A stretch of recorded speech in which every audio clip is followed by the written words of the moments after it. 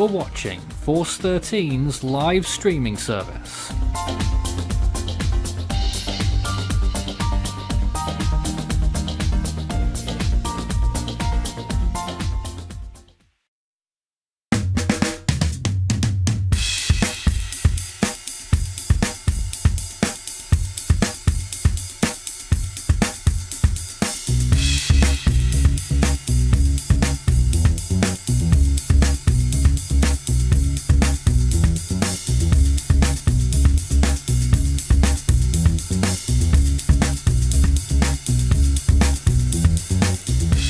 Well, we're back with what we're calling Super Typhoon Gaemi, although I believe officially it is still not.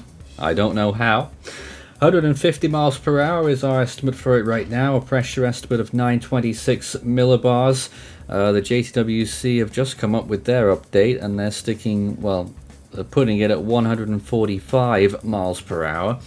But it quite clearly appears to be stronger, or at least has been. Just wondering whether we're starting to see a little sign of weakening in those latest frames, but it is drawing very close to the coast of Taiwan now, which is why we started or have resumed our live coverage, maybe a little bit earlier than expected.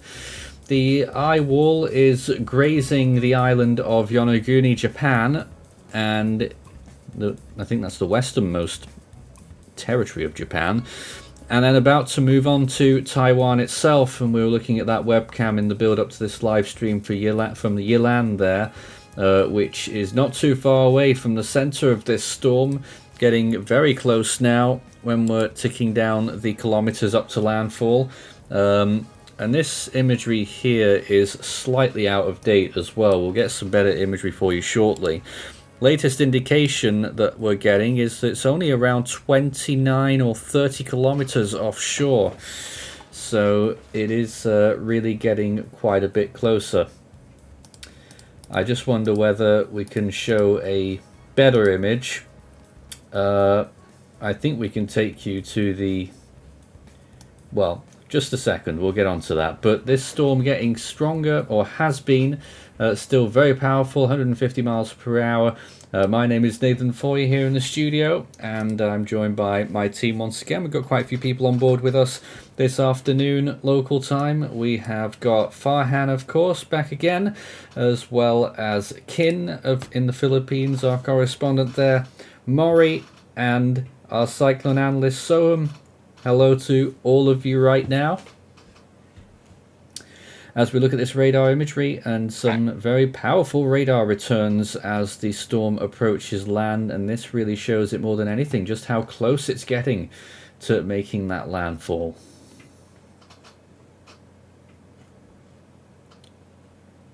And a jog southwesterly perhaps in the last hour there, dragging it even closer towards the inevitable. Well, we were wondering earlier on this morning whether the northerly jogs would continue. Well, it's gone back the other way now, back westerly, and a landfall is definitely going to happen. Let's take a look at some of our cameras right now whilst we talk to Farhan. We don't have that Taipei camera that we've been looking at, but we do have another one looking down at street level. Farhan, your take on the storm at this point? Well, it is interesting to see just a little over 6 hours ago when we're looking at it, we're thinking, what is this movement? Why is it still moving directly north? Is it gonna landfall in Taiwan at all at this point? But then suddenly over the last few hours, it just snapped westward and it's now barreling towards Taiwan. So it is that is quite interesting. See, like, we are expecting it to go westward basically pretty much ever since Taiwan landfall was forecast, but it was starting to seem like maybe that's not gonna happen, but no, it has happened. Kind of shows you how erratic these kind of storms can be. And also in terms of strengthening, we were also quite wondering, was it actually strengthening at this stream? The answer was yes, it was strengthening still, although to how much is going to be a subject of hot debate among many people, I'm sure. JWC, as you mentioned, we are stuck with 145 miles an hour. We have gone 150, and I'm sure there are some people that saying that actually category 5, you can say this category 5. It will be a lot of debates about that over the next days, weeks, maybe even months to years. But what I think is important is with the storm this close to land, I don't think those debates really matters anymore. What matters for the people of Taiwan is how fast it's coming in, how fast it'll be going out, because that will determine how long they will have to endure this storm. Well, rainfall could reach up to 1500 millimeters. That's on top of anything that's already occurred on the mountains right now. Soham JTWC 145 miles per hour. I think everyone can agree that that's too low. Oh, we can't hear Nice. you right now, Soham. I can see your output, but I cannot hear you. I don't know why that is.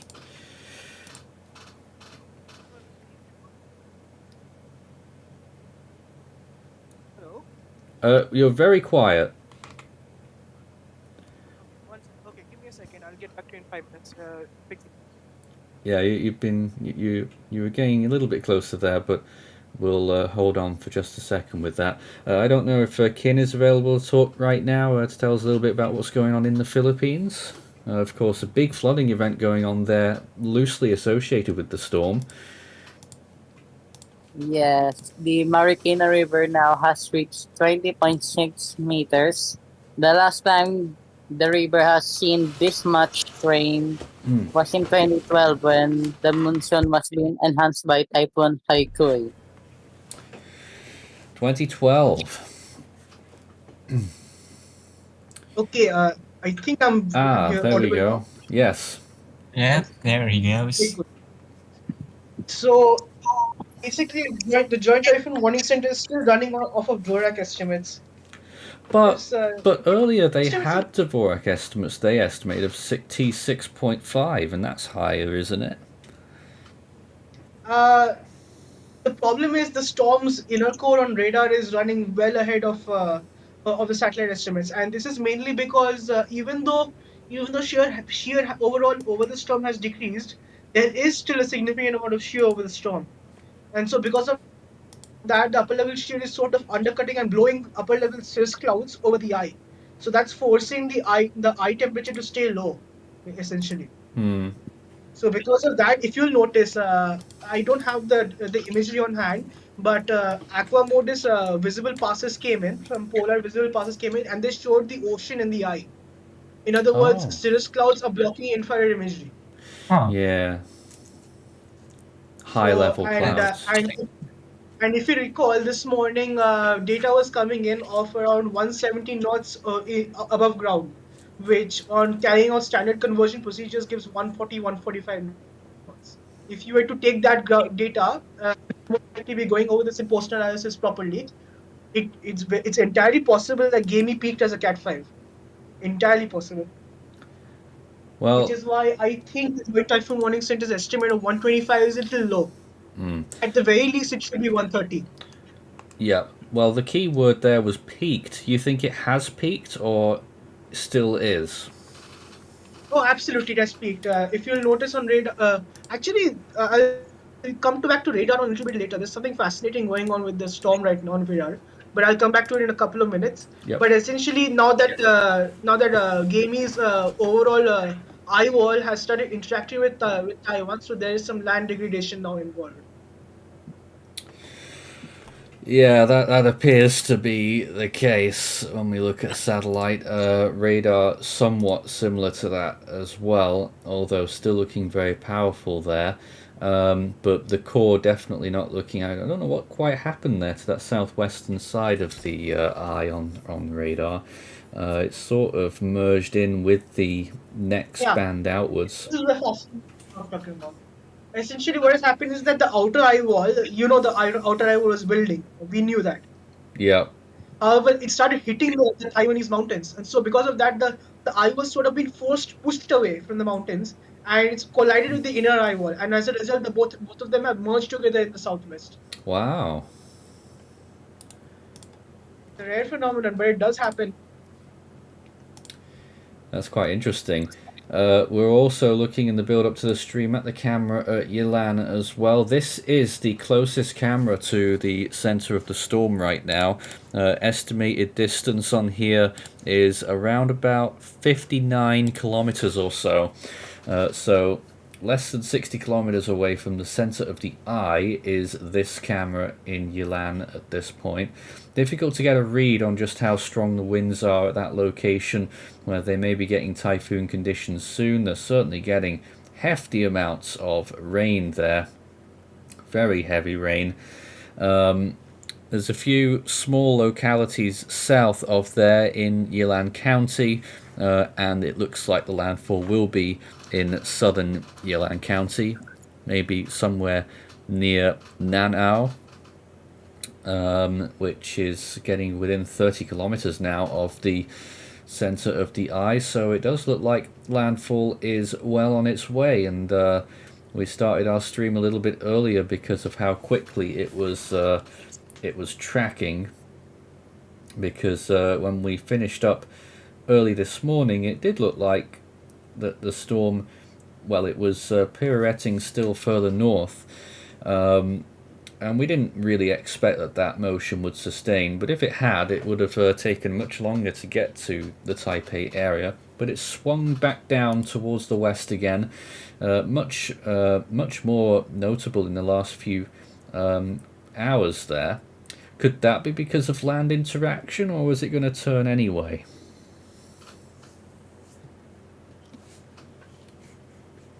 Hello, Maury. Hello. What was the question again? Well, the westward turn there, do you think it would have happened anyway, or was it drawn towards the landmass?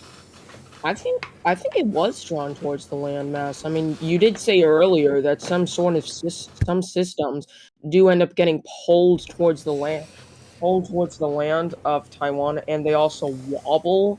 That is exactly what we saw as the system approached Taiwan. It likely the mountains pushed some of the air towards Taiwan, likely changing the mechanisms in the air to where this system would move towards Taiwan. Fair bit of wobbling. Yeah. Take a look at the expected rainfall amounts still here.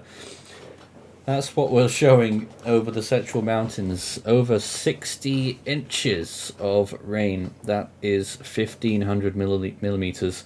Not so much in the northern tip of Taiwan there. So the northern side of the storm projected not to produce as much rain. We're still looking at probably around 200 to 300 millimeters up there, though. But further south, extreme amounts of rainfall, and still a lot more for the Philippines as well. Some parts of western Luzon still could receive another 400 millimeters, and as you can see on Kin's screen here, that is the water level at Marikina, and that went straight through the third alarm, and I don't know where it's up to now, Kin. Yeah, it's there. There's still red rainfall warnings, and people are being evacuated, but there's still some that are stuck in their roof. Well, you can send in your comments and questions whilst we're on the air here in the build-up to landfall. It is a very powerful super typhoon right now, 150 mile per hour winds, and an estimated pressure of 926 millibars. Very powerful, and drawing close to land quite quickly. General movement has been around 11 to 12 miles per hour all the way through, and moving westwards at that speed. It's about 18 or 19 kilometers per hour. That would suggest landfall if it moved directly towards the closest point of land within the next 2 hours. So by the time we get to 6 p.m. local time, we should have a landfall at this rate, unless it decides to do a bit of funny business, and some of the storms have in the past, as we know, stalling a little bit or doing a loop-the-loop like Sinlaku did in 2008. one of the last significant storms to track directly over Taipei. In fact, it was pretty much in exactly the same place that it did it from there. It was moving west-northwesterly, and then it did the little loop, and then it moved northwest straight into Taipei. So still can't rule out something a little bit odd like that. But start your message before setting all in text. We'll be able to take your comments and questions. But a big flurry of rain there about to move in all of those yellow zones and oranges. Really powerful torrential rainfall. As we throw back to the camera at Yilan, looking just a little bit calmer there, but still quite intense rainfall. Hualien City is not too far away either, although it is getting a little bit further away now. This location is still only 53 kilometers away from the center of the eye, but it is looking relatively calm. Just a lot of rain there.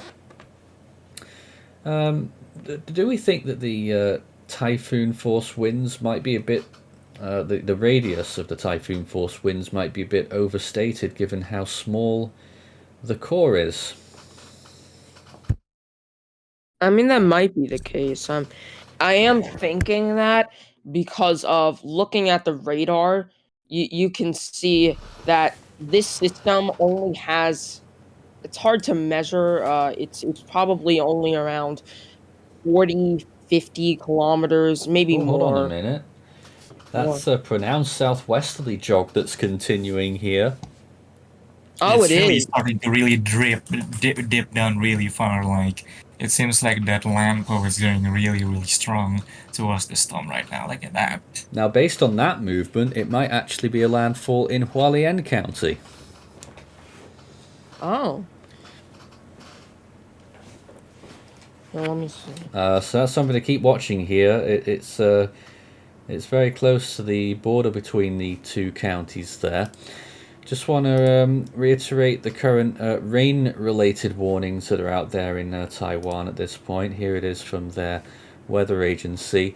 Extremely torrential rain warnings in effect for part of Pingtung County, the mountain area, Kaohsiung City, Tainan City, Chiayi County, Eastern Yunlin County, Nantou County, Taichung City, the western swathe of Hualien County, and Yilan County as well, reaching up to the coast in some areas there.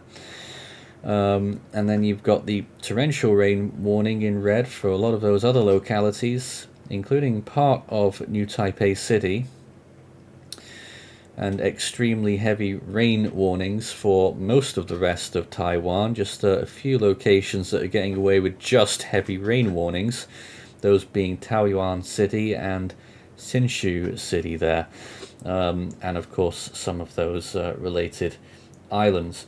One of the webcams that we're looking at was in that area as well. This is Taipei looking down, and clearly getting a lot of rain there, but looking relatively calm. And I know there was a commenter that mentioned similar, and we've got the other view that we had earlier today as well. Back again, the Taipei 101 view, looking at the scene. Not too much to tell you there, looking very grim though on this imagery. I just wonder whether the whether we've got any filters applied on that that's making it look so dark, but no, we don't. See if we can make it look a little bit better there. So that's the viewpoint from Taipei, and just every so often you see that. Pardon? Yeah, some observations we are starting to come into view. Like from Hualien County, we have a 958.6 millibar reading. Wow. It's still not in the eye. And the station this is at an altitude of 31 meters. On performing the conversion calculations, I get 962 millibars. Well, keep an eye on this. That goes to show how close the center of the storm is getting. I mean, I don't know exactly where that observation was, but part of Hualien County now is about to enter the main eye wall.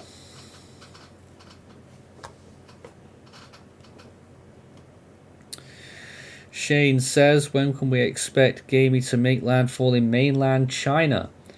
Well, we may see a lot more wobbles here. It's a fairly difficult one to forecast. It could take a whole day before it arrives in China. Latest modeling suggests that it will be, at least 24 hours before it makes its ultimate landfall in China.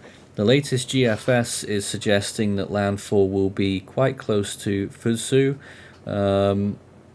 So that's interesting, considering that the worst typhoon warnings in China are further north. They've picked out the Wensu area for the orange typhoon warnings right now, which, if that GFS forecast comes true, is quite a way north of where the actual landfall would be.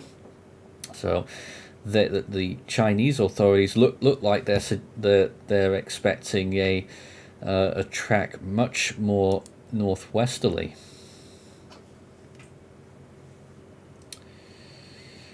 So what's steering it right now, Soham? At the moment, I believe. Well, first of all, a stronger ridge has caused this. Yeah. It was initially supposed to go further north. I think it was supposed to go towards Japan and Korea. Then the storm took a little longer to get going because of higher shear, and because of the storm also moved more west of forecast. And so because of the longer time it spent down there near Luzon, it allowed time for the subtropical ridge to build, and that of Right. course forced the track from a northerly to a westerly track straight into Taiwan. So as far as I'm concerned, we should continue to see overall westerly movement with some amount of wobbles due to interaction with the mountains of Taiwan, which is why we are seeing these southwest wobbles now. Yeah. So basically, there's no real expectation that will make landfall as far north as what the CMA are expecting then. Here's a viewpoint at Daxi, which is the west of Taipei City. Getting quite blustery there at this point. And let's go back to the other event that's going on related to the storm. That view from Kin showing...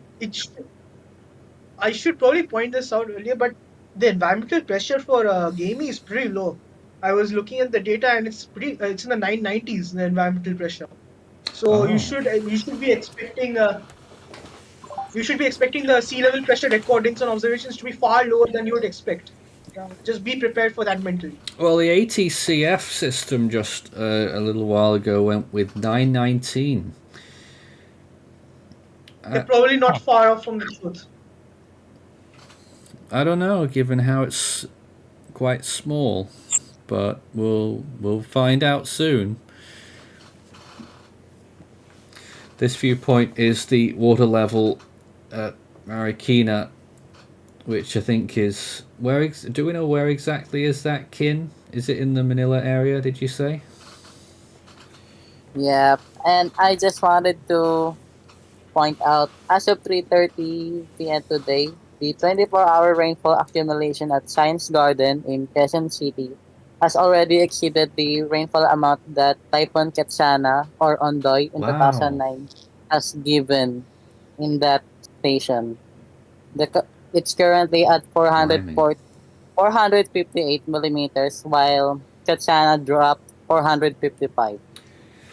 And Ketsana was the first major Philippine event that I actually tracked personally, and that was an enormous rain problem, which was exacerbated by later storms that season. But look at this right now. Looking very treacherous there, and plenty of debris being ferried away by that river too. And that is at the top there, is that 21 meters? Yep. And it doesn't look like it goes any higher than that. Yep, because the last time... Yep. The last time the Marikina River reached that high, 21 meters, it was also during Ketsana. Okay. Which which reached 21.8 meters. Wow. But from what we're hearing about that rainfall expectation, current observation, river levels sometimes take a little while to respond, so it could continue to rise there. Did something happen, Farhan? No, I was watching the stream and Ken's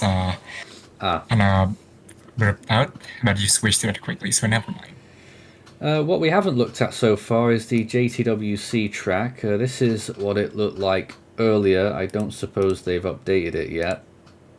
Oh, they have. There it is.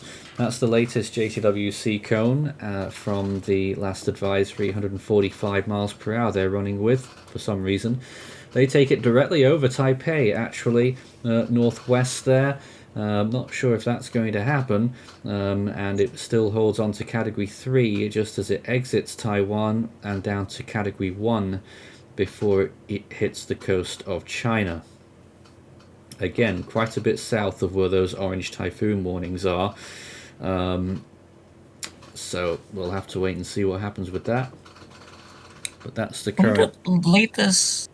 From the latest radar trend, it seems like it might be off. It seems like it's gonna make landfall more centrally towards Taiwan. And if that happens, I wonder if the forecast for how strong it will be in China will still remain true, because I think it will make the effect of going through mountains would be even worse. There's a few more satellite frames there, and the eye was much clearer earlier on. Certainly it looked like it attained a peak there, but you can again see even on satellite this southwestward motion just in the last couple of frames. Blowing up some more convection on the south side into the minus 80s, and the central part of the eye there in the minus 60s. But like we heard earlier, it's a lot of high level cloud in the eye.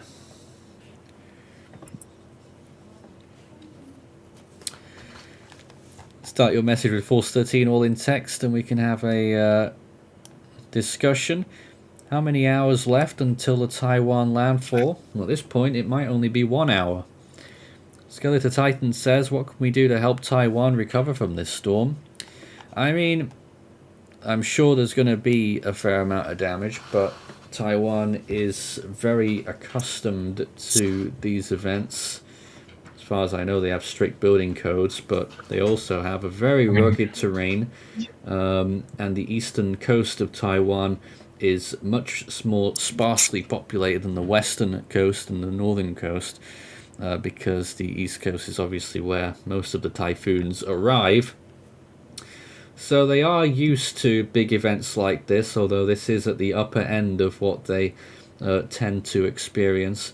We were making comparisons, weren't we, to other July typhoons that made landfall, some of them at Category 4 strength, such as Tim in 1994.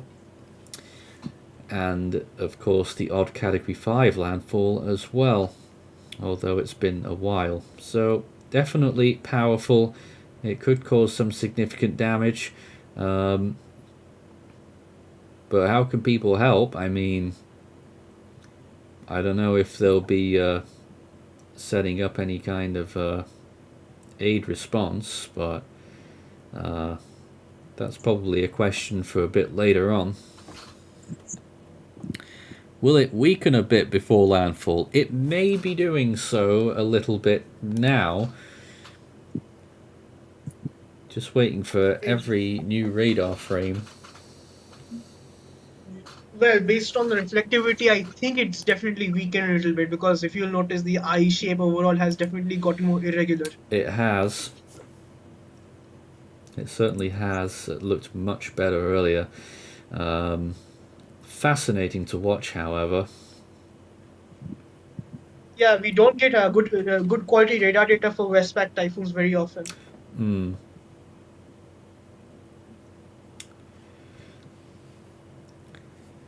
So, still a very powerful storm. Super typhoon strength is our expectation. I mean, it's not like the JMA have it particularly strong either, is it? No, not really. JMA only started to get. It usually is only JMA really only started to get really strong when the other like estimation like J2WC get absolutely bonkers. Like the only time the JMA in recent times, like for example here, the only time the JMA has ever went under 900 millibars in pressure was during Haiyan. That's the only time. Other than that, even when all other agencies agree that a storm is powerful enough to have an under 900 millibar pressure, the JMA usually sticks to 910 or 915. So And right now they're it really giving is kind it of strange what they have for calculating storms. 940 millibars Hmm. and winds of about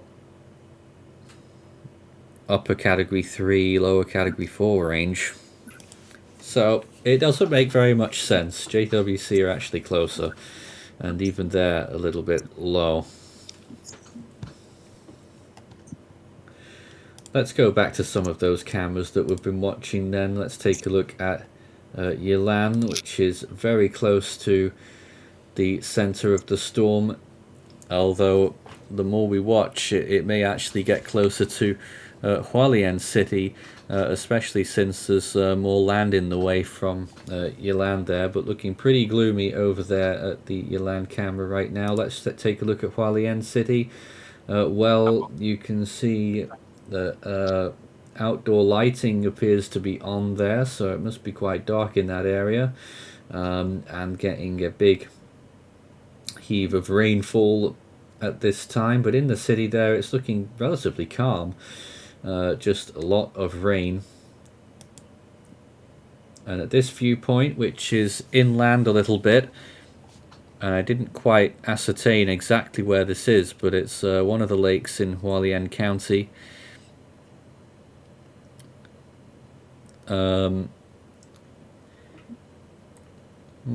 Still not seeing a huge amount going on there either. The trees swaying a little bit more, but I'm probably getting quite a lot of rainfall. But these areas are all very close to the center of the typhoon right now, and conditions could deteriorate sharply at any time, given just how close the eye wall is getting. The eye wall is starting to trace a little bit over some of these land areas according to radar. And if I could just looking on my other monitor, the eye wall is about to reach the town of Shulin, and I don't believe we have any cameras there.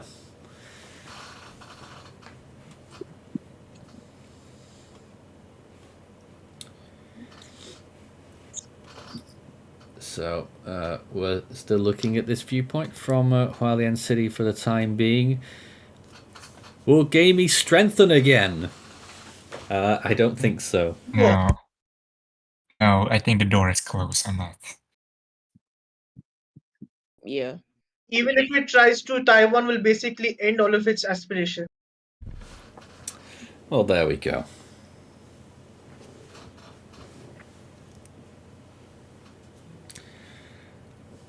And what speed is it moving? We're estimating something like 12 miles per hour movement right now, about 18 or 19 kilometers per hour. And well, overall it's probably west-northwestwards, but we've had a big southwesterly jog lately.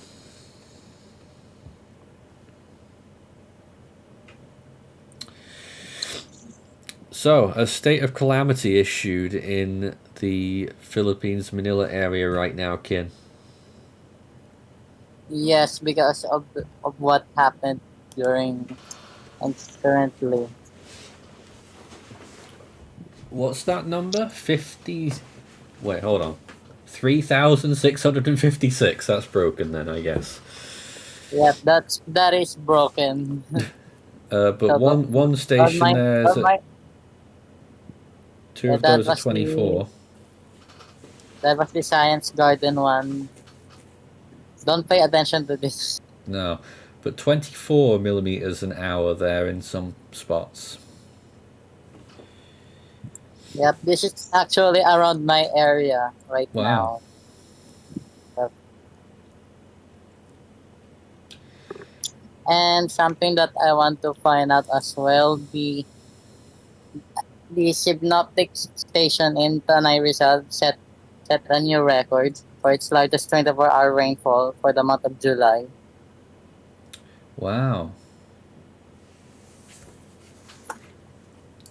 So a lot of torrential rainfall there, which, of course, in the Philippines, far away from the storm itself at this point.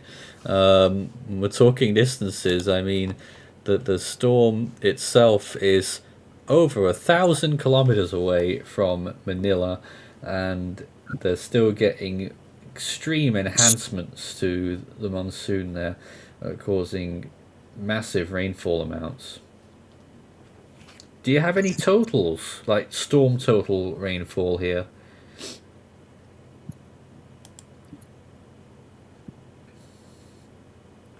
Actually, right here, I think.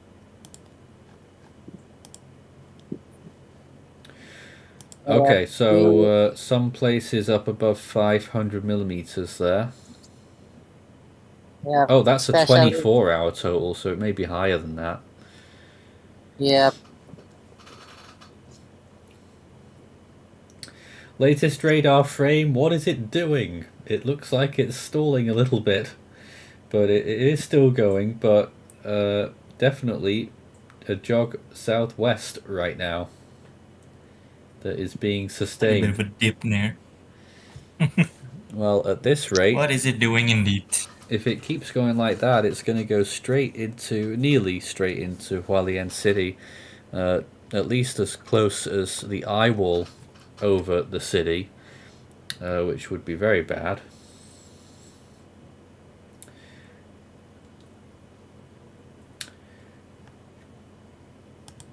So a lot going on right now. Again, here is the viewpoint in Hualien City. And is there another possible storm that will form after Gaemi before July ends? We are giving a 20% chance for a potential next system in the Philippine Sea that will probably. I did notice the Euro ensemble system did pick up on on a small center next to like Mindanao. Oh, that We'll have far to keep an eye south. on it, but I don't know if it's too much. Yeah, it's pretty far south. I checked on the Euro ensemble forecast. Very far south. So a bit of quite a lot of disagreement between models there, because other ones are showing it following a similar track to Gaemi, really, although barely a tropical storm. So we'll have to wait and see whether that one pulls anything up.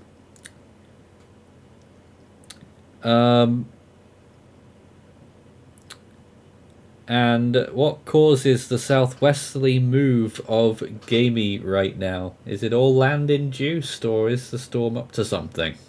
Yes, it is. Yes, it is mainly land induced. Actually, if you notice some past typhoon tracks, Yeah. you'll notice that whenever storms get near Taiwan, the centers often get thrown around everywhere.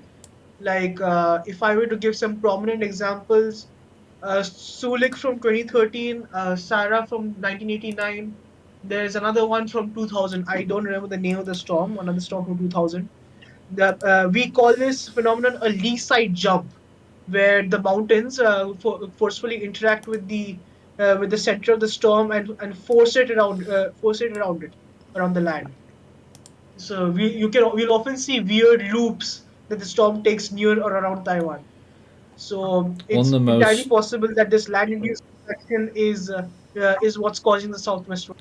A lot of storms do it, and one of the most dramatic examples that I can see is Typhoon Sarah in 1989, which was a Category Yeah, 4 and actually moved inland near Chengong, and then moved around so dramatically that it exited the coast again and moved along the coast northwards and made another landfall north of Hualien. yeah. I That remember was a weird exactly. one. It was pretty whack. Yeah, this is doing a little bit of that right now, but still looking very powerful. A little bit of a weakness there in the western side of the eye wall. We'll see if that continues. LCF Scenes says, can Gaemi reach Category 5 status? Not anymore. Not There will anymore, be but debates we'll whether or see what not it beta has or plans. not. Oh, apparently Pegasa are the first agency to call this a super typhoon. I'm also hearing reports that the Hong Kong Technically, observatory also went super typhoon. Oh, have they? I'm not sure. I'm still checking my notes and everything. it's funny because the Philippine area of responsibility, most people know where the boundary is in the Philippine Sea and into the South China Sea. But I don't think that many people know that the northwest border of the Philippine area of responsibility is actually very close to the coast of Taiwan. So I guess if they analysis still giving it up to date as up to now, it's still in the Philippine area of responsibility. It probably won't fully exit it It is. until actually landfall. So that's something kind of amusing when you really get into the Yeah, I details can of confirm. the Hong agency Kong area observatory has gone responsibility. super typhoon. Say again, I so? can confirm. I can confirm Hong Kong observatory has gone super typhoon for gaming. Wow. I wonder which one did it first. I mean, that would Well, make for sense. me, it's saying 4:15 Hong Kong time for me. So, Hong Kong's the same time zone as Taiwan, is it not? not very long ago then. In fact, that's right now, isn't it? Yeah, it should be about right now. So it looks like they've both done it around the same time there, both calling Super Typhoon status. I think Hong Kong may have just been slightly earlier there. So those two agencies, not official, calling it a Super Typhoon, but they're the closest, well, from a administrative level for their regions, they are official. But in the wide world, the World Meteorological Organization recognizes the Japan Meteorological Agency to be the RSMC, and they are still some distance away from calling it a super typhoon at this point, and I don't think they In will. in fact, the JMA do not have a super typhoon classification. They have Oh. a violent No, typhoon they don't. classification. Violent and very violent, that's how their scale go. Well, there you go, but it's neither of those either, so...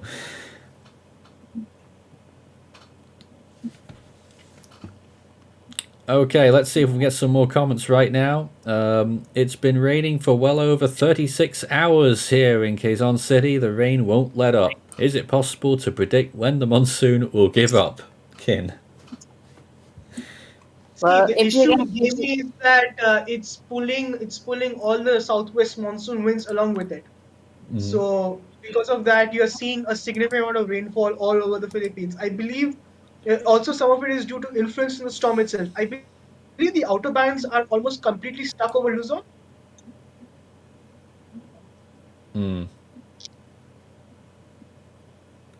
well, if you can see my screen here, this after gaming, there's still Oh no. the monsoon won't let up. Unfortunately, see. according to this model. Well, yeah, no, it isn't looking at that. I said oh no because you had the long range up there showing the formation of 3 more typhoons. Oh yeah, that was this the sealer range. But yeah, that's about the gist of it. I guess it won't let up, but I guess lesser rain amount. And there was a point yesterday on the GFS Sohum that had 7 active tropical cyclones across the Pacific Ocean. That's a pretty common issue with the GFS. It has a known bias for that sort of continuous activity in response to the monsoon.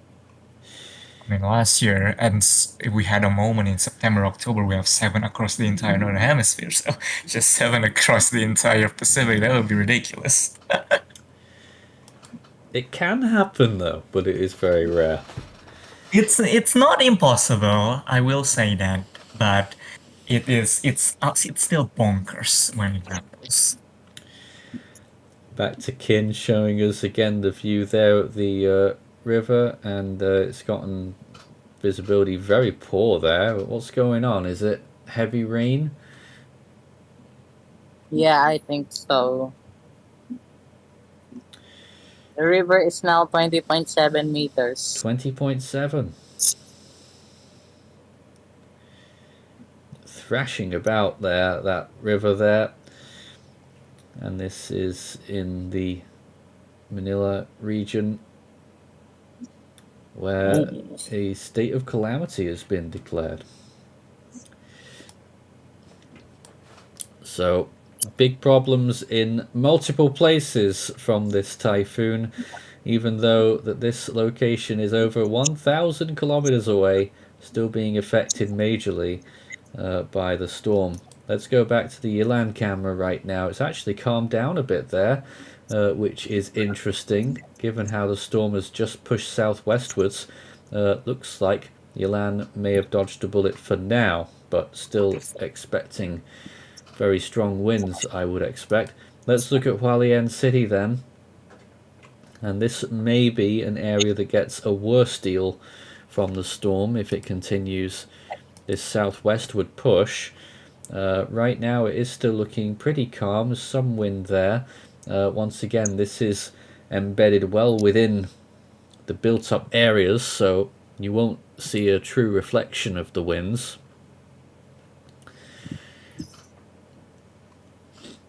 But certainly a lot of rain there, and part of something to do with the eye wall will be reaching Hualien City very shortly, we think. You talk about true Okay, representation of the wind. I so think I can show you videos that probably give you a better Yeah, I bet. understanding of a better representation of the wind. Taiwan is Give me a starting to moment. experience hurricane force gusts. So automated station near the coast has started experiencing 75 knot hurricane gust wind.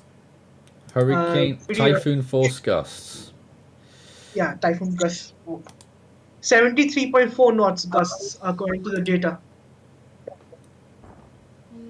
And there you can see very powerful winds there as well. Now, I'm not sure where this is in relation to all the cities that Tuao. you've been showing webcam, but this is Uh, where veteran typhoon chaser James Reynolds has been, and the condition has deteriorated quite a lot. As you can see here, Yeah. big gust of wind here, but then there is another video that is more dramatic. That was Which is this Tuao, which one. is about 30 kilometers away from the center of the storm. About 30 kilometers This one is away. probably a bit more dramatic, and it shows you how dangerous it is. He nearly got sideswiped there by a debris. So it's very dangerous. These guys, they are professional storm chaser, but even for them, it's still very dangerous. And so, for ordinary people, it is better to stay inside and not get yourself into harm's way. Well, still a very powerful storm right now. Estimated winds near 150 miles per hour. Super typhoon status. Very close to reaching the coast here. And it has sidled off towards the south in those latest frames. So it's doing something a little bit strange. A latest radar frame has the eye wall hitting the shore. So the landfall process is about to commence. Just about. But it's got me wondering. So last couple of hours there, it has turned very dramatically, and I'm just waiting for a new frame, but it could even be turning southwest at this point. I think We're maybe all 30 minutes more to landfall, maybe at most. I'm not sure. I'm not sure at this point if I it's don't going to think jog we for can this. never be sure. Can't really be sure on this. Well, we were all expecting, we were all like talking and perhaps even expecting that something weird will happen when System 8 was to Taiwan. But, and that has happened. Oh man. Even though we were expecting it, it's still quite perplexing to actually see and try to explain what the hell is this thing trying to do right now. All right. I'm seeing somebody in the chat saying other people are saying the pressure is 919. I should point out that's the 919 millibars is the ATCF reading. It was. No, that's not an actual pressure reading. It's the ATCF update for the latest ATCF update. Yeah, and you may hear about lower pressures as well because the interpolated ATCF is going off on one right now.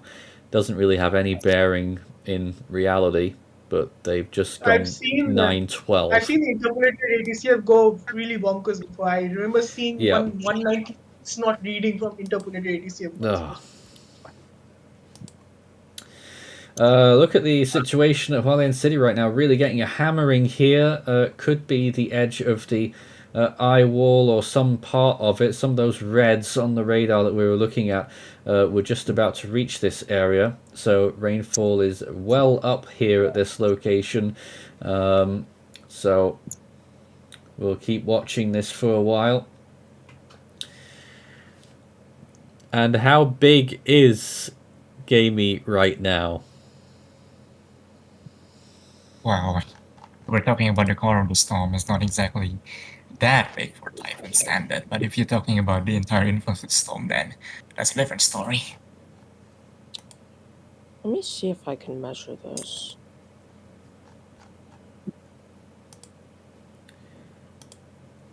There's varying reports on the wind field as well. The JTWC have a very large wind field. They currently say that the... actually not as big as it used to be. Northeast quadrant is the widest at 235 nautical miles. And according to them, the typhoon force winds extend northeast up to 75 nautical miles.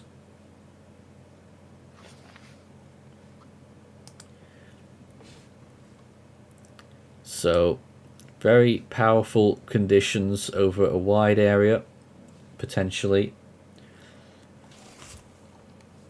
The videos we saw before were at Suao, which is 30 kilometers away from the center of the storm at the moment. Hualien City, which is where this camera is right now, will soon be closer actually than Suao. Currently at about 38 kilometers away, and with this movement southwest it will bring it even closer than that. Someone walking out there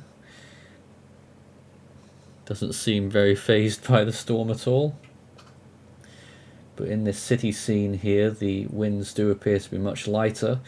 I don't know how much longer that will continue for. But very heavy rainfall is what we are seeing. Going inland a little bit to this lake scene in Hualien County. Also looking calm. A little bit surprisingly there.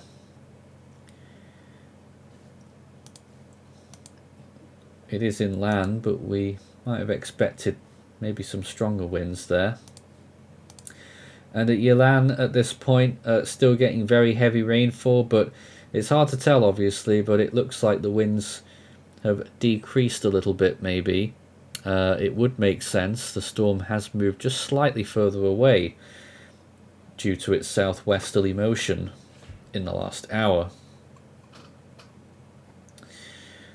We'll keep an eye on all of these cameras as we continue to track and plot this storm's every move. We still don't have any new radar frames, so we're on tenterhooks there, wondering whether it's continuing a further south movement or south-southwest perhaps,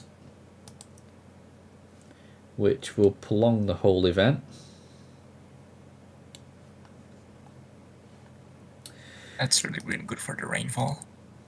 Yep, but the other big story, apart from this obviously very powerful landfall that's on its way, is the situation in the Philippines, where there's been very high amounts of rainfall, a state of calamity declared in the NCR, and this is Marikina, just showing how high the river level is getting there, nearly up to 21 meters. And we're seeing all kinds of colours in that water for some reason. What is all that, Kin? Is it some kind? Is it mud or? Probably a mix of both. There's a lot of debris because of the flooding taking everything away. And how are you anyway? You said you were not too far away from some of these scenes. I'm very fine. I'm fortunate enough to live in a high area, so we don't get flooded here. Well, that's good.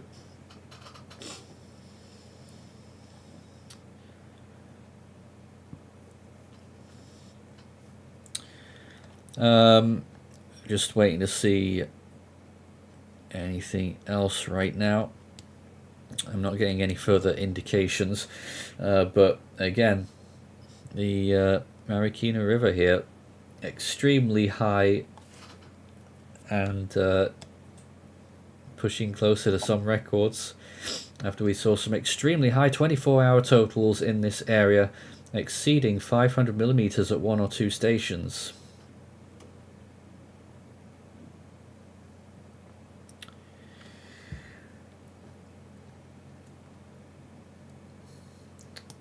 This was the JTWC forecast cone. They're expecting landfall, if you extrapolate this here, well, further north, which it isn't doing, but they expected that the landfall would be at about probably another 3 or 4 hours. That's not going to take place. It's going to be sooner than that, even if it's stalling a bit.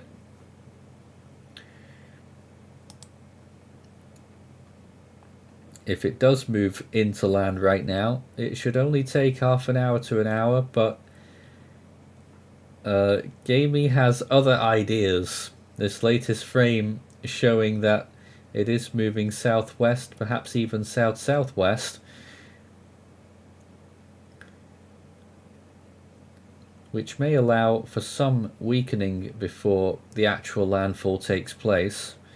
The inner eye wall is just riding along that coast right now into Hualien County and even Hualien City, possibly getting the eye wall shortly. Back to that camera, and you can see it is torrential rain.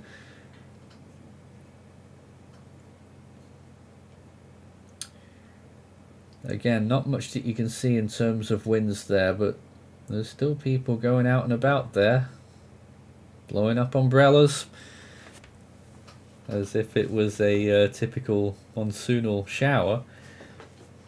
But we should see winds even at clearly a sheltered location. Winds should be getting up here very soon.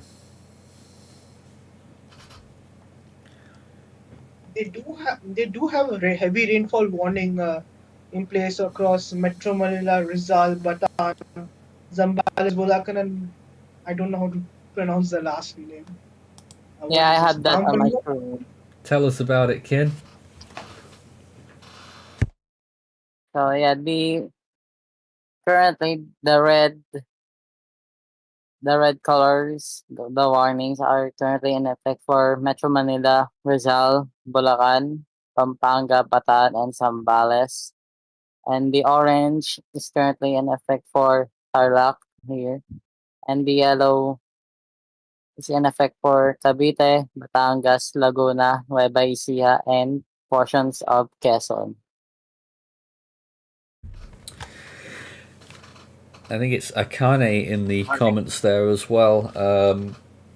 Gaemi reminding them of Typhoon Sarah 1989 with its erratic movements. That's the one I mentioned earlier with its It's not Well, I quite mean, Sarah if level this yet, but it is a if little bit this thing strange. ended up making a loop right now with like, doing this, it would be absolutely ridiculous Well, that's more like what if it does Sinlaku that. did in 2008. I think it was weaker though. That's the storm I was missing. So Oh, it Laku was. 08. I forgot that one. Yep. Sinlaku actually made landfall before it did its loop. And it did its loop over Ilan County as a Category 2 to making Category 2 landfall. And then sped up and went straight through Taipei. This storm's a little bit further south than that, so it is interesting to see what might happen here. So perhaps, yeah, there's no good comparison considering its exact location. It is very close to where Jiangmi made landfall in 08 as well. Bad year for storms in Taiwan, wasn't it? In Hualien County as a Category 4. Just about Category 4. And then it turned very quickly northwards after it made landfall. So we're really watching and waiting. You never know what you're going to get with these storms when they make landfall in Taiwan, and that's what we're covering every minute here as the landfall draws ever closer. Looking at this satellite imagery, we are seeing less greens in there. The eye is closing in, but on the radar imagery, it does, well, it's getting a little bit worse, but it still looks pretty good. But you got to notice a weakness in the western side there, little one. Yeah, at this point, when you have that much interaction with mountains, it's going to have like weaknesses like that. Uh-huh. That's what occurs as the mountains push the clouds and energy towards the right a little bit. Let's have a look at the viewpoint in Taipei then. Let's see what we've got. Well, it was there a minute ago and it stopped for me. I don't know what happened there. From what I saw, it looked like visibility had gone to near zero. It's certainly getting worse, and we look at it this morning. Let's try again. Oh, here we are. Well, the city of Taipei has disappeared. It is under a massive shroud of cloud. This is the camera that showed Taipei 101 earlier. In fact, you can just about see its outline now. But clearly, the conditions have gotten much worse here with torrential rain clouding up the whole scene.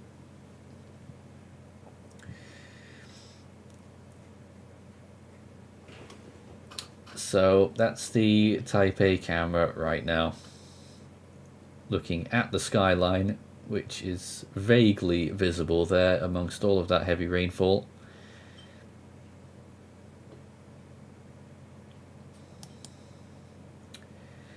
And here is a ground view, looking at all of that rain on this city street. Still relatively calm though. So lots of different vantage points of this storm.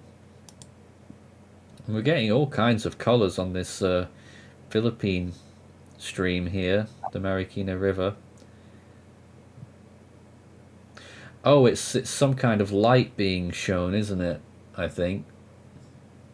Is there a light above there that's being reflected? Because I was wondering what the hell was going on here. Yeah. So it's not multicolored water. It's a light reflection. It must be above the camera. Some light that's filtering between colors. Because I thought I was on a trip there or something. This was Very odd indeed.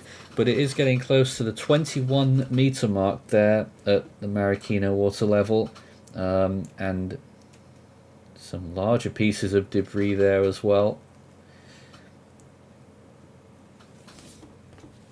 So a big event in the Philippines and in Taiwan.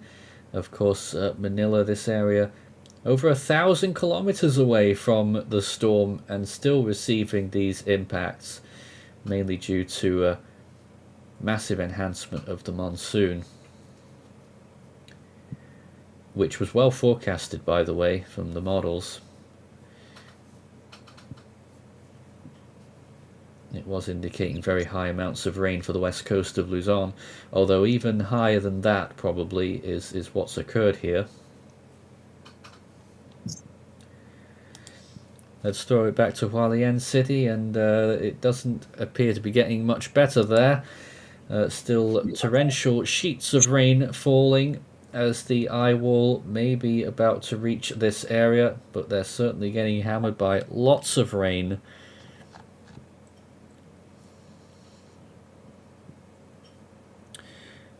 Joshua Ortiz says a large barge almost hit that bridge earlier today, Kin.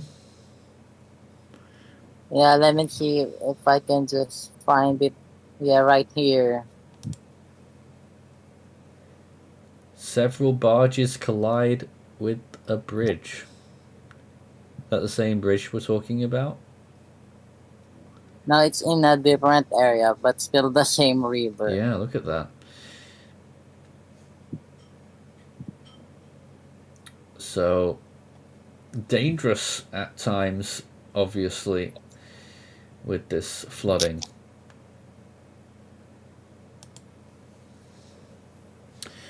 Let's see if we can get some new comments right now. A Moment of Lovely is in the chat there. Wants to see if we can get the new cone from Pegasa. Kin, you're closest. Could you get that for us? I will try. Let's see what else we've got right now. Just people saying the JWC intensity, which is 145 miles per hour, 919 millibars. 145 miles per hour. It should have been more than that. That's going to be their official peak. I don't buy it one bit. New frame on this radar imagery, and it is still edging closer to Hualien City.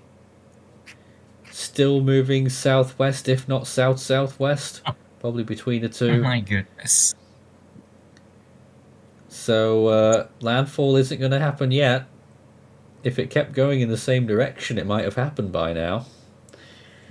Yeah, it probably would have been landfall about 10-20 minutes ago, but no, it decided they want to go south. You're gonna prolong this process for us. Based on that radar imagery, the storm, the center of the eye, is now 17 kilometers from Xiulin. And it is 33 kilometers from Hualien City and 27 kilometers from Xinsheng. I'll throttle that dog in the background. She's yeah, go on. So here is the Pag-asa advisory. Karina intensifies into super typhoon and is about to make landfall over northern Taiwan. The signal number 2 is still in effect for Batanes, but the areas under signal number 1 are very small right now. They've kept those signal ones? Yeah, for the extreme northern parts of Luzon. And signal 2 for the Batanes Islands still as well.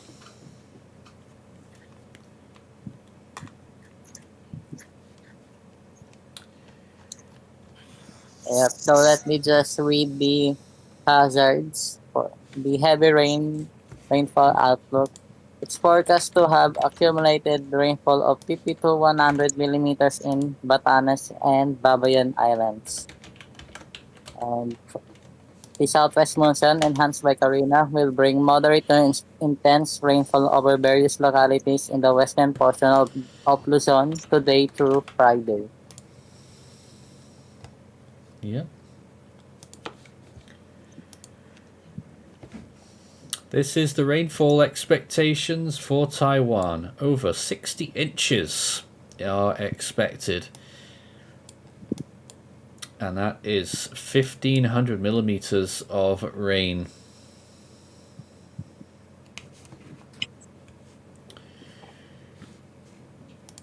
Definitely an unprecedented amount. That, of course, is probably due to the interaction with mountains. Of course, that'll cause the rain to drop.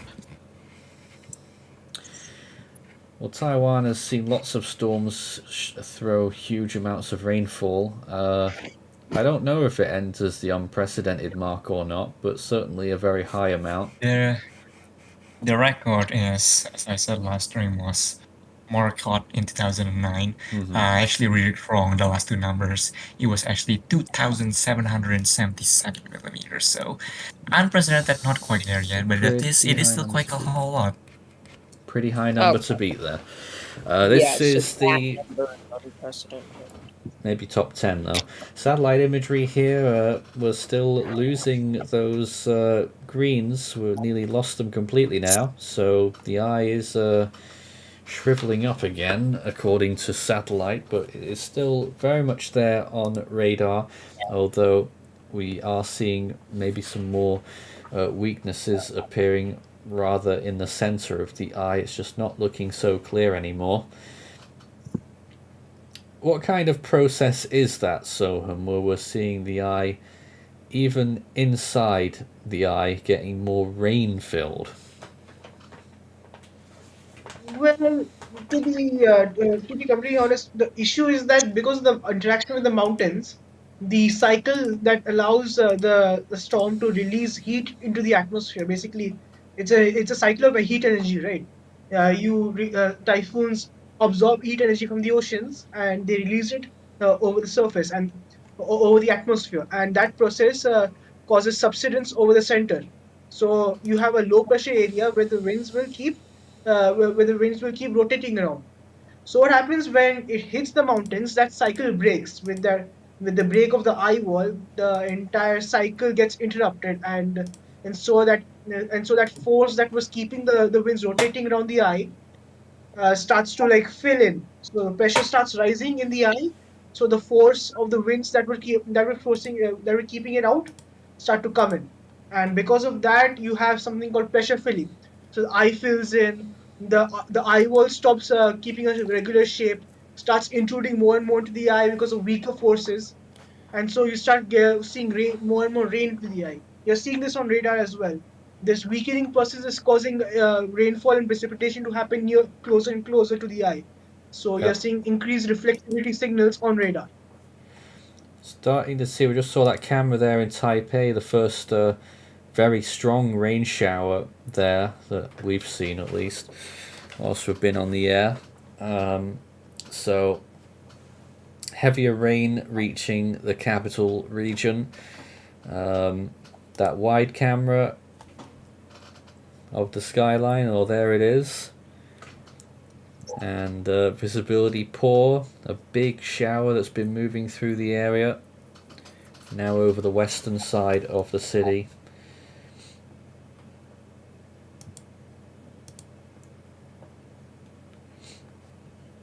And there is that camera again. Very heavy rain. And in Daxi it looks like that as well. So getting some very heavy showers in those big urban areas now as well. Let's go back to Hualien City though, looking even worse there. Now it really is starting to change, and very, very treacherous conditions now as the full force of the typhoon starts to get felt. So again, this is a very sheltered area from what we've seen so far, and huge amounts of rain, blustery Very windy at times there as well.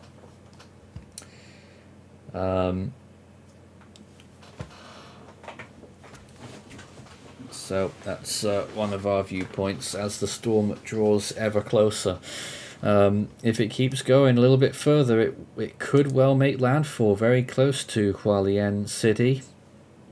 It is really riding a fine line right now, this storm, as to where exactly it's going to land. And the answer is really quite simply, we don't know. Current distance estimate, 16 kilometers from Shulin and 28 kilometers from Xinsheng Township.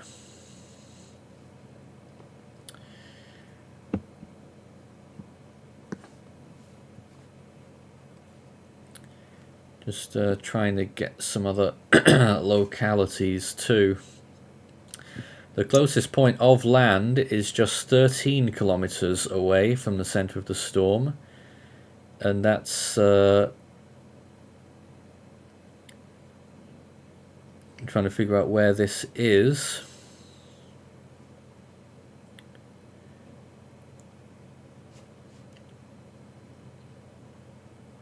It's along the coast there anyway, south of Shulin.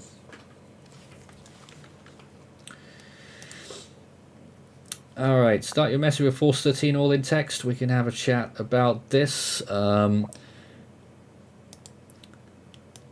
if you've got any comments or questions, just start your message with Force 13 all in text. How deep is the storm surge? We've not talked about storm surge at all on this so far. I mean, for such a mountainous coastline of Taiwan, it's not as much of a issue as it is for other storms, but usually Category 4s can throw up 15 feet of storm surge, usually, something like that.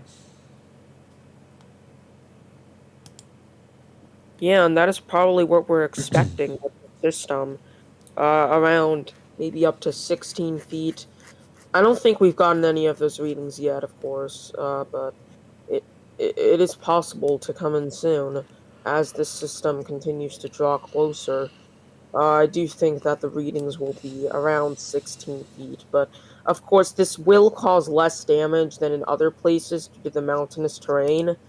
I'm unsure if too many settlements are directly on the coastline to where they would be very heavily affected by the storm. Yeah. Cycling through some of those webcams again.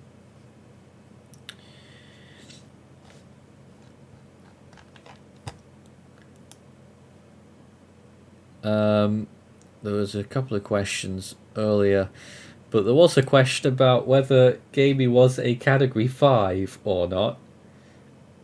That is going to be One a for question debate. mark. That's a That's question one to that we'll debate. most likely answer in post-season analysis. At the moment, we still have to go over and verify all the radar data.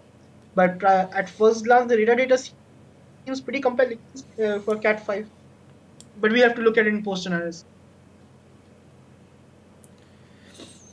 It's a tricky one. Certainly, Super Typhoon status and what we would view really as a failing from the agencies that they have, well, two of them have only just gone for Super Typhoon status when it was stronger earlier, and the two more well-known ones, JMA and JTWC, really aren't at that level.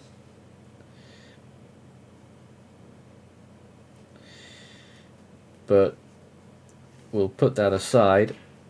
This is the view from Hualien City right now, which is really getting a big chunk of this typhoon now at this point.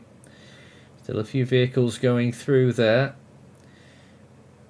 but extremely heavy rain, and I imagine some very strong winds in more exposed locations. Once again, this is, you know, a small street in the town, very built up area, and so those winds will be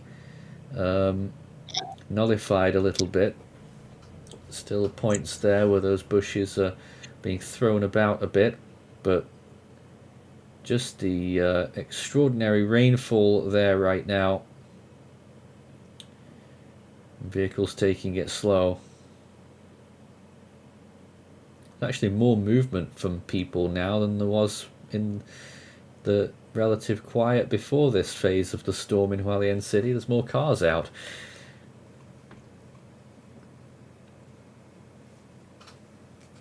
You can see small pieces of, I assume, debris there as well being blown about on that camera.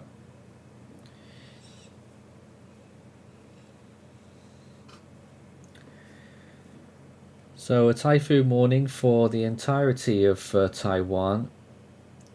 A orange typhoon warning for part of China near Wenzhou. And we think those warnings should be further south.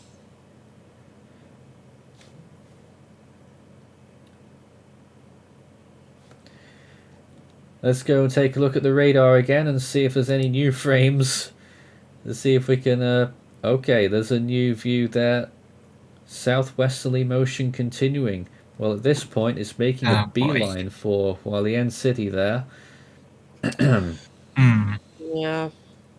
I mean, one thing is, it is straying away from those more populated areas, but it's reaching this less populated area that is still densely populated in some regions. So, unsure like what you make of that. I mean, unsure if that's still going to cause the same amount of damage, but Hualien City has a population of just about 100,000.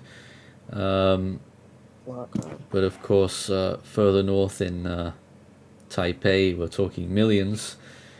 But still looking at a lot of people that will be impacted by typhoon conditions and very strong winds, and of course what we've seen, extremely heavy rainfall here. Someone's still walking out there in the distance with an umbrella, fighting against the rain and wind there.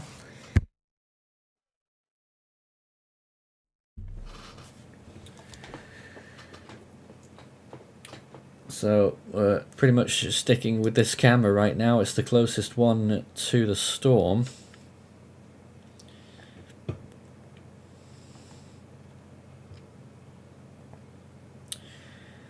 And apparently a red rainfall level alert in the Philippines. Extremely heavy flooding expected within the next 3 hours. Let's go back to see what Kin is showing us. The view again from the Marikina River. Looks like it's been quite steady, but it is still pushing slowly towards 21 meters, that river level. Kin, are you with us right now?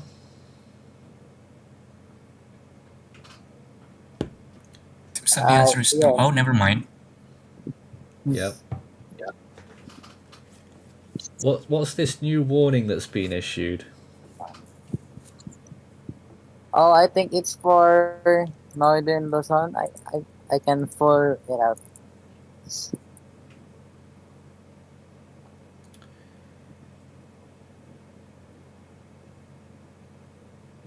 And it's just... all kinds of warnings, really. Yeah.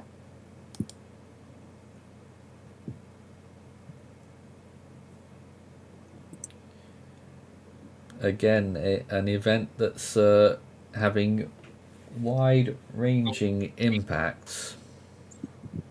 Yep, here it is. The warnings for Northern Luzon. And orange rainfall warning is in effect for Ilocos Norte, Ilocos Sur, La Union, Benguet, and Pangasinan. And yellow warnings for Batanes and Western Abra. And all of those areas. Well, according to A Moment of Lovely, there was a red rainfall warning. And that was mentioned earlier, the NCR one, I think. Yeah.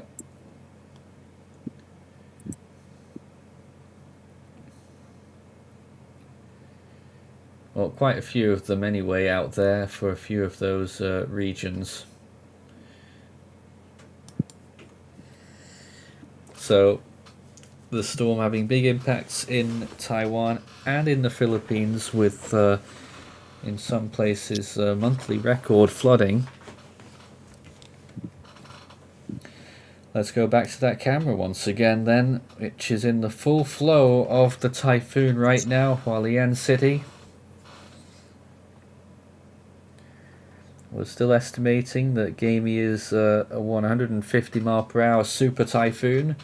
Whether it may have weakened slightly since then, I'm not fully sure, although satellite appearance would be forthcoming to that conclusion, but radar still looks quite decent.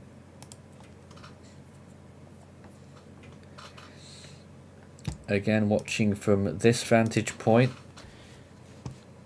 and let me try and do another radar position update here. It hasn't moved very much, but it is suggesting to me right now that the center of the eye is about 30 kilometers away from Hualien City and about 19 kilometers from Shulin.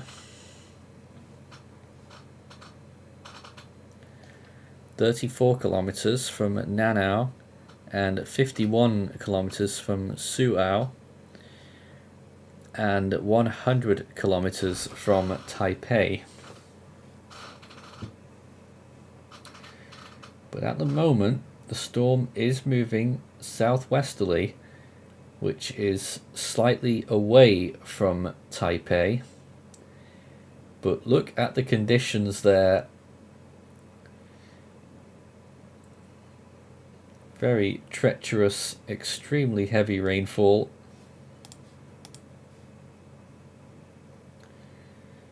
But there was a lot going on in Taipei as well. Let's check some of those cameras. Well, this was Mansu we were looking at yesterday. This is Taipei. It looks like it's calmed down again there now. And Daxi as well. They were getting a lot of rain earlier and some strong winds. Calmed down a little bit there as well. There's the lake view at Hualien. Looks like there's more rain there now as well, blocking the lens. Just wait for that camera to zoom out or zoom onto those trees a little bit to get an idea of those winds, but looks like it's still light.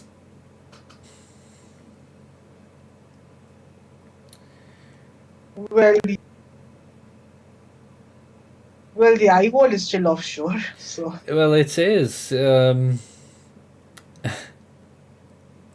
very, very close. It is because it decided to trek southward. If it's still going It's westward, very, very it's probably close. all the inland now.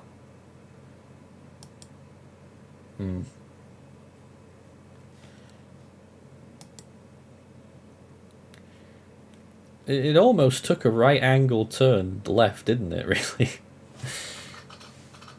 Oh boy. it was going west and then it just jogged south and it's just stuck there. I'm guessing it's currently bottoming out and it's wobbling. So maybe it should start moving soon. Yeah, it's at that stalling motion for a while now. It's still moving slowly, so no one knows what's going to happen to this thing. And I just wonder, in the latest frames, whether the eye might be starting to pop out slightly again. We'll need another frame to confirm that.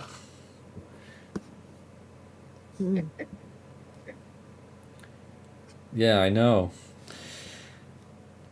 So this is the viewpoint here at Hualien City. Alex says, when was the last time a super typhoon hit Taiwan? It's actually a good question because it's been a while.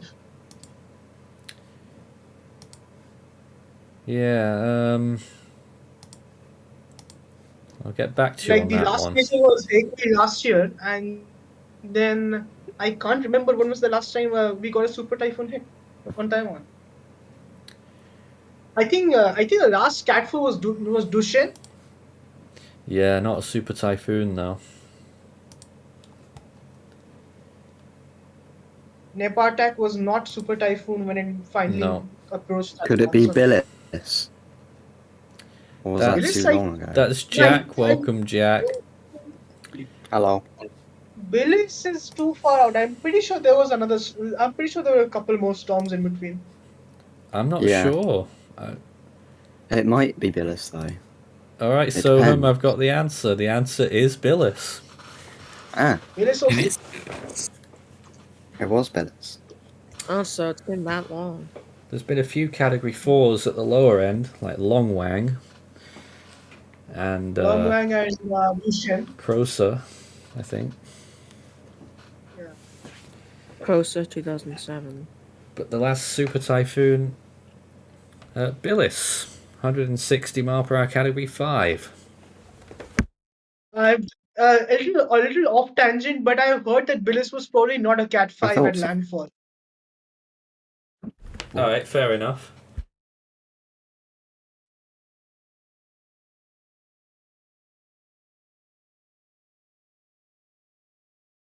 Just sorting things out here. If you go through history, I mean, there's quite a few Category 5 landfalls, and whether they actually were or not, that's a bit of a question mark.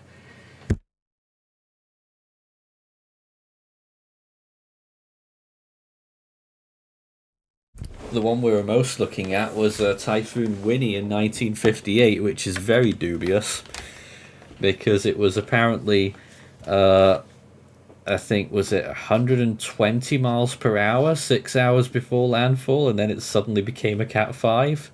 Not so sure. No, more than that. 140 miles per hour, then it suddenly became a Cat 5. Not sure about that. Which storm again? Your voice cut out. That was Typhoon Winnie in 1958, the only, at least JTWC Cat 5 to make landfall in the month of July. I see. But then again, Joint Typhoon Warning Centers used a very visual estimate style thing. I'm not sure. I don't think that's accurate. I got to look over the data again. It doesn't sound very accurate. 140 miles per hour up to 175 miles per hour in 6 Yeah, hours. I guess. Yeah, right. Sounds suspicious. Anyways, let's cross back to the Philippines again and looking at that raging river there in Manila, and a lot of debris going along it as well. Very dangerous conditions. What was that? Was that like a shelf or something that just went by? You know, we're seeing lots of debris there, wooden poles, and perhaps a few household items now. I couldn't tell what it was. That being said, if you were like to view this out of context, it would look like a pretty normal thunderstorm day. Like we haven't seen actual typhoon exclusive conditions yet. Where? On the Hualien camera? Yeah, the Hualien camera, not the river. Yeah. The river is definitely. Yeah, well, that's it. I mean, I keep making the point that it's actually calmed down a little bit now there, but this must be a very sheltered... I don't know it personally, but it must be a very sheltered location in amongst all those buildings. And if you were next to the coast or wherever, I imagine you're getting some really strong winds.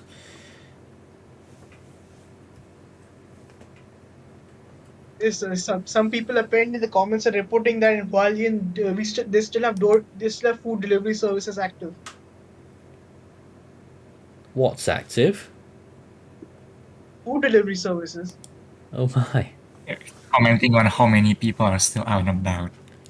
Food delivery still operating.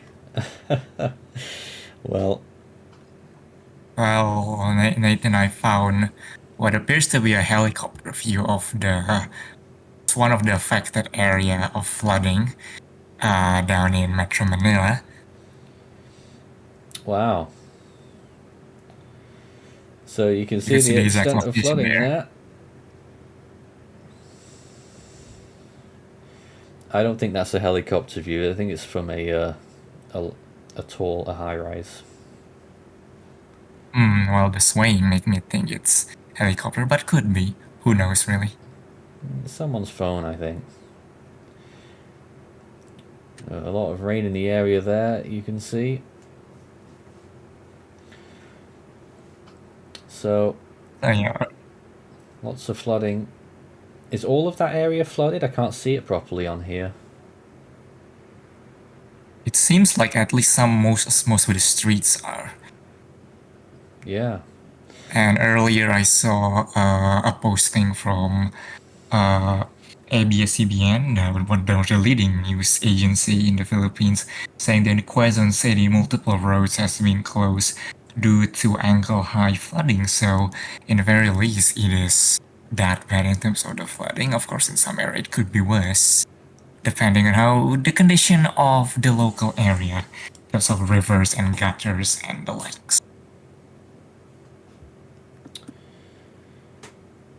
Well, the Force 13 website has picked a choice time to go down. It had Is it enough all of natural? Gaemi's. Yeah, enough of Gaemi's crab not wanting to make landfall. That's where we were sourcing the radar imagery from, but looks like our website has had a little bit of downtime right now. So that's lovely. Oh, I think it's back again, actually. Let's try this again. Here we are, the radar imagery. Another new frame there, and it is continuing to sink southwesterly. Okay. Oh Still going boy. south. Well, at Oh this rate, boy. if it keeps going like that, we'll be having a landfall in Hualien City in an hour or less.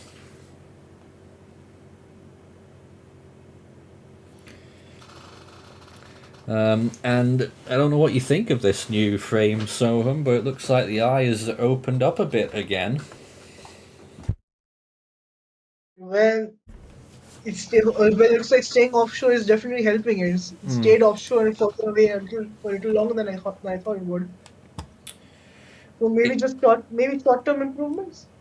Is it Maybe we actually just improving though, or is it just? I don't know. I mean, western side, we're seeing less red over there. it's possible that's temporarily been boosted by land interaction, but again, I'll just chalk it up to fluctuations for the now for the time being. Meanwhile, on satellite imagery, we're seeing less and less of those deep eye colors, and indeed nowhere now below minus 70 or above minus 70 degrees. Some very high clouds being pushed up by the mountains inland over Taiwan, but actually at this point pretty much all of the minus 80s are gone on the ocean side of the storm. Even though radar is showing persistence, the infrared image is definitely more consistent with that of a storm that is being degraded by Taiwan. Yeah, Like it's something you normally see from a storm hitting Taiwan, but radar is still holding on. must be on borrowed time then. Yeah, that'd be my assessment as well. Let's see if we can get some comments and questions right now. Start your message with Force 13, all in text. Has Gaemi made landfall? Nope. We're slowly getting there, but the answer is no. No. It's only because we start the statement assuming that landfall is imminent within the next 30 minutes, and then the storm decided to do this, and we're gonna be here for seems to be 3 or 4 hours. Oh, we've Oh boy. I hope not. I have other things to do. I hope this storm doesn't like take forever. we've lost the Hualien City camera there. The feed has gone down. Sign. So, and it wasn't looking that bad when the feed was when it went working. out. It went through a phase of very poor conditions, and in the quieter time, it looked like it's gone down. So, this is a little bit further inland, looking at a view here along a lake in Hualien County. Clearly getting quite inclement here as well. Lots of rain there.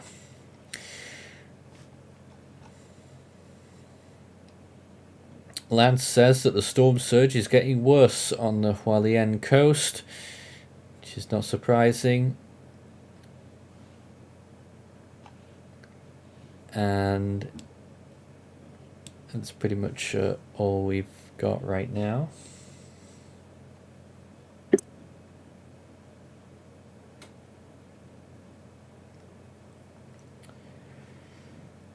So let's cut to this imagery actually, which is another viewpoint on what the storm looked like earlier. And let's reload that and take a look at how that storm looks now. In fact, I don't think it's letting me do that. Well, this is what it did look like when it was near its peak intensity earlier on. And now back to that radar view. As we continue to watch this powerful storm.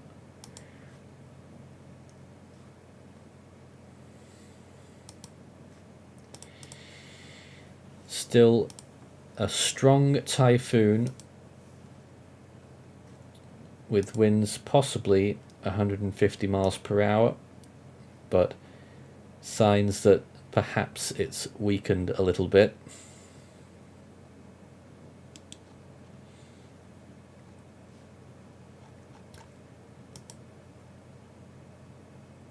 And we're just waiting for any more info at this point. Okay, hold on. I just saw a comment seeing if this could possibly surpass the record for the costliest Westpac storm, but the storm that the comment is referring about respect is Doksuri. That's not right. Pretty sure there's many storms that's above Doksuri for being the costliest. Isn't it? I believe Doksuri is the costliest now, actually. How much, Yeah, right? It is the costliest. Doksuri is the costliest now. Yeah, it is. Huh. Last time I checked it wasn't. I guess there's been new calculations. I last Yeah, checked. it just yeah, we got data last year proving so. Like it was proven. I think $16 billion. I'm not sure. I have to check. It was that about was 16. Oh, I see. Well, I think proven was late like Rainfall. wasn't morale back in, well, it was, I guess the caveat is that is Hooray. adjusted with inflation, but adjusted with inflation, that one I believe is 19 Right, billion. But I guess if we don't 28.4 count Sorry, billion. inflation Hooray. on, I suppose. It's 28.4 billion. Yeah, it's the most Oh, you say important by a long 16 for shot. a moment ago. You said 16 Yeah, a moment ago, so I was double checked. confused. I double checked. It's 28.4 billion. Yeah, it was up. Okay, to, like, never mind. billion now. Oh, so it's increased. Kin, we're back with you. A few spots still on the west coast getting very high amounts of rain there, 25 millimeters per hour. Yep, this is the northern Luzon side. The warnings earlier mentioned for northern Luzon, and right now it's getting pretty intense.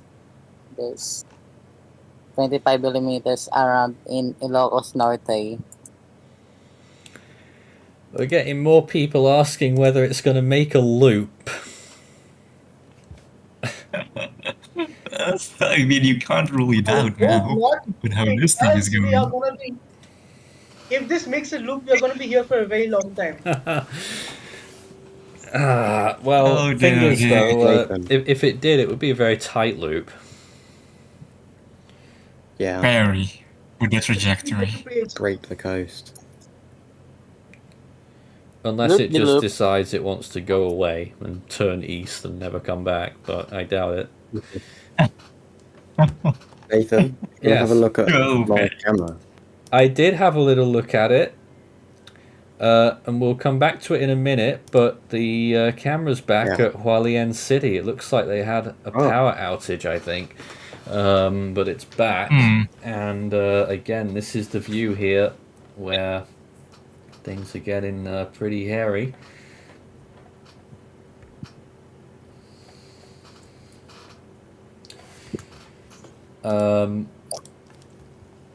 But yeah, I think Jack at this rate is probably going to overtake me in the graphics department pretty soon. Unfortunately, my bars are covering some of yours, so we can't see the whole thing. But Ah, a good effort there by Jack. He'll probably be taking my streaming job before long.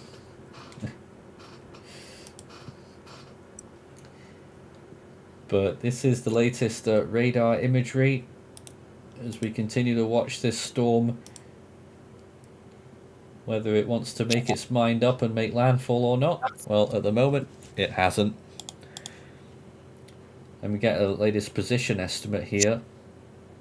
Our estimate right now is that the storm is 20 kilometers away from Shulin.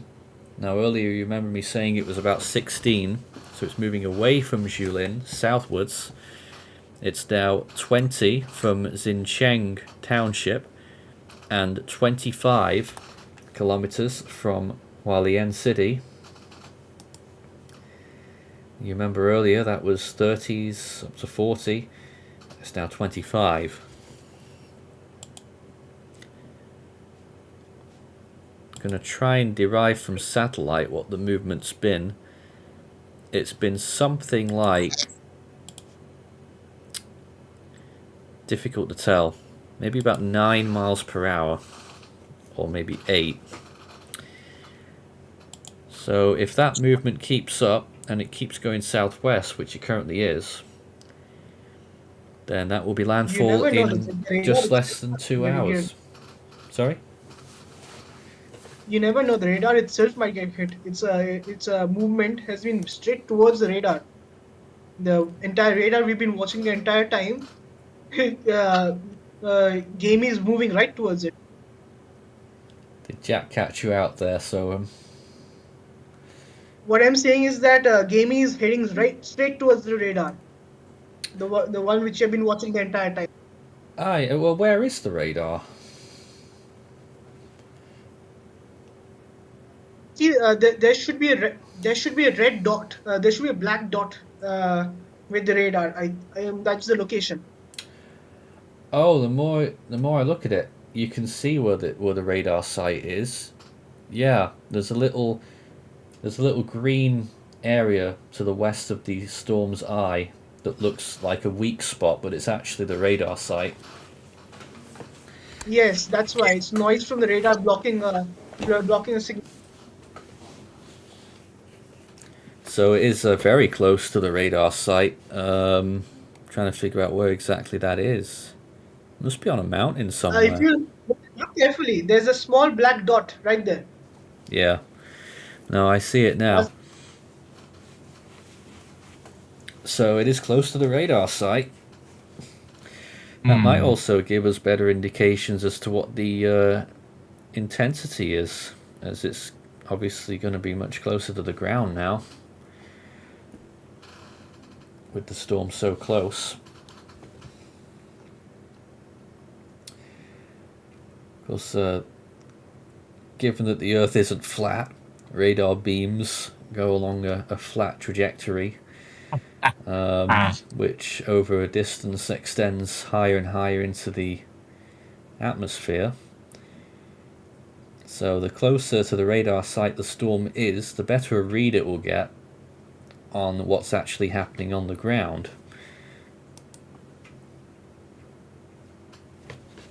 But what's definitely happening on the ground is this camera right now at Hualien City as we enter the evening hours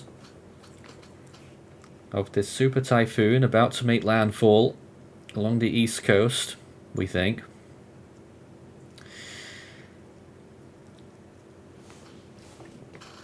And again, someone walking along there, really fighting against the storm and going indoors. And you can see small bits of debris in the distance there being blown now as well.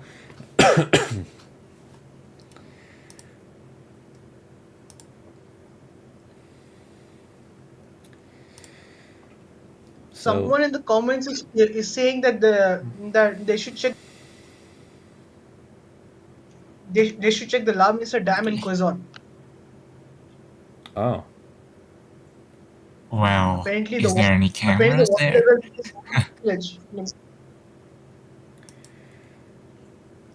Well, this is the view of the Marikina water level in Manila right now. Very high water level, approaching 21 meters. Kin, do you know what they're talking about?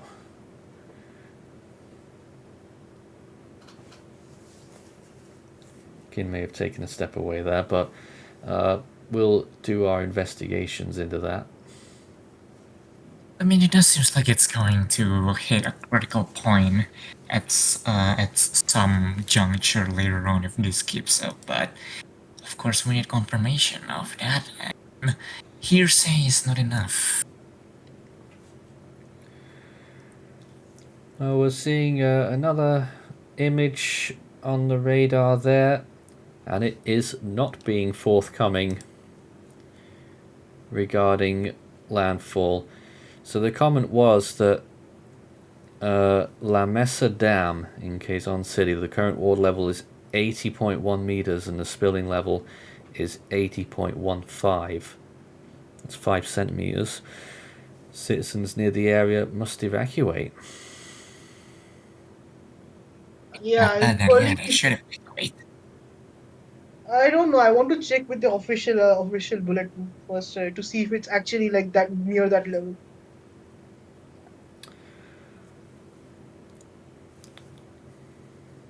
So we'll wait on that then. But right now we are watching this typhoon as it toys with the idea of landfall along the coast of Taiwan. Hualien County is a very large county along the eastern coast there, and it looks pretty apparent that it is going to make landfall there now in the northern part of the county, not far from Hualien City. Indeed, it is still possible right now that Hualien City gets the landfall. And here is the current view. This city of 100,000 getting very high precipitation. There's someone doing cleanup already out there. That's interesting. Those loose sheets of whatever they are.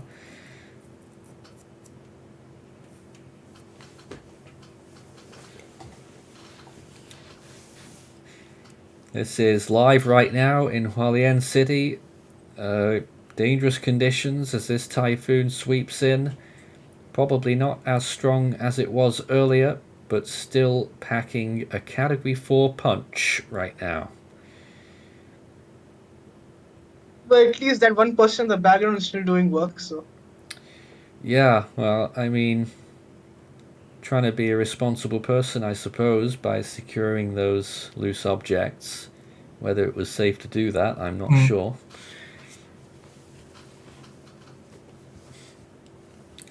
But still a little bit of traffic out there as well.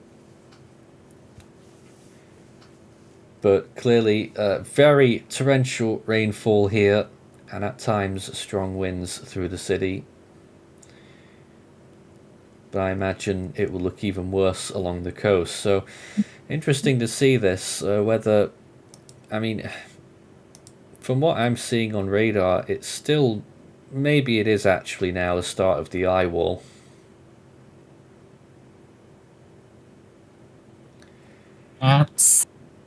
It is slowly getting closer to making landfall, I think. We just try and get a new estimate here, distance estimate. Interesting comment that I just saw about their experience during Kaimori back in 2019 about how their neighbors came out when the eye passed over thinking it was over. When they warned them that no, it's the eye, there's the backs of the storm coming. That is a common thing that sort of happened, that when a storm with a particularly large and clear eye pass over, when the eye comes, some people that, oh, it's over, thank God. But not knowing that there's still the backside of the storm coming. That is a dangerous situation to those that are uninformed on these kind of things. 10 kilometers away from landfall is our latest estimate. And kilometers.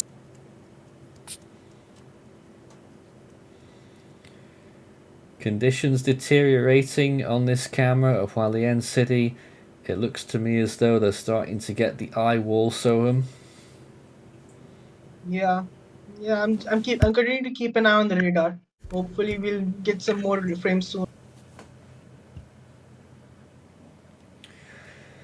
And we may lose this camera at any time. We lost it earlier briefly. Looked like there was a power outage. So I don't know if it's going to hold up much longer. But look at these conditions now.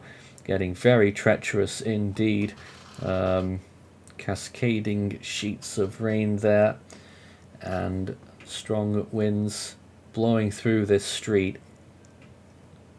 Oh yeah, getting much worse here with small debris being blown about as well. Still some vehicles out there, but we're going to stay with this viewpoint at the moment. It certainly looks Oh yeah, like... the mist from the rain is coming in. High winds, characteristic of high winds. Certainly looks like the western eye wall here.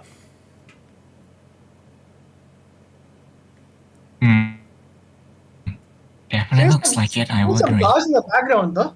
Sorry? There's still some cars in the background running. Yeah. Interestingly.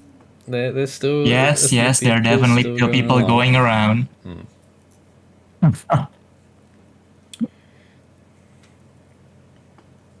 It's kind of silly that, as you pointed earlier, there's more active people activity going around now than when the situation was still calm earlier in the morning last stream, and even at the start of this stream. That's kind of silly. Yeah. More comments about the Philippines, that a lot of people are awaiting rescue on their rooftops. Yeah, I heard Manila is very badly flooded.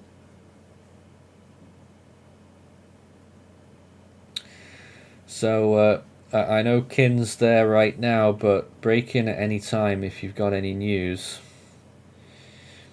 Yeah, Akin's actually currently away for a little while, so Yeah, I we'll thought they might have been. So Oh, hello.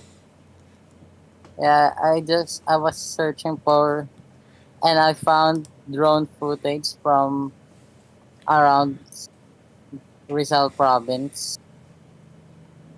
This Yep, a lot of this flooding is there. this is the Pasig River. A little context: it is the main river that connects Laguna de Bay and exits through the Manila Bay. The Marikina River is one part of it, and there's a lot of houses flooded near this river.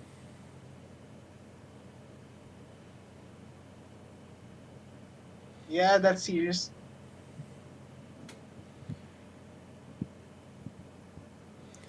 And this would have been... This is this afternoon. Yep. So we've got the typhoon itself, and we've got what it's leaving behind in the Philippines here, with extreme amounts of rain and flooding.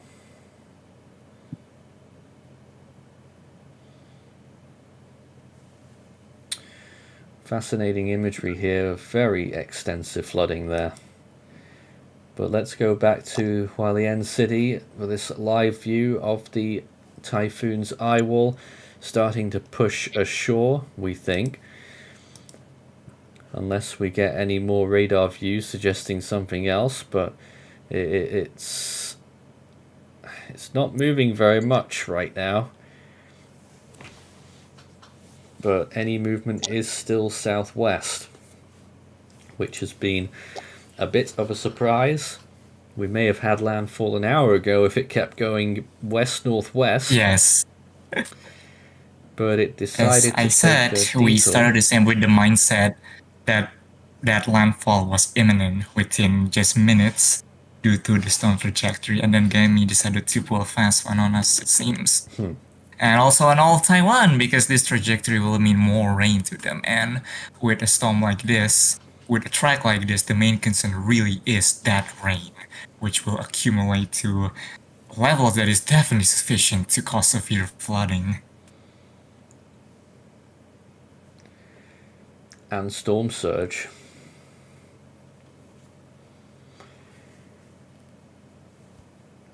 Taiwan could expect to see 1,500 millimeters on some of the mountains, especially in the south central part. So high risk of flooding again, just like in the Philippines. But here is the view in Hualien City right now. Very strong winds and torrential rainfall here. Still vehicles going about though. But this is the edge of the western eye wall right now of this powerful Category 4 typhoon.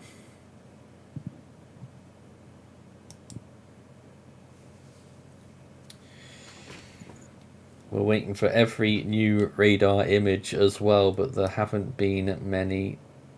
We haven't got any new ones at the minute. Nathan, Trying I to also have on my watch its- stream a video of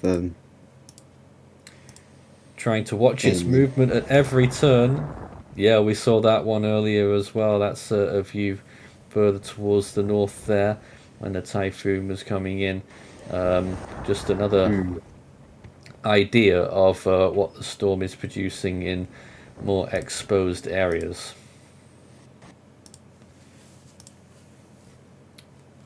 But thank you for that, Jack. We're still looking at this camera angle right now. If you've got any comments or questions for us here, we're live until the landfall. Goodness knows how long that will be. Strap yourselves in. 6 hours. I think, 6 hours. I think I see is 6 hours. Good God, that reminds me of when I was on Rise Landfall coverage. Good grief. That 3 years ago that was. Good grief. Anyway, what I was about to say, I think I found video of the first perhaps possible footage of the flooding that Taiwan is supposed to be getting. James Reynolds over there in South. Earlier they have to get inside due to the wind. Now the wind has subsided a bit and it could go out again. And now the other concern from this storm is trying to show, which is that of flooding. Now, it's near the coast. I just wonder how much is flooding and whether some of that may be storm surge, possibly. I'm not sure, but certainly getting a lot of flooding rains there. They seems to be in the foothills from the angle of the tree in the background, but I'm not so sure. I don't know the area. Yeah. All right. Well, interesting nonetheless. Let's go back to Kin, who's showing us some more flooding as well. That's the Marikina River bank. And a lot of people out and about there as well.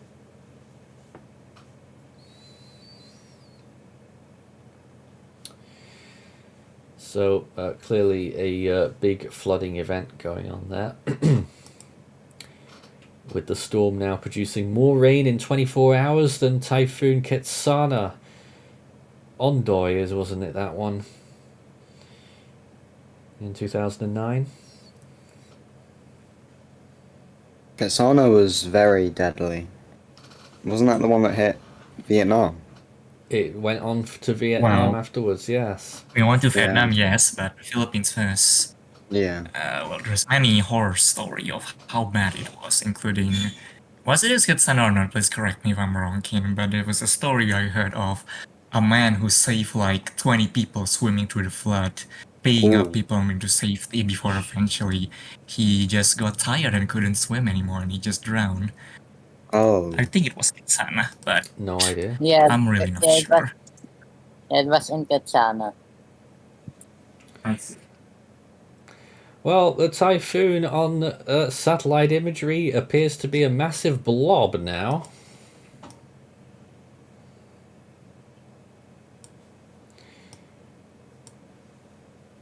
But it's a blob that's still offshore and about to make landfall, throwing up huge amounts of convection over the mountains, and I imagine we are going to be seeing tons of rain falling there. Right now, we've already seen evidence of that. At this point, the storm is veered so far southwest that even the radar might not get it directed. We're most likely looking at a north eye wall hit for radar. Yeah. This is kind of comical, I'll be honest. This has become a bit of a comical show. Well, let me just check here. So far, it's moved about 35 kilometers southwest. In the grand scheme of things, it's still not a huge amount of deviation. Obviously, it's a significant deviation, but other storms have done more. That's the funny thing about tropical cyclones. When weird things happen, most of the time that's not the worst case of that weird thing happen. Some storm in the past have done worse. Well, it was The more Crocer actually concerning that issue went I have southwest is by about that 50 kilometers. Sorry. the more concerning issue I have is that if it veers too far southwest, radar will get the stronger half of the storm, Ah, right? And yes. radar might go down. I don't want the radar to go down. It's very useful. Well, we're watching this camera once again. Still showing very poor conditions here. Let's see if there's a new radar frame.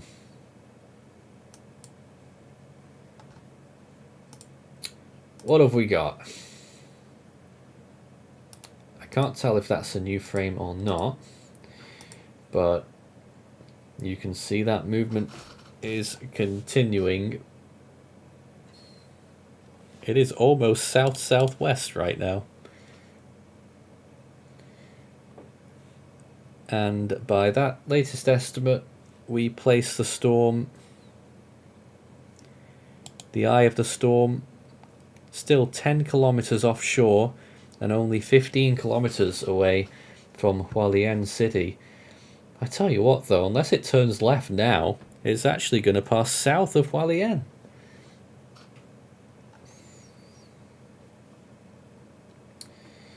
Incredible.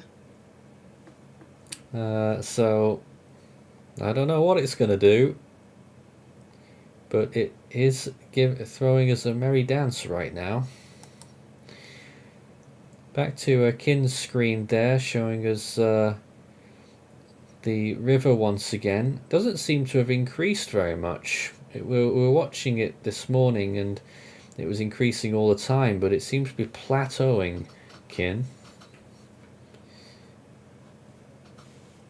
Do we think there might still be more on the way? There's probably more since red rainfall warnings are still in effect for Metro Manila.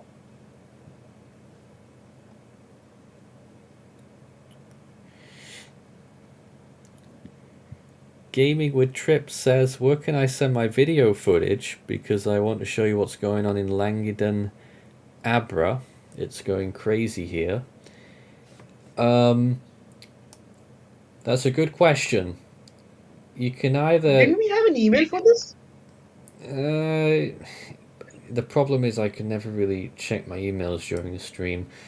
You can contact me, my personal account on Discord, which is where I am. My name there is Foycaster, or tweet us, and we'll be able to find it.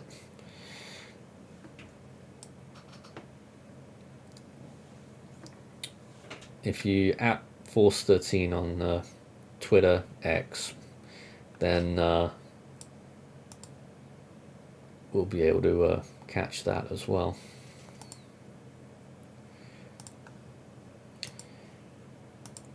As of right now, this is again the view of Hualien City, where all eyes are turning to at this point. A very powerful storm, quite a few areas of articles of debris that are being blown about here now.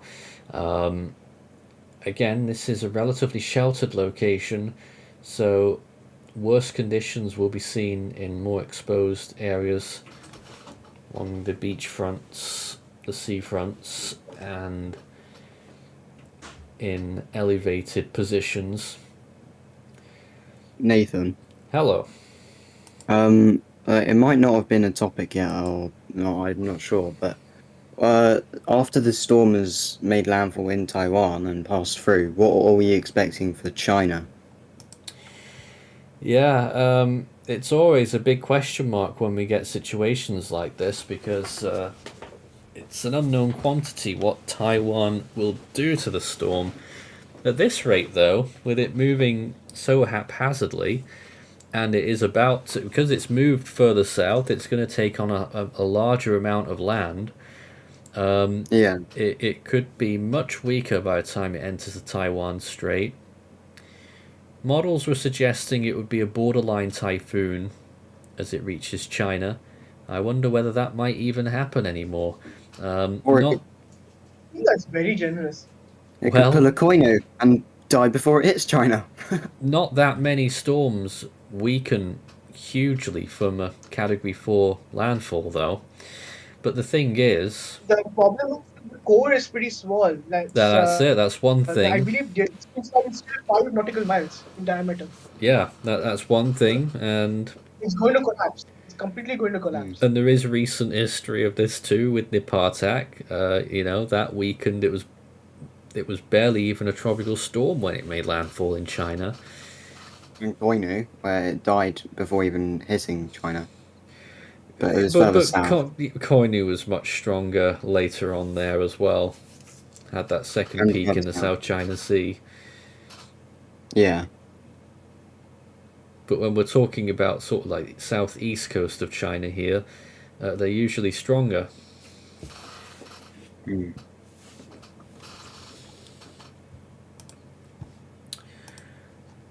Let's go back to Kin right now, showing us some more video there. Yeah, I've seen a comment on the live chat saying that the La Mesa Dam has started to overflow.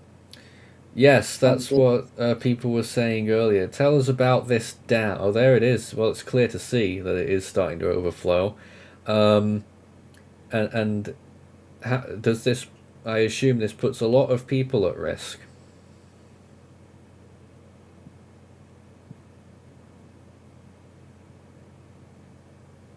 Yes, I think so. Let me just search it up real quick. I've really been focused on Marikina River right now. That's all right. Oh yeah, that's a serious thing.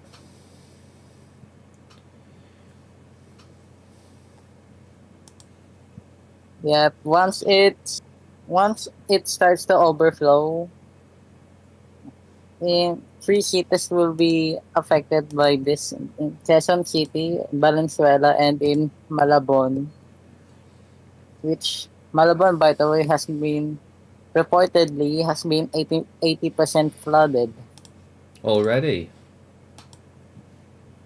Yeah. Conditions Really? getting more yes. Conditions getting more treacherous in Hualien County as Okay, well at this so lake. we have a new radar frame. Definite southwest movement. What's that? A new radar frame shows southwest movement. South-southwest movement.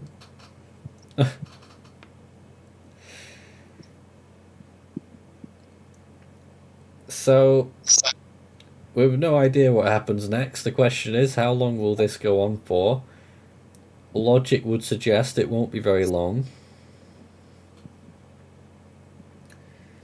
But the storm seems to have other ideas. It has gotten within 10 kilometers of landfall and is now deciding to parallel the coast at the moment.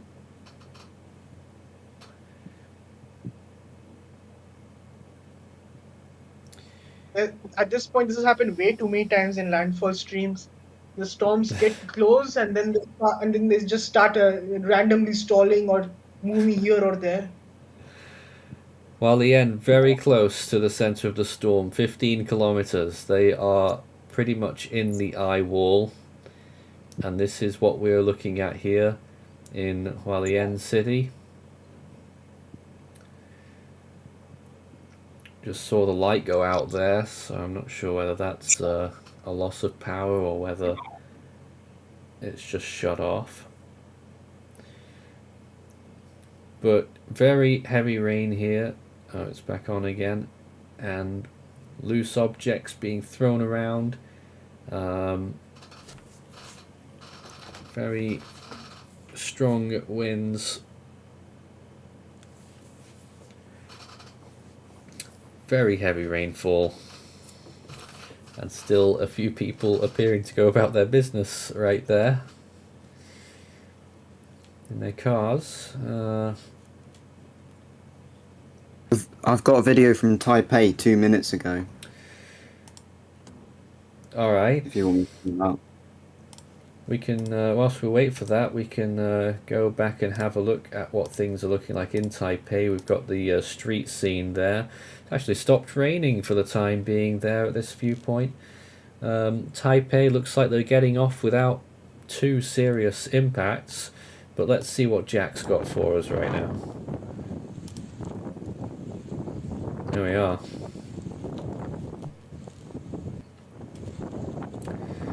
So strong winds there, getting quite gusty, but that may have been part of the band that we saw earlier on that we were looking at live when the visibility went down to near zero in the capital. Let's take a look at the skyline right now. Here is the view. Oh, well, it's not working. It was there just a second ago, but it's decided to make me look a bit of a fool there by shutting off. Didn't work that time either. We'll keep trying.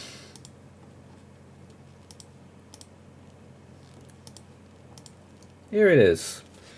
The Taipei skyline at this point. A cloud obscuring the toppermost part of Taipei 101. As we look across the rest of the city there, clouds moving through and over the area, still getting some decent rainfall amounts, I should imagine. Meanwhile, in the Philippines, we're still looking at the Marikina water level. The river up towards 21 meters, a big branch there being moved along. Lots of debris now in the water there, and from what we were hearing, what was that dam called? Like La Mesa or something. Yep, La Mesa Dam. Yep. Starting to overflow. That's in the Manila region as well, is it? Yes. So flooding being exacerbated in that area right now. I'm going to take a few minutes away from the desk here, so I'm going to leave it to the team to discuss this storm just for a little while as we continue to watch it on radar. If you guys want to go through the warnings or whatever, feel free. But this is our coverage on Super Typhoon Gaemi, which we called it a little while ago. Whether it's still at that intensity is still a question. It's probably weakened a little bit. And we are expecting landfall soon.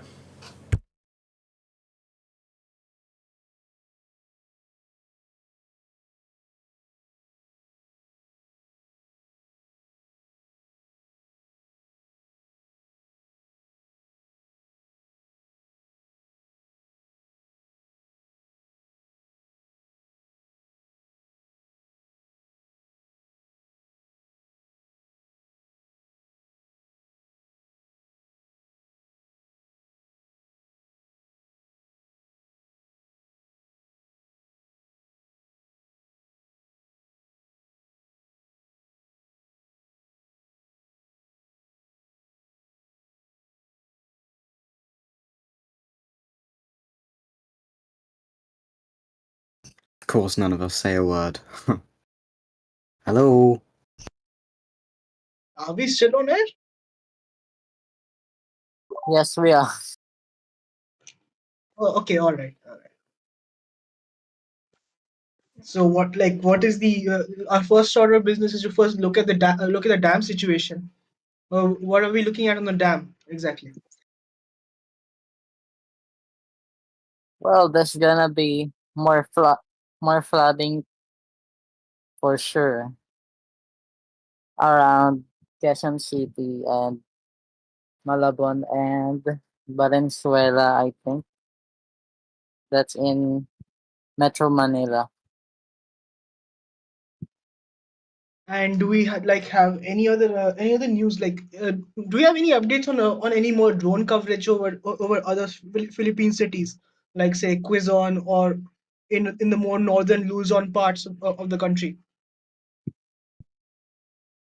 I have I haven't been seeing one, but let me just search more. I think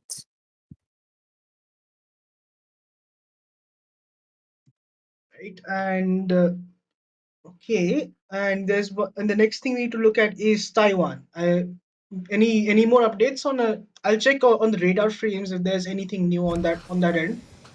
And if I were to check the pressure as well, at the moment the storm, because the storm is continuing to move southwards, most of the pressure estimates have mostly stayed consistent. Like if I recall, and I am actually looking at them, some of the Hualian orbs observations have actually risen a little bit.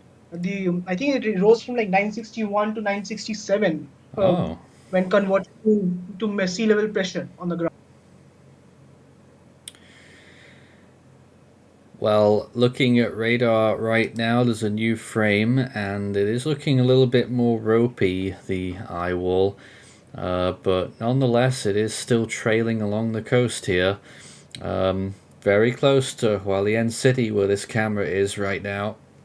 Being thrashed by the western eye wall of this storm. Must only be about 10 kilometers offshore here.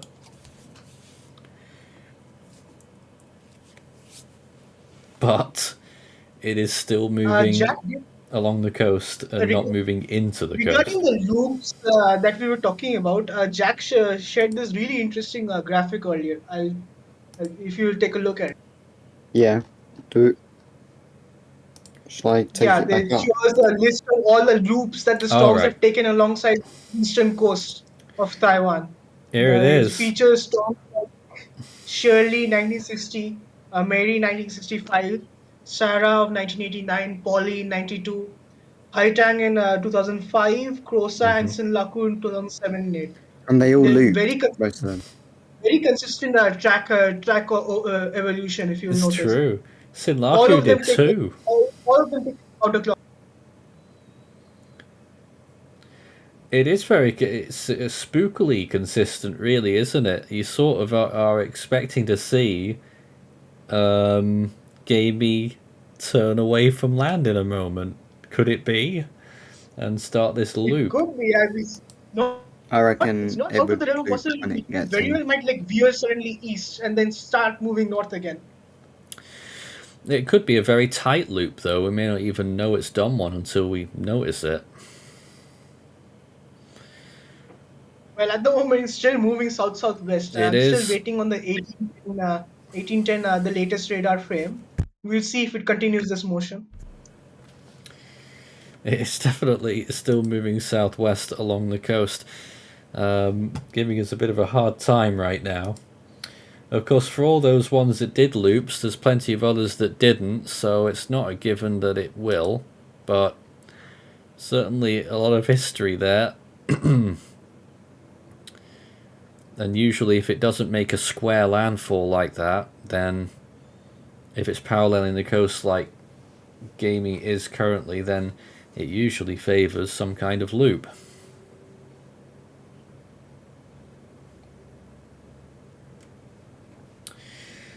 It doesn't seem to be getting any better or worse at this point in Hualien City here, but they are getting thrashed with some very strong winds and rain. And of course, the whole island of Taiwan receiving very high amounts of rain.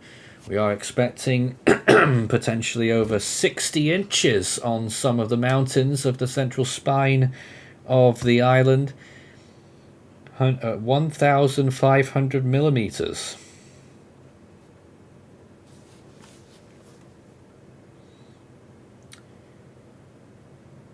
And still people going about on motorcycles there. Very brave people. Somebody's asking me if this is among the top 10 weirdest tracks in cyclone history, and I can tell you, not even close. No, no. No. But I suppose you could define that in more ways than one, couldn't you? You got the have large scale weird tracks, and then you'll have the more, you know, more micro scale like in oddities like this. you have weird tracks, and then you have positional anomalies like Hinano. Many types of anomalies that are present. Yeah.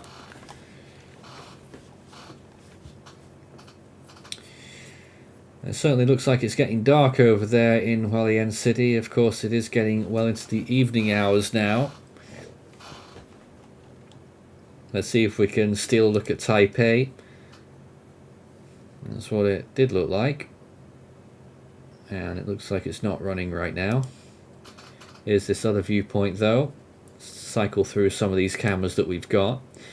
That was Daxi. Looks like that's not running anymore either for some reason.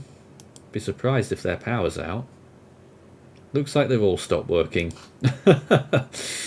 It's just Hualien City that we've got right now. Do we have the Yilan camera? Well, we do. We do have that one. That one was also... We were eyeing that one up for a potential landfall earlier. But decided to just completely turn the other way. And so things will be gradually improving here in general. But it's all eyes on Hualien City right now as we watch this typhoon pounding this region.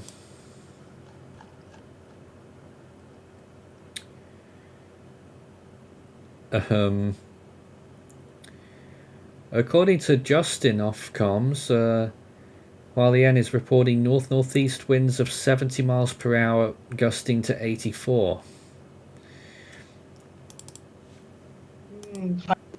Almost hurricane force, typhoon force.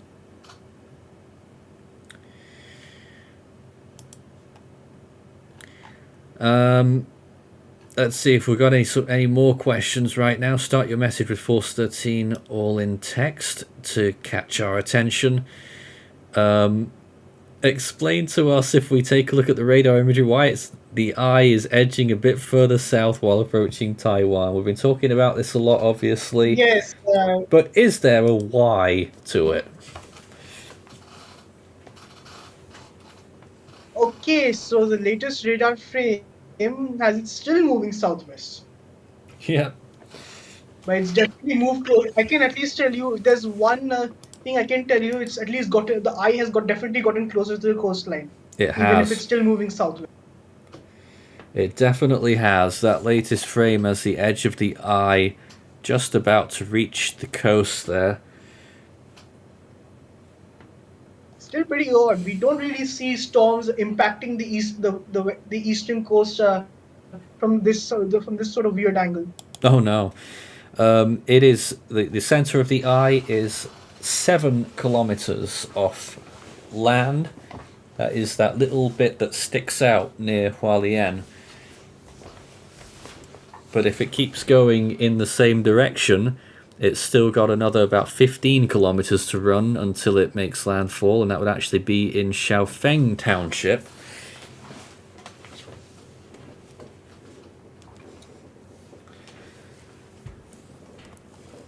And once again, very close to that radar site as well. Must only be about 30 kilometers away from that radar site.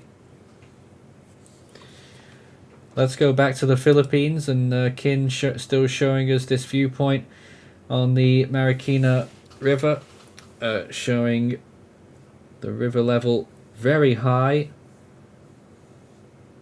I don't know if I'm being naive, but I haven't seen it rise very much, and if anything, it may actually be dropping slightly there, but it is still above the 20-meter point.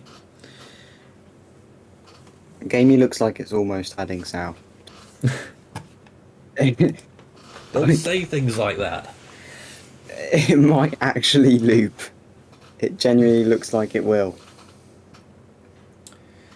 Hard to tell at the moment. It is very tantalizingly close to making landfall here.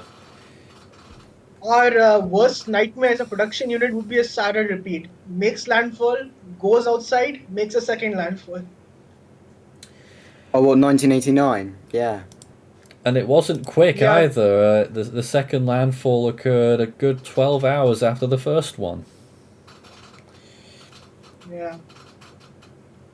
Yeah, that storm was weird though. The storm did That storm weaken a had lot like, by then, though. It was down to a Category 1 for its second landfall. and interaction.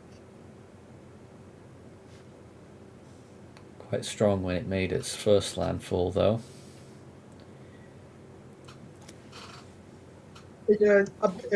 I'm hearing reports of a bridge near Marikina River collapsing. If somebody Oh. could go and verify this. Well, they have been under a lot of stress. Indeed, when we heard earlier that a barge or barges had hit one of the bridges, maybe it's that one.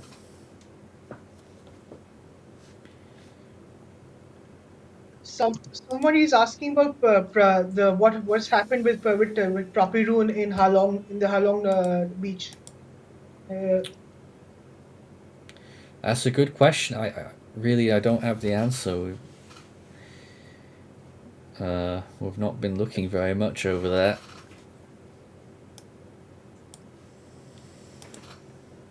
I'll see if I can lift some data on that.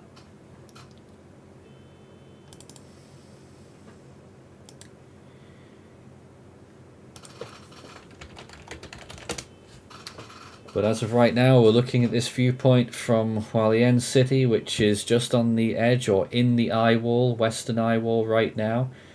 The eye wall on the western side particularly is appearing to have a bit of trouble.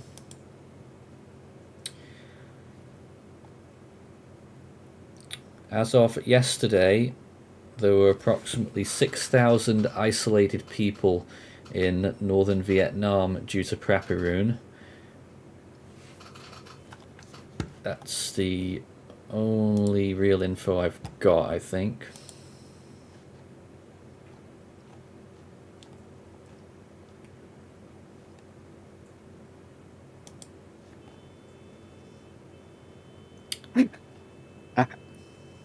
So,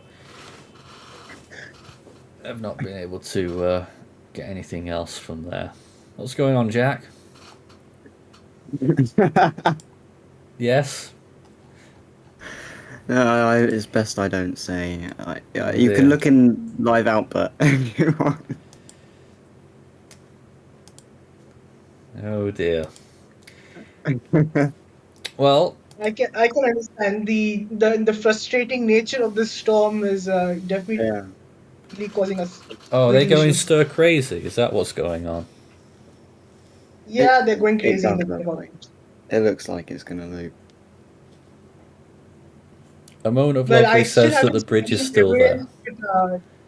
I still haven't seen any evidence of it actually like veering east. So we will see. Yeah, that's what we're really looking out for. That big, you know, when that pendulum starts to swing, will we see an Yeah, so we eastward have movement? ideally be looking for a sudden slowdown in the next couple of frames or so. If we are going to look at a loop. It could be a smaller loop than it looks like it's going to be. Like, It's it hard could to tell on go one down frame, though. Hard to Yeah, tell on which is one why radar frame. You never know whether it's actually slowing down properly or whether it's just one radar frame.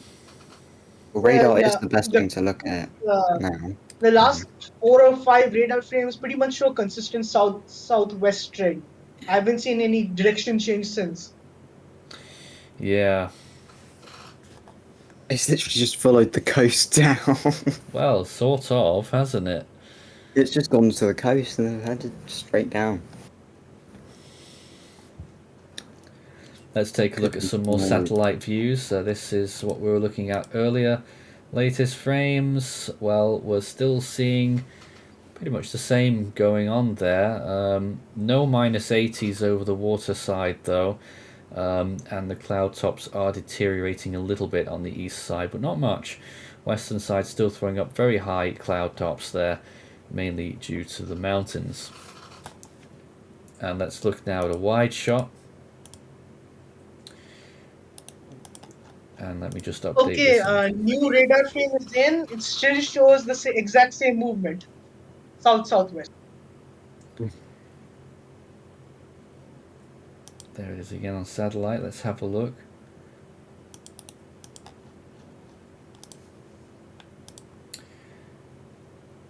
Very, very close to landfall. Oh boy. I took a bit of a break to wash up, and during so I just hope, can this thing just please just landfall when I come back? Please, this is ridiculous. And I am sad to know that it hasn't. Oh boy.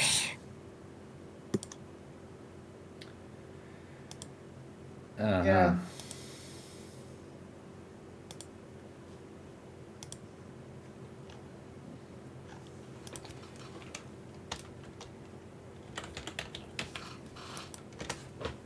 Oh dear.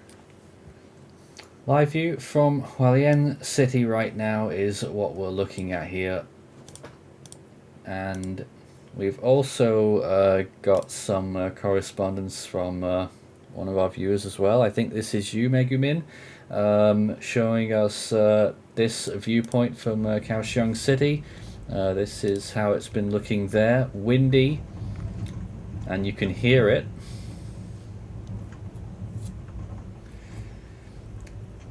So rattling away there, and you can see the trees moving about at the bottom there as well.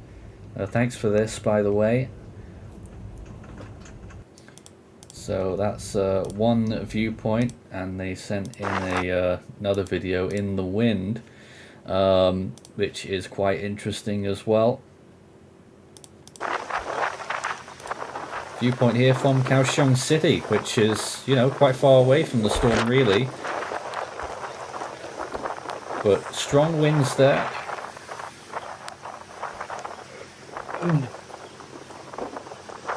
Possibly up to tropical storm force there. Hard to tell. So again, more viewpoints from various sources.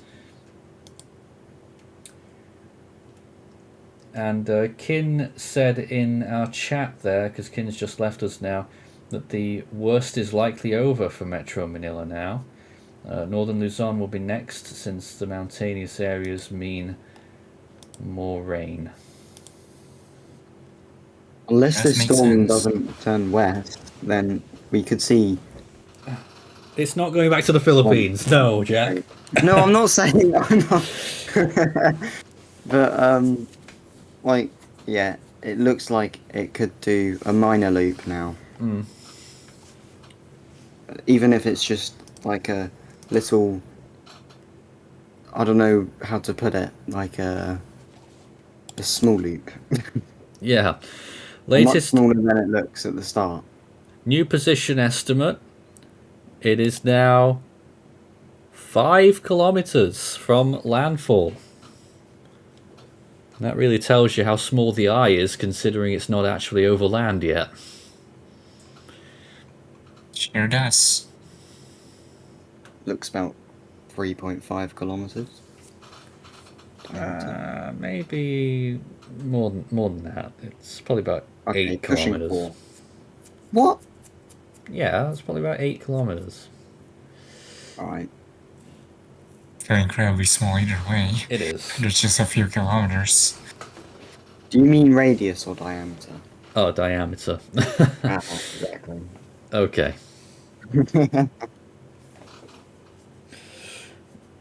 Yeah, I usually use diameter when I'm talking about things like that.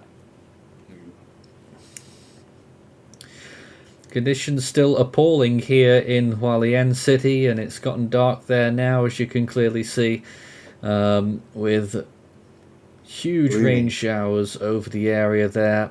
In the western eye wall of the storm, now getting more towards the northwestern eye wall, as a matter of fact. Could still get some stronger winds as a result of that. So watch this space, but there's still people going about their travel there, on foot, motorcycles still out there, a few of them, and cars. So a lot going on. most people I am hunker down though. I am sad to report that there is apparently that I've just verified it. There is the first Taiwanese fatality from Gaemi. There was a woman that riding with her scooter through the streets, and this is the key. This is in southern Taiwan, which up to now hasn't exactly been affected too bad. But this woman was riding through the streets, and a tree fall on her and suddenly die. I can show a visual of it apparently here.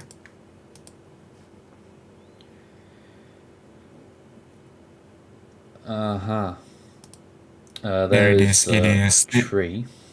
It is actually in the city that one of our viewers sent in the video. So Kaohsiung. Oh, Kaohsiung. yeah. So yeah, unfortunate news. I'm sad to report. So clearly a big deal even down there as well. And the storm is getting closer to you because of this strange movement that we're seeing. Mm-hmm. Yeah, it's Definitely.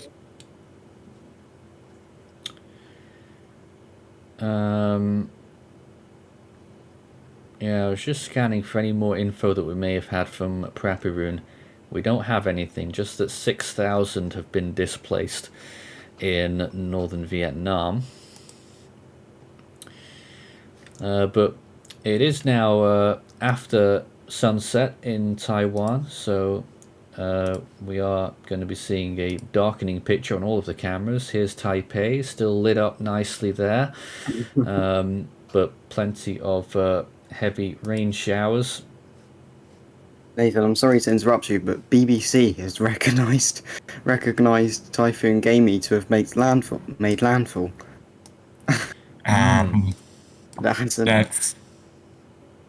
That's another British outlet making a disagree with the head-scratching error. Oh, Yesterday, Sky News somehow misspelled the name as Kaimi, really? and the BBC reported landfall when it hasn't. So, Yeah. your Brits really don't It's really really do funny things to get here. looped now. Well, I must point this out. Gaemi's the old irony name of was BBC. Kaimi. Gaemi's old name Oh, it used to be was. Kaimi before. It used to be Kaimi, was yeah, called- but then it was corrected. There were a few names like that. I think Chebi as well. A lot Yeah. of Korean names. Like Chebi's also Korean. Mm. Chebi, Little Bird. Noguri. Noguri was another one. Oh yeah. I could sort of yeah. understand why the BBC would call it a landfall, though. I mean, British media, people here aren't going to care very much about the storm, let's face it. So they'll just see, oh, it's made landfall. And I guess that's that from that and point they've fulfilled their part of the reporting, and it will make landfall soon anyway. So Unless it loops. Yeah. Yeah, and also The irony. also different agencies around the world have a different idea of what a landfall means. So Yeah. there's also that. Gamey just putting its middle finger up at BBC if it does that. wonderful. Now, I mean, that's even by Pegasus' definition of a landfall, though. I don't think they would call it yet. They'll probably call it in a few minutes, though, if it gets any closer. they would. From past example, they On probably radar, would the very eye soon. is like right next to the coast at this point. Almost the entirety of the western eye wall is over land now. Yeah.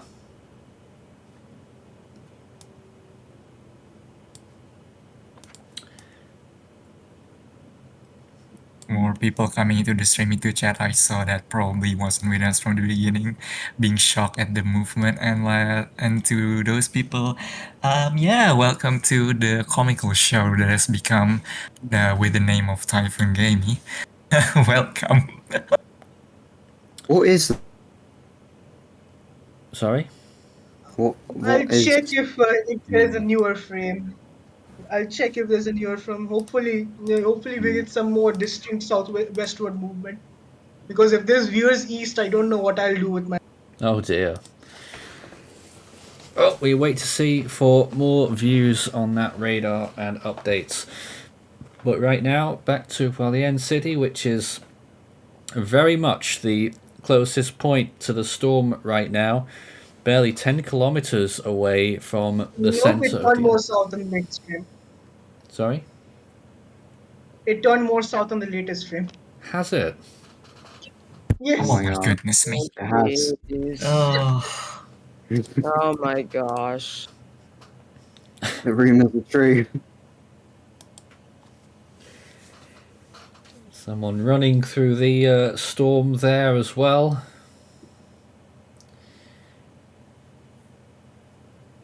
I don't think I've seen this latest frame yet because I'm not seeing this southward push, but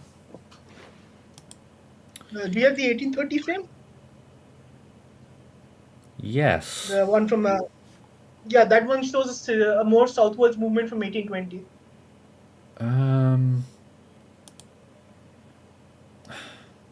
I sort of see it. I don't see it, so Let's see. Let's wait for the next podcast. yeah. Still very close to land though. Still showing pretty decent returns on that radar, but definitely the western eye wall.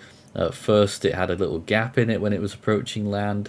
Then it bulked up again. Now it's looking very thin and squished, isn't it? And it may lose itself pretty soon.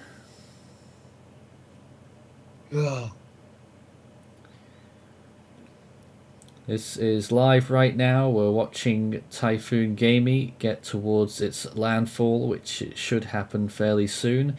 Currently prowling along the coast of Taiwan as a very powerful Category 4 storm. And we will continue coverage until the landfall. hopefully. That's right, Farhan. At least we hope. At least we hope. We hope. Oh, I'm loving because how comical it is, but in all seriousness, this is bad news for Taiwan because it means that Yeah. the storm will sit in the area on the island, dumping more and more rain. And as we saw from past example, that could mean really, really bad news, like catastrophic level of flooding. I mean, one thing, if it does stall a little bit, it would weaken probably because it would probably Land interfere interaction. with wind shear. Yeah, land interaction. So then there would be a much weaker landfall. So I guess that is good news, but the problem is the eye wall has already been the eye wall's already interfered with land. So that it kind of is too late.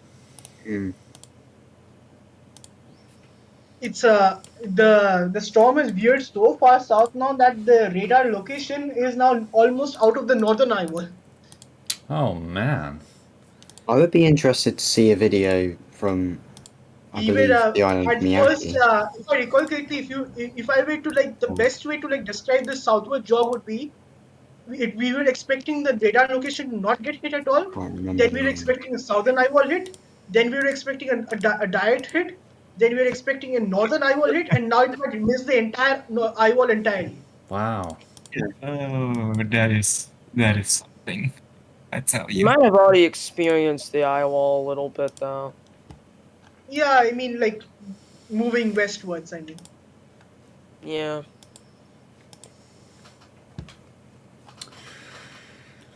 This really is the only camera in the area that is still up right now, while the N City. I think the other camera that's inland a little bit is also down now. Yeah, looks like that's down. The only other cameras That camera is. Yes. that we have in Ribbon. the general area, there's Daxi, which is west of Taipei.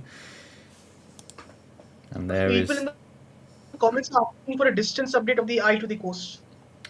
very close. Last time it was 7 kilometers. It's going to be similar.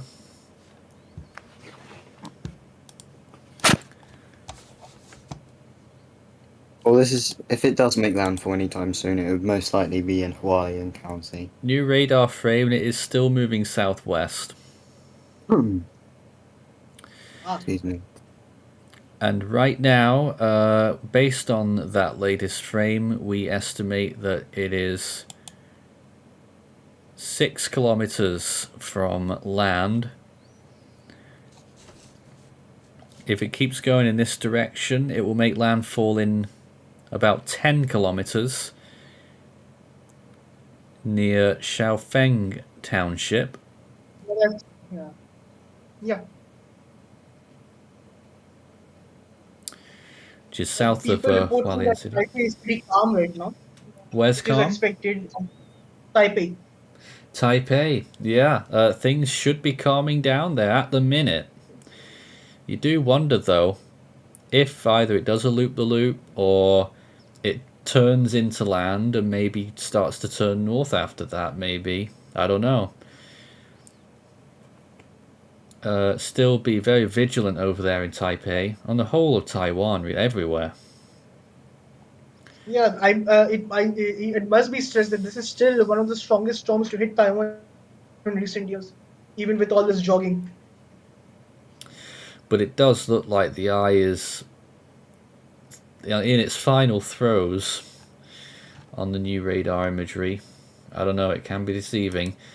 Here it is, the latest imagery.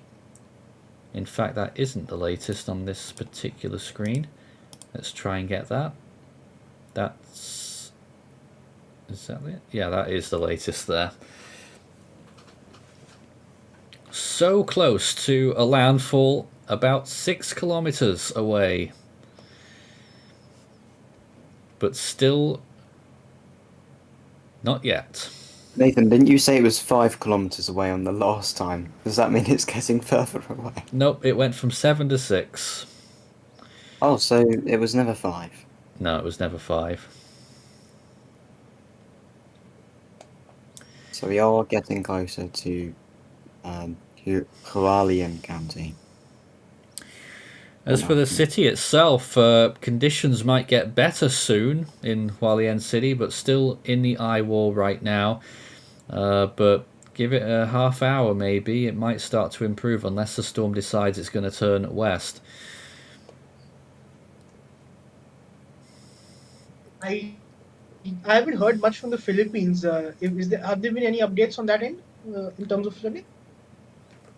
Well, Kin left us a little while ago and was saying We that lost Kin, so that It Metro was- Manila has probably had their worst. So I don't Well, know. Well, based on the news I'm seeing, apparently Batangas is now under a state of calamity, Wow. according to the public information well. office. Yeah, yeah. I believe that was said earlier.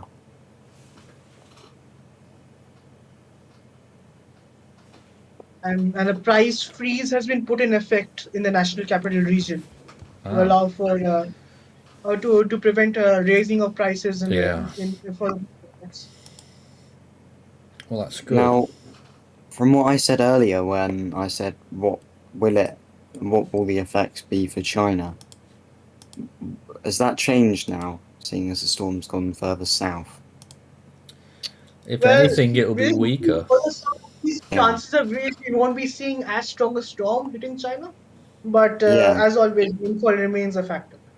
Yeah, and the landfall in China will likely be closer to Guangzhou, Zhengzhou, that region.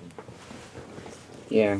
Which is interesting because the Chinese That was Meteorological Agency had the worst of the warnings much further north, Oh, And I'm guessing they're going to change it, but near Wenzhou. they should be.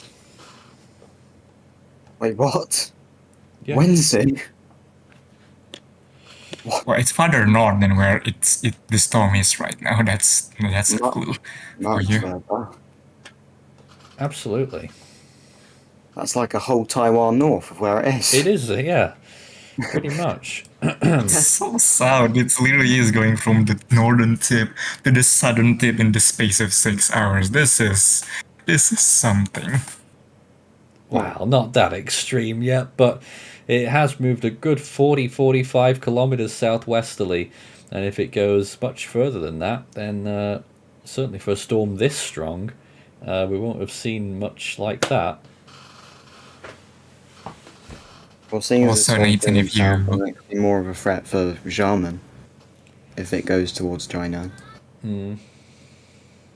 if you remember earlier, Kin saying about how in not where he was showing the webcam of the Maracana River, but further up of a few barges crashing into a bridge. I think I found a Yes. video of that.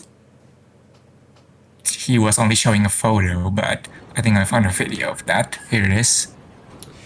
Ah, tiny picture, but you get the idea there. Oh, It is.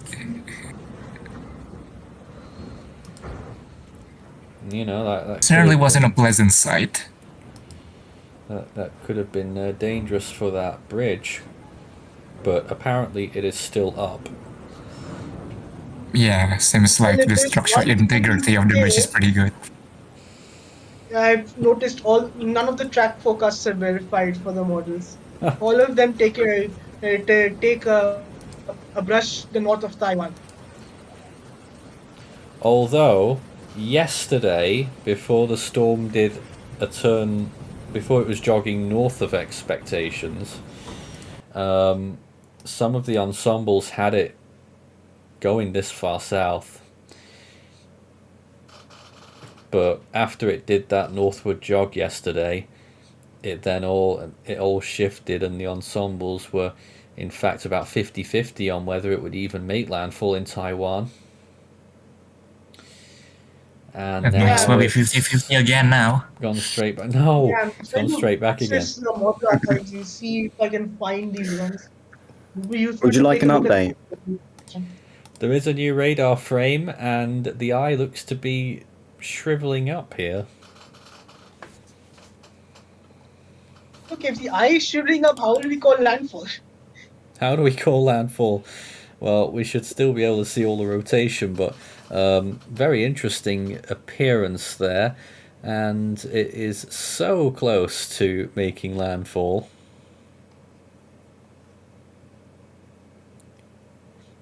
I can't even figure out how far it is away. It is probably about 2 or 3 kilometers from landfall now. In fact, I can't even tell if it's moved. Jeez. Oh, it's moved. It's still going southwest. At this rate, It's like the tiniest southwest movement that we should see landfall in Xiaofeng Township in the next 20 or 30 minutes.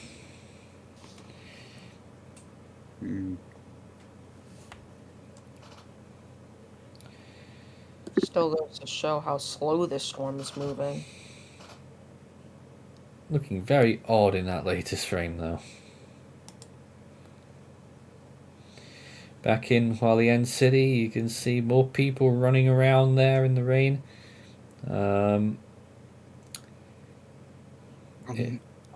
It doesn't look like it's gotten much worse there, and I suspect that conditions will start to improve in Hualien City in a little while.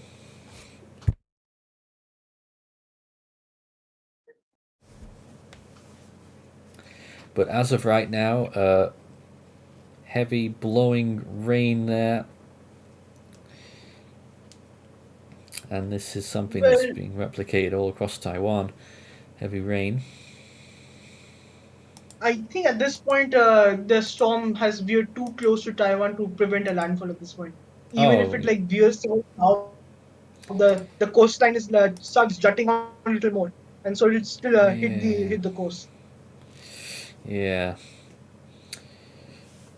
Looking back at Taipei again there. Low cloud obscuring the top of Taipei 101. Looks quite interesting there. The cloud is just lit up.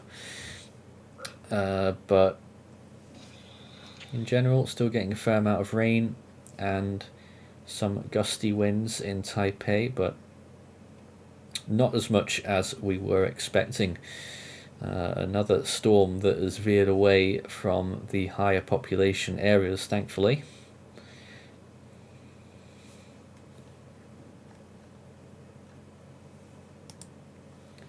And a reminder that Hualien, whilst not as big as Taipei, is a population of 100,000.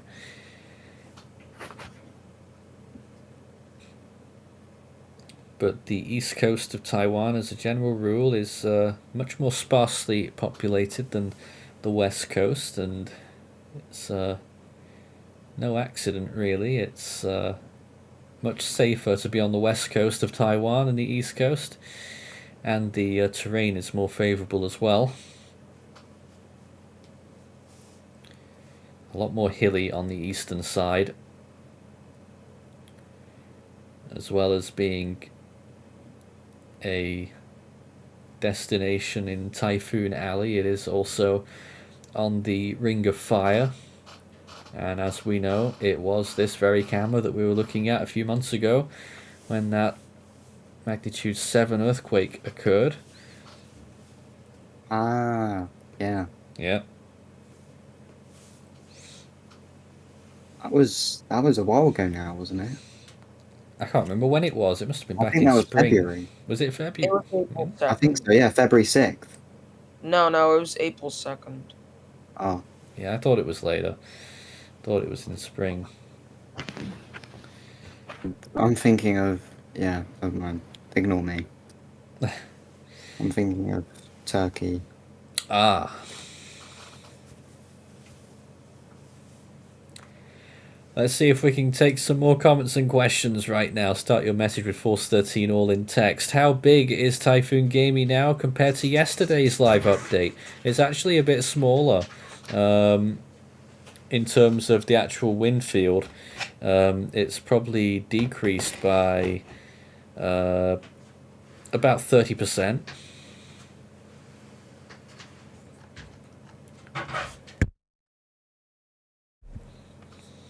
Oh, there we are, 12 Okay, o'clock, noon. Dran again posted, HAFSA that had yesterday at around 12 p.m. UTC, it actually showed this loop happening. Who? HAFSA. Oh, really? Yeah, I can post it in our output chat if you want to take a look at it. Sure, why don't we? Or in fact, it's been posted by our friend Live Yeah, on Lucas has Tropics as posted well. it. Yeah, So we posted it in our output chat.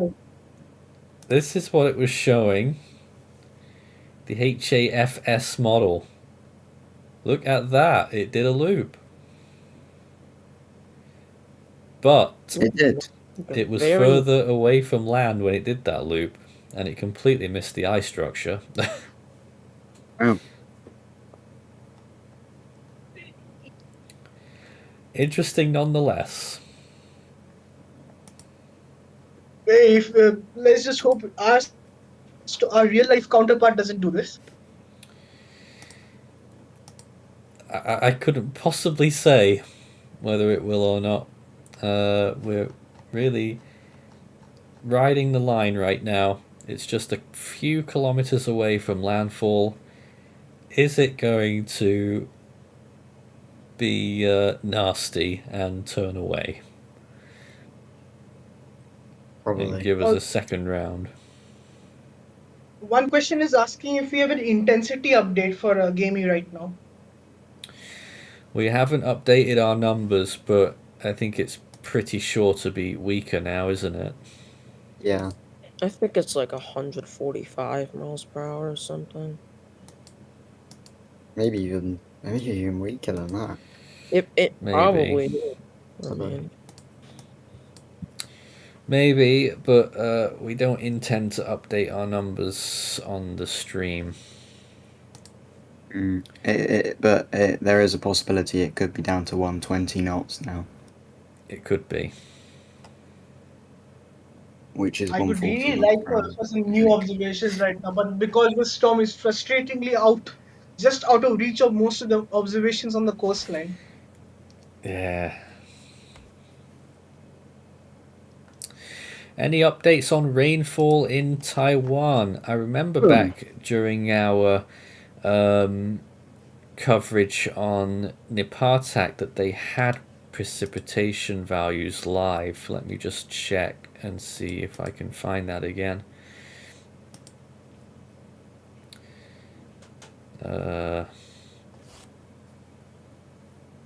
I'll see what I can find.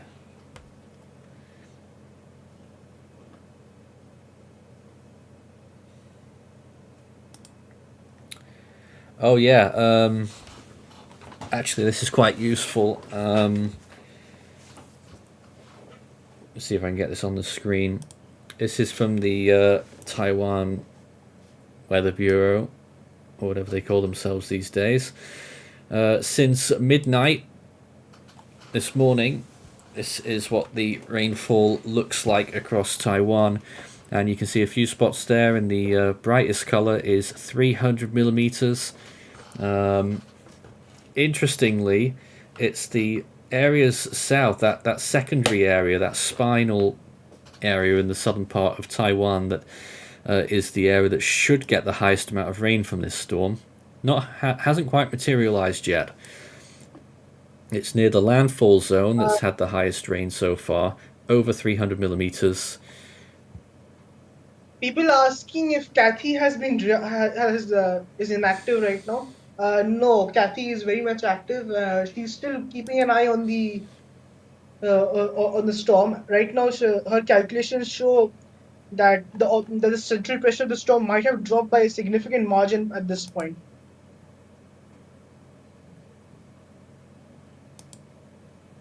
And I believe around 20, 30 millibars, it's risen by now per calculation. Really? Yeah, at least by her calculations.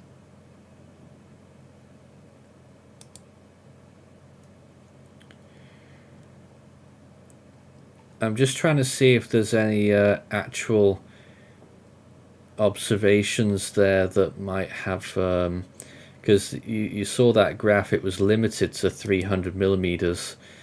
I'm just going to see if I can find anywhere that may have had higher than that expressed in an actual number.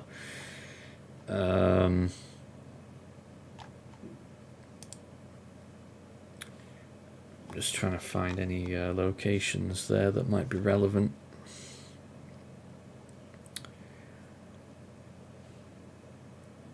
Nathan, Hello. would you like an update On what do you think? an update on what I think. Gaemi. Well, it's right in front of us there on this radar. Yeah, What do you think of it? but for some people that could, might not be watching the live, might want a video update. Are you telling me you've got a video update? No, I'm asking if I can do one. Oh, right. Well, I mean, I don't see why not. Oh, right. I've got info now. Okay. So far, Taiping Shan in Yilan County has received 840 millimeters of rain today. And Quifenghu has received 693. Taiping Shan, another station there, 637. Jinwei Groshao, 573. That's Nanao Township, for those who knew that I butchered the pronunciation there. And Wuta at 562. And Heping Lindau at 517. So a lot. That's 6 locations there that have exceeded 500 millimeters today. And that one, Taiping Shan, 840. It's quite a lot already. I knew they had a page for this. A lot of places up. I mean, it shows the top 100, and in 100th place, it's 221 millimeters. So There's a lot of rain in a lot of places here.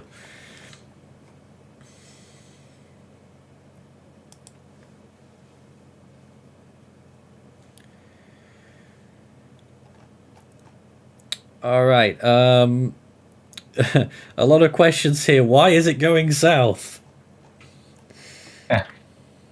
New viewers, I imagine, that wasn't with us from the beginning, and so I have no idea of this whole shabazz that has happened over the past 3 hours. Yeah, it is going south, guys. I'm sorry to say. It's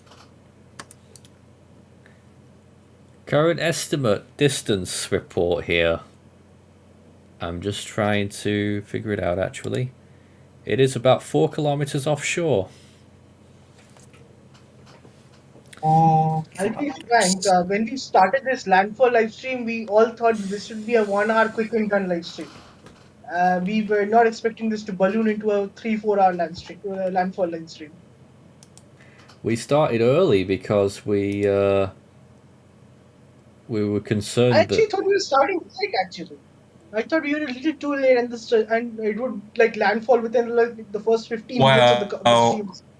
well, so in Nathan originally, when the last stream ended, schedule it, there was 2 options, either to go to 9Z or 12Z, depending on how the storm is looking at 7Z when he wakes up. yeah. And he took the former option, but moving an hour, because at that point, it really looked like the storm is basically going westward, straight for a landfall imminently. Unfortunately, in the 3 hours since then, things turned out very differently, to say the least. This here is Megamin's footage, and again you can see how the conditions have been there in Kaohsiung.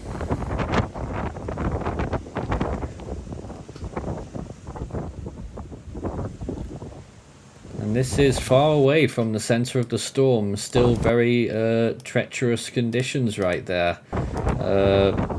Appreciate your correspondence with us there. We can show you another viewpoint as well.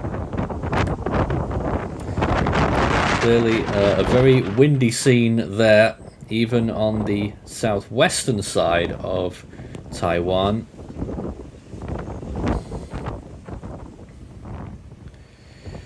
The typhoon's winds encapsulating the whole island.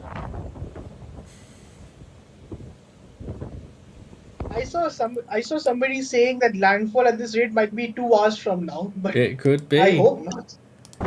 I hope not. As someone If mentioned, that is the case, and because someone's mentioned its name in the comments there, I'd also like to remind everyone that the next storm is Maria. Well, Yeah, the next storm is there was mention of the next name when the stream started, and I was really thankful you didn't mention it, but now you have. That's Well a then. name with a bad A mark history. against it. It has a history. It has a history, to say the least. The let's last, see. the last, 2018 and Sometimes the fact that 2019. they didn't get retired. You know, other bad name storms have been retired since. Like, for example, Yolanda. Even though it was the Philippine name for Haiyan, as we all know, back in 2020, December 2020, in the South Pacific, we had Yolanda as a name and was slated for use. yeah. However, the last moment they changed the name from Yolanda to Yasa. And it's a good thing that they did Yeah, because that Yasa was. became a I remember that. Isn't, I Oh, yeah. remember that. I remember talking about that. That was isn't that was a funny Yolanda case. Yes. still Actually, on? Is it on an East Pack naming list? I It can't is, remember. yeah. Yes, It it is. is. It is. Wow.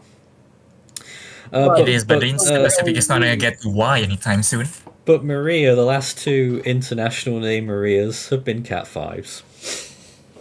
Yes. Both were actually Yes, pretty yes. similar intensity too, actually, both of them. Yeah. I think both were 150 knots.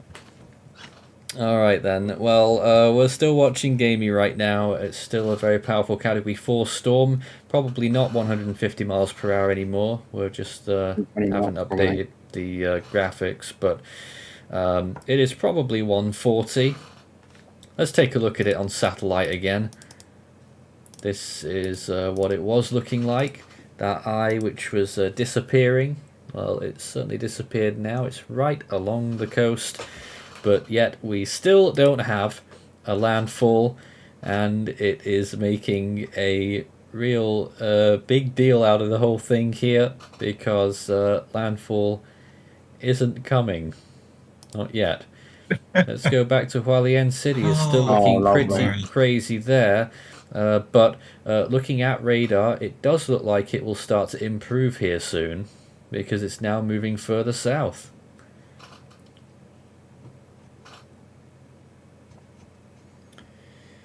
No, absolutely the Okay. definition of hugging the coast. Bit too much hugging. This is not hugging. This is like feeling. Okay. This is not. No. don't He's put it trying- that way. Don't put it that way. That's Oh, weird. Don't don't put take it it that out way. of context. Come on, guys. I'm guessing That's a that goes blooper for reel moment right there. Stop it. Exactly the same. Exactly same. It's not. Let's talk about something else. Where will Gaemi leave Taiwan? Where will its exit point be? That's a good We question. don't even know Oh, what its boy. entry point will be. So what about the exit point? We don't even know.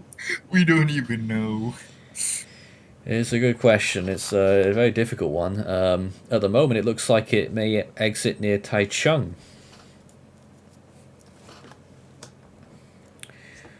Tainan, maybe. Just north. I can't see it on my map. Maybe a bit further north than Tainan, actually. There's another question there, and I think it's a relevant one. Will it do a full loop and manage to re-intensify? Could it re-intensify if it If- steers offshore a little bit? I mean, If I actually think that's I don't possible. see why not. It can't re-intensify, but I think it will be too close to Taiwan still because because remember Taiwan's mountains do more than just damage storms from land interaction. They also throw dry air towards the storm's core. It's a phenomenon called downfall. Yeah, When that's at night cold dry air from the mountain tops flows down to the surface, where the term downslope comes from, and then and the dry air can start intruding into the storm's core. So even if it were to like veer away from the coastline, I think dry air would actually keep the storm from intensifying too much. There's just another comment there as well. In the Philippines, the flooding is very high, and the river in San Juan and Marikina and other rivers are already swelled up. Is it possible for Typhoon Gaemi to stall, dumping more rain on Taiwan? Yes. Definitely. Yes. is. There's a Yes. chance it might. And a comment that the eye has fully disappeared on the infrared satellite. Pretty much. Yeah, but the problem is it's still there on radar and it's still not landfall. Absolutely. Let's go back and have a look. Any new frames by any chance? Yes, that is a new frame. And it is a... Okay, I'm on to an update. It's still paralleling the coast. It is not getting any closer to landfall. Okay. Everyone loved hearing that. Oh my gosh. But if it keeps going, it's eventually going to end up getting towards Fengbin. We had a camera there earlier, but it's gone down already. See, even while it's frustrating for us as production, just remember this also means more rainfall being dumped over the entire area. Yeah, it is still literally about 4 kilometers offshore, the eye. And that shows how small that eye must be getting now. If it's 4 kilometers offshore and the eye still isn't touching the coastline, very close, but that must only mean that this eye is about 5 kilometers wide now. What? What? Interesting. Well, it must be. Somebody in the comments is asking, will it still be a typhoon when it hits China? I feel it's very unlikely because, especially because it's moved so far south. It's going to go through more of Taiwan as opposed to earlier. If it if it had gone the way that we think it was going when we started this stream, it might have a chance to still be quite a strong typhoon with China. But now that it has done this whole deal, probably not. Most likely not, because those peaks are very high peaks. In fact, they're so high that if you take a closer look at radar, you'll notice most of the convection is being squished across the coast. Yeah. That's how high the mountain. Soham, this eye is 6 kilometers wide.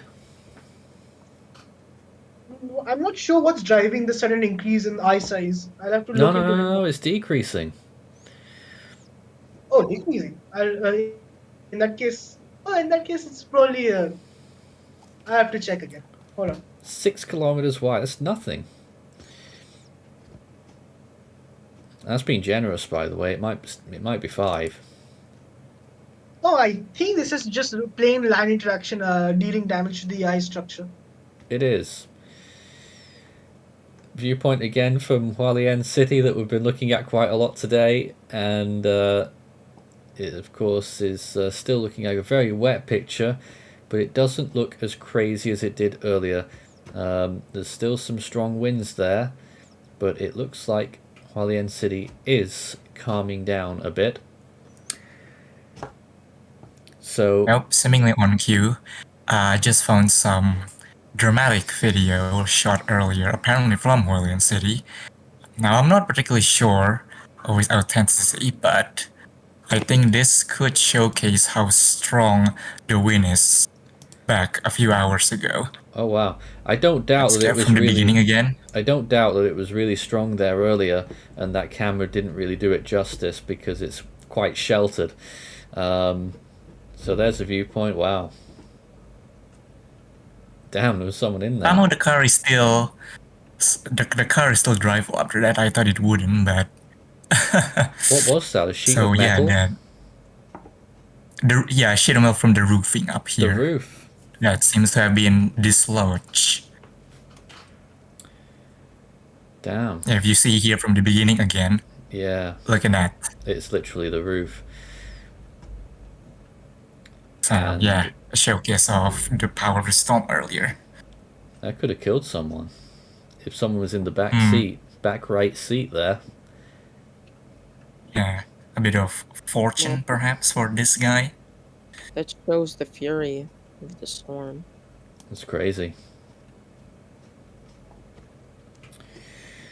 So that's just another viewpoint from what's been going on there, and even despite that, you know, it didn't look like the winds were that strong compared to what you sometimes see, and yet disaster could strike from above at any point if you're out and about in there. Yep. Like a lot of those cars that we've been seeing on the live camera feeds, you know. You don't know at any point that might just be a bit of roof falling off and straight into this street here.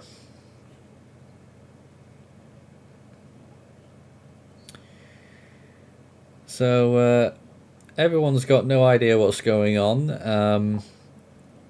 Yeah, People, we've pretty much thrown our hands up right now. Losing their mind a little bit that it might do a loop.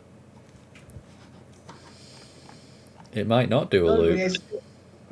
Don't worry, I still have a couple of meteorology student friends on standby. They're keeping an eye. A mode of lovely, our person in the Philippines as well, says, would we compare the enhanced monsoon to the one we saw in 2012? I don't know that much about that, apart from what Kin was telling us earlier. It sounded quite comparable, but I don't know enough about that.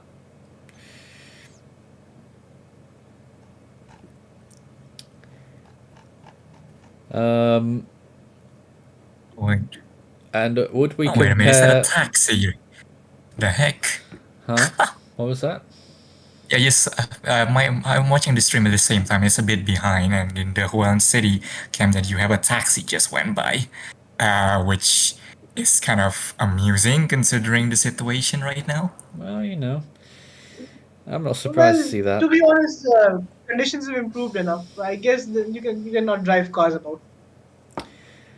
Would we compare this season's activity with 2016? Because it seems like it's doing a 2016. No, No. unfortunately. No. I don't know if I should say unfortunately or No, that's a fortunately, but unanimous. it's not. It's not taking that same route. Mainly because the climatological index on the north of the Pacific, called the Pacific Decadal Oscillation, is the exact opposite of what was in 2016. Ah, So we had a positive phase of the Pacific Decadal Oscillation in 2016. And this year we have a strongly negative phase. So that usually drives down activity in the basin. So if so, even though it won't affect actual storms once they do form, it will affect the frequency of the storm count. as of 7, Taiping Shan has received 863 millimeters of rain since midnight. And this is, if it gets into the 900s, that would be Nipartak levels, because I remember looking at these very figures during our Nipartak coverage, and it was into the 900s in the 24-hour period. So, quite comparable there in terms of rainfall. A different part of the country, though.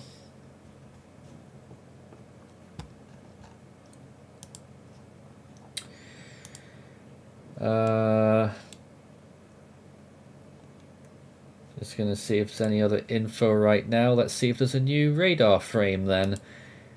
Here it is, that radar. No new frame yet. Well, I can tell you that the area that we see videos from overview about that I showed earlier, that area around Katipunan and Sanison in Metro Manila, San Antonio, there is a blackout in that area now. Oh, really? There is no power. That area that we saw earlier, I showed a video of. That some guy that posted a video is now posting updates saying there is no power here, it's pitch black. Wow. CVK says, since the deep tropics are stifled, could the higher latitudes see more typhoon activity? Not that stifled, really. We've just seen 2 deep tropical storms. I'm guessing this refers to 2022, because in 2022 almost all deep tropics activity was killed off. It was so bad. It was so bad that the entire we know that normally storms in the Westpac form from a near permanent monsoon trough that is present in the deep tropics, right? In 2022, because of the prolonged La Nina that we had, the easterlies that were driving the La Nina were so strong that the entire trough evaporated into oblivion. Like the Westpac's main method of producing storms was gone. So because of that, during September, we just got lucky, and a small positive phase of the basin brought back the equatorial trough in a much higher position than normal, which was around 20 degrees north, around 15 to 20 degrees north, and which is why we had so much subtropics activity during that time. New frame and a jog south. It's 5 kilometers away from landfall. Oh my 5? gosh. From 4 to 5. Wow. Yep, it's gone up from 4 to This is 5. even making a handful. It's even going to...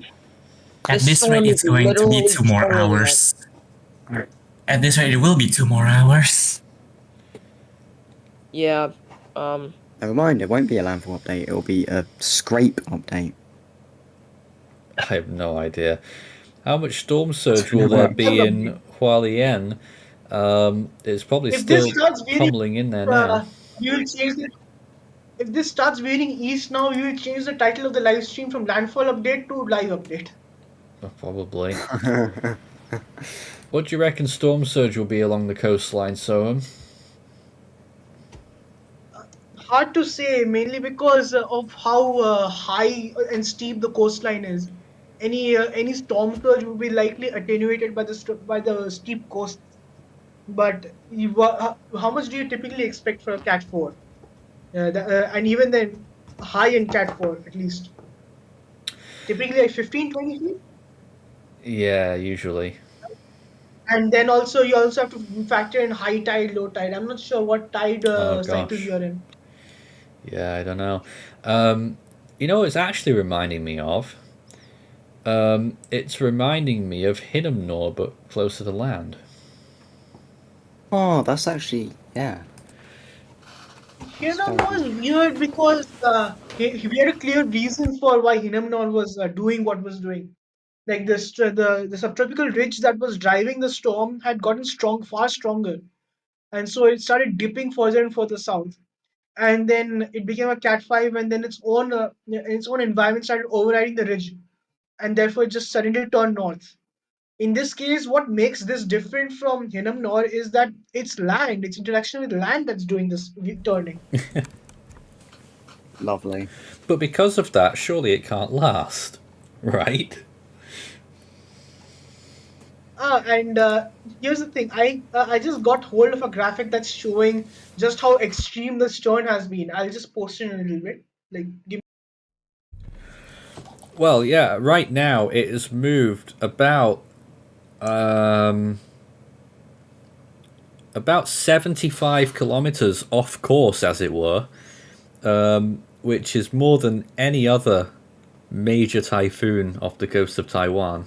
Yeah, if you take a look at the output chat, It is, that's how extreme the turn has been. yeah, it is now the biggest deviation How annoying can this storm get? that we've seen. There's Soham's graphic, and I had to do a double take there because I thought it was showing category 1, 2, 3, 4, 5, 6 when it Oh is. no!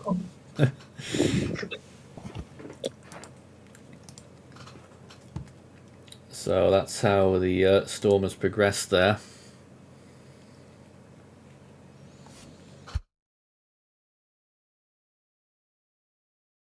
I do see that latest frame.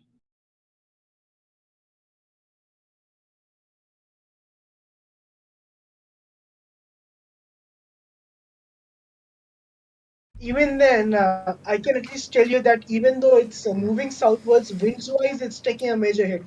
It is. Most likely, winds have probably rapidly decreased, and pressure's probably risen up rapidly as well. Satellite imagery So, doesn't look quite as good either. It's losing the mass of red around its fringes. Do we have any actual decent estimates right now then for wind and pressure? we don't. That's the problem. We I don't. was hoping. The problem with land interaction is that it takes satellite estimates out of the picture, and and microwave estimates too aren't that useful because this storm was in an IOL replacement cycle before land interaction destroyed that. So driven objective estimates are also driven too high. So so I was hoping for some observation data, but it's still paralleling the coast, so it's still too far away to get a proper picture. Um, ADT is 112 knots. I don't know how it's managed to get a number that high, but considering its satellite appearance, but it's what it's saying. Probably not too far from the truth. ADT has a weakening constraint flag in its algorithm, It has so weakened that's slightly most on the likely ADT, a yeah. value.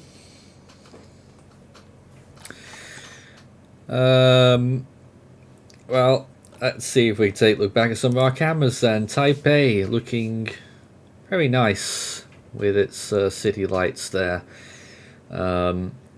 But a big cloud in the region. I'm probably still getting rain there as well, and some strong winds at times. In general, though, conditions should be improving there. This was what Fengbin looked like before the camera went down, but that camera is down now, and the eyewall will be reaching Fengbin very soon at this rate. Another view at Taipei, looking down onto the street here, and it is looking quite calm. Very Okay, wet could somebody surfaces. check the latest radar frame? So I'm getting reports it's moving southeast. Oh, we'll get to that in a minute. There's Daxi, the west side of Taipei, looking quite calm again. This was Hualien County, but this camera went down too, as you can see. Those were the last images before it went. While the end city, of course, this camera is still running. It's been through the wars, hasn't it? And now quite a few more people getting out and about there, so clearly conditions improving. The winds are getting a little bit less, but still lots of rain here. And Yilan, which we were looking at for a potential landfall earlier, well, it's now gone completely the opposite way, and the storm is now it's 106 kilometers away. No, more than that, 113 kilometers away from Yilan now, when at one point it was just about 50. That's like almost more than double. More than double. Let's check this latest radar frame, if there's a new one.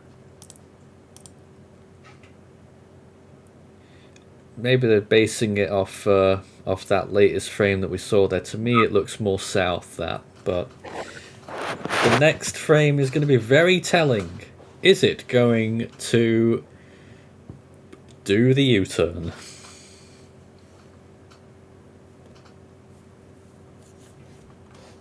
Actually, I think it might be further from the coast now. Could it do a distance from eye to coast reading again? Well, the last update, it went from 4 to 5, didn't it? So, it is. Yeah, and could you do another one right now? Waiting to see any more updated frames here. Not at my end, but this is going through a filter which is going through another filter, so it might be a bit slow. Pardon? You have the 1920 frame? You have the 1920 radar? Yeah, this is it. We Okay, already then you have had all the that. latest frame then. So we await more fixes here, but right now it looks like it could be a frustrating evening, really. I mean, some people might think that it sounds ghoulish to want a landfall to happen quickly, but in reality, a landfall completely arrests the storm and causes much more rapid Yeah. weakening. On top of that, because it's moving further south, it also delays. It also not only does it delay its weakening, it also means more rainfall overall over the entire area. Yeah. Nathan, what wind and pressure estimates do I put for the update? So I would probably go 140 miles per hour at this point. Hmm. As for pressure, I am not sure. Yeah. I will try and do some calculations just at this point. Our resident meteorologist on board, Kathy, has CKZ. estimated that we have lost around 50 millibars since 15? I think the last 3 hours. We That lost 40 sounds, millibars in the last 3 hours. What? Due to structural damage. So what? 15? We have lost around 40 millibars. I'm not sure. 14 or 40? 40. 40. Because What? Yeah. Hold on. Are you sure? Yeah. I think just It's not 8. Let's go with 20 and we'll give it 946. How about that? Right, 120 knots, Yeah, 946. It's fine for operational. This storm will need a significant amount of effort in reanalysis. I can already tell you. I can tell you guys ahead of time. Don't expect the animation anytime soon. The reanalysis on this will be a headache. Oh Yeah. dear. For you. Anyway, we'll, so we'll what was that, update that's our 120 graphics knots? soon. You'll hear a few dings as I do my updates, but we're going to put it down to 140 miles per hour, 946 millibars. Yeah.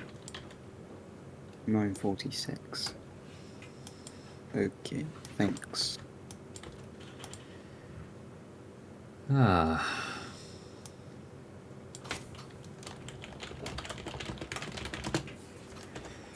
So we're sort of doing some hybrid work here whilst we're also live streaming as we keep watching this live camera.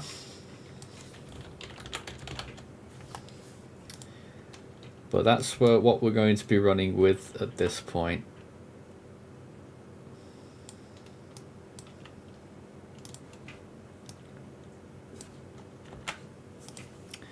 A very interesting storm progression this has been.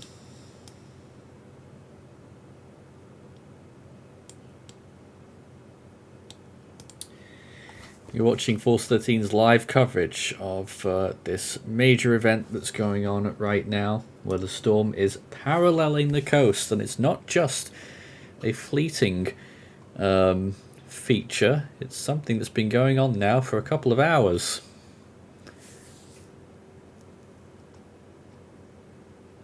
Do we have a new update on the radar frames? I have no idea. Let's have a little look. Just reload this, and I can't tell if that's a new one or not. I'll have to go and check the timestamp. Yeah, it is a new one. Moving south, possibly south-southeast.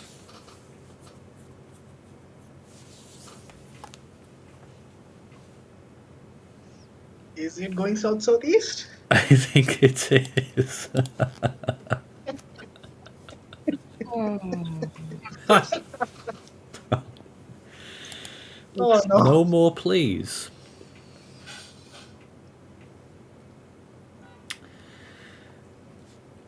The storm is currently 8 kilometers from landfall.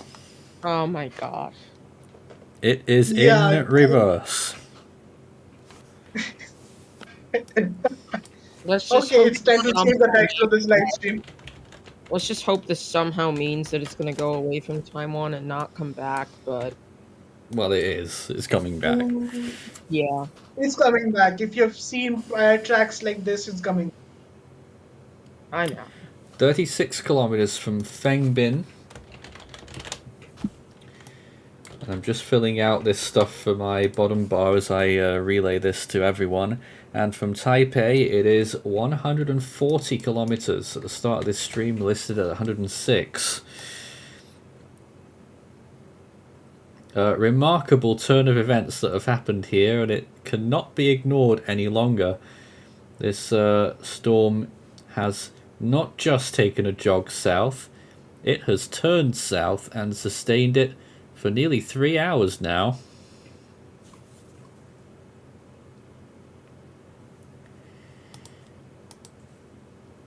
And has turned by a good 80 kilometers off course. Usually you might see 10 kilometers, 20, 35 in the more extreme cases. And this storm has turned south 80 kilometers worth so far, and is still doing it, and now appears to have just started to turn south-southeast. Now, if it was moving due south, it would still be getting further away from the Taiwanese coast because of how it's presented there, but it may even be moving south-southeast. 8 kilometers away from land. Earlier it was 4, and it is moving away from land right now.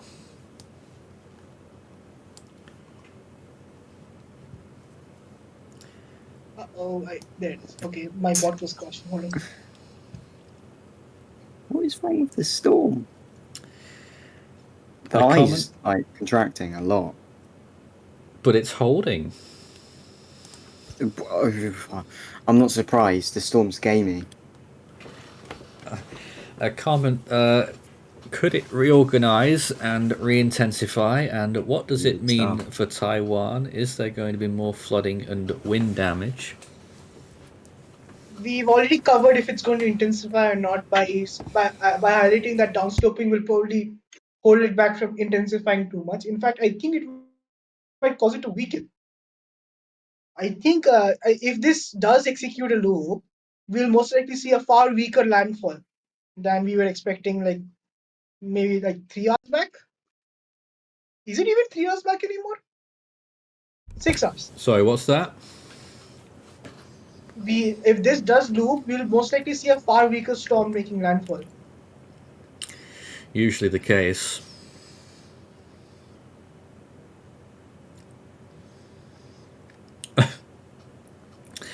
Jason in the chat says it's a shopping trolley with a wobbly back wheel. Not the worst analogy. I like that analogy. Jeez. This again is the view from Hualien City. The storm is moving away from the city here when it looked at one point as though it may have made landfall there. Well, it is still gallivanting down the east coast of Taiwan. And at this point, if it did make landfall right now, it would be in Xiaofeng Township, in a pretty sparse area. Inland a little bit, you get to Fenglin and Guangfu. And a little bit further south along the coast, you've got Fengbin Township.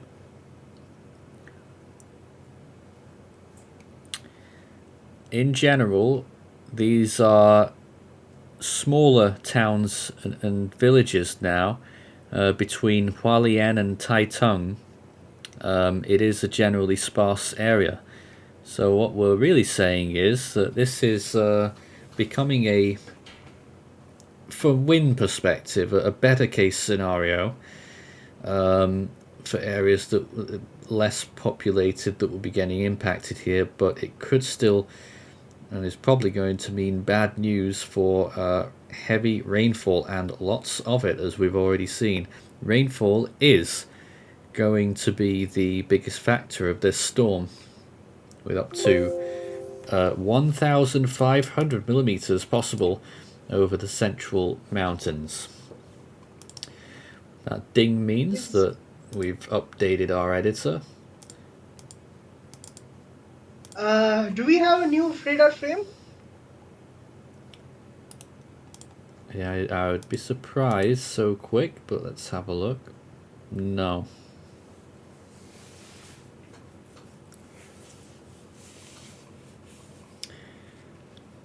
And now we're getting one or two people in the comments saying, will it come and say hello to the Philippines? Wait, what? Well, that would be insane, right? It is not going to happen. This Not is going to happen. going to turn back one way or another. Whether This loop is terrain induced. And terrain induced means local, so it's not going to go far south into the Philippines. whether it is going to loop the loop, Christ. or whether it might just veer into land in a minute, which is becoming less likely now. It looks like loopy loop is becoming more likely, Jack. It's going to go loop-de-loop. Oh, there it is. And it could happen quite soon. The more you look at this, next frame will tell us a lot as to whether it actually is going to go and do that loop. There's plenty of interesting comments there. Gaemi attempting parallel parking. Oh dear. We should also point out that we are approaching the completion of our 4th hour in streaming this. This was not supposed to go more than 1 hour. Just to put this in perspective. It might have been 2, but yeah, this is 4th hour of coverage soon on this remarkable typhoon, which we're still giving 140 miles per hour right now, and pressure of 946 millibars. Also of note is that because this is the longer this takes, the more the number of viewers come to watch this weird thing happening. I think there are more people here now than we had at the start of the stream. Far more. That might just be America waking up, I don't know.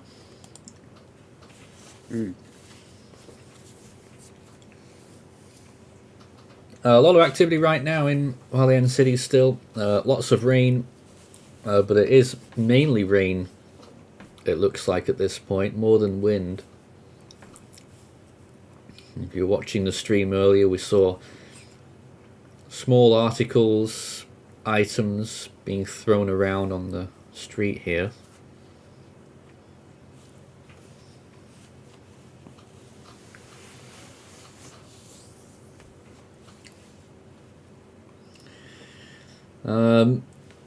But the question is, where do we go from here? Where is the landfall? It is still 8 kilometers offshore after drawing within 4 kilometers earlier on. Shigaki. And what? And I should point out that it has traversed a quarter of Taiwan, paralleling it. Also, what a friend of mine plotted the last 7-10 minute points from radar. I'll just post them now in a minute.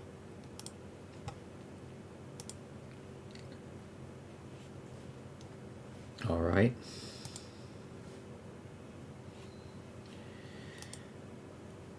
Okay, if you notice the output check, you can definitely see a very clear southeast turn now. It's very pronounced now. Oh my gosh. I'm not seeing it as much as they are on that. But it wouldn't surprise me, but I'm not as convinced as they are.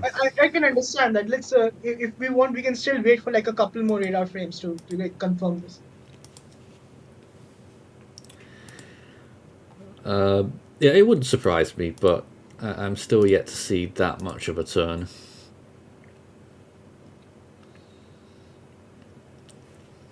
And it is a very small eye. It's hard to get a good read on it. I think the 1930 frame is out now. Yeah, that's been out for a while. I need to keep better track of when the frames come out. It's hard to tell when is when. Well, it's definitely moving south. But is there an easterly component on away this? from the coast because of how Taiwan's coast is angled. Yep. And this is what recent infrared views have looked like. May as well show these for a bit here whilst we wait for the next radar frame. And the cloud tops have been gradually dwindling. Big burst of convection over southern China there, by the way, on the tail end of this storm.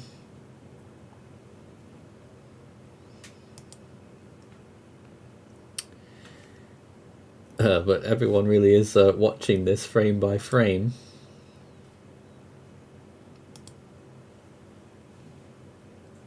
That big burst is probably driven by what do I say? It's probably driven by interaction with land over near China. Yeah. I've seen it's pretty common actually. If you have noticed imagery for past storms that travel directly through Taiwan, Yeah. you'll notice a big blow up to its west.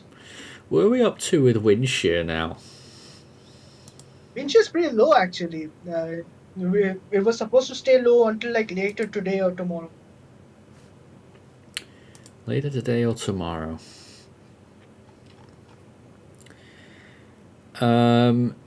If it loops, will it go towards southern Taiwan? I don't think so. Well, by looping, it means it would go back towards northern Taiwan, would it not? Yep. And another comment, suspect the steering is not strong enough to pull the storm westward. The mountains have become its steering ? That's a good observation. Yes, the mountains are the main steers of the storm now. Wow.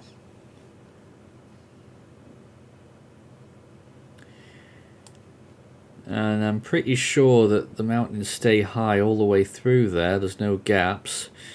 It's a very tall mountain range on that side. The complete total wall. if you would like put it in analogy terms. Well, there it is. I mean, Gaemi has been unable to beat the wall.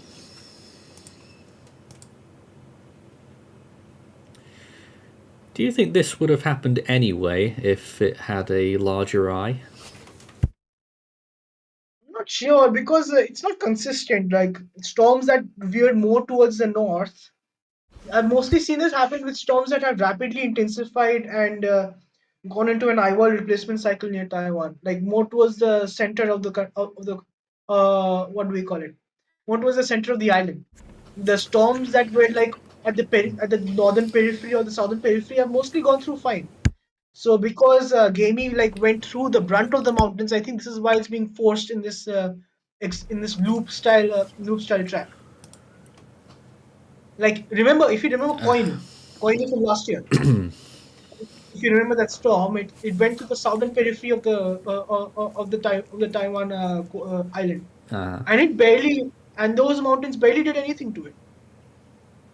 oh So I yes. think it's this is more driven by where it hits Taiwan rather than how strong or how large the ice size is. Well, feel free to send in your comments and questions live on the air because it might take a while. We're happy to have like conversations.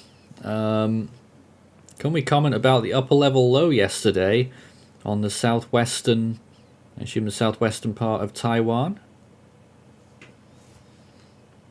Also, I should point out many of the storm chasers are at the northern part of the island, so they've all been caught completely off guard. All of the storm chasers are stuck on the northern part of Taiwan.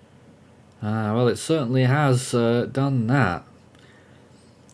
Yeah, because see, they were on the northern side near Taipei. They were all waiting and having set up their equipment all the way over there, and then they suddenly look and the storms towards the center. Well, good to know that we aren't the only people that are getting caught up and frustrated by this. Yeah, Just and it's actually more frustrating for them because all the highways are closed as a result of warnings for the storms. So they can't even get to the location. I'm just examining the JMA right now. They're keeping the storm at the same intensity, 940 millibars.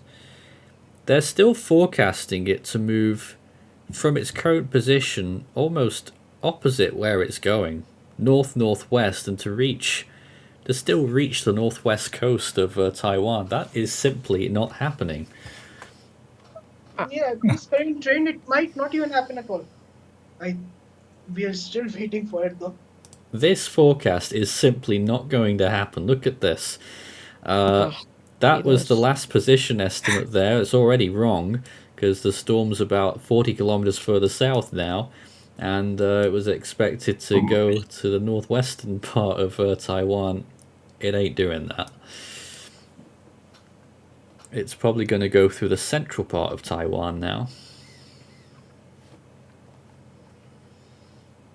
First, we have to first see if this loop even executes properly. Oh, there's a new frame, and it is southeast. Oh my gosh. Okay, yeah, that's just we can officially throw this landfall coverage in the bin now. It's not gonna landfall. What did I say? Oh, We boy. are seeing loop the loop. Yes, I did it, Jack. Oh no, I jinxed it. So who's in charge of the title for the stream? Me usually. Can we change Yeah, the it was Nathan title that said to it, though. Landfall coverage to live update? Well, I don't know. In I mean, retrospect, probably. It might do it very quickly and make landfall in 2 hours. Yeah, Oh, God. we've been saying that for the last 2 hours as well. Yeah, but it is actually starting to do the loop now. Most of the loops, it can My take God, as I long knew as it. 12 hours, or it can do it as short as 3 to I 4. knew it. Always, this loop is probably going to go way beyond our limits as a coverage team, unless if somebody is interested in taking shifts. Dear gosh. Right. So, question Well, the then: current is it going to radius of strengthen 64 again? knot winds. That's the next question. 65. No. What? My money is on remaining steady. I don't know if it's going to strengthen because of dry air potentially causing issues to its core. But maybe we'll just have to see. When it starts making that loop turn towards north, that's when it'll probably have the best conditions for intensification. Oh, outrageous. Outrageous. It's one of I've those got, situations where the JTWC's oversized cones might actually be a good thing. If anyone wants to hear, I have the 64 knot wind fields tolerance. Okay. So 75 nautical Where? miles northeast, Oh, 70 nautical miles to the southeast, 60 nautical miles to the southwest, and 55 to the northwest.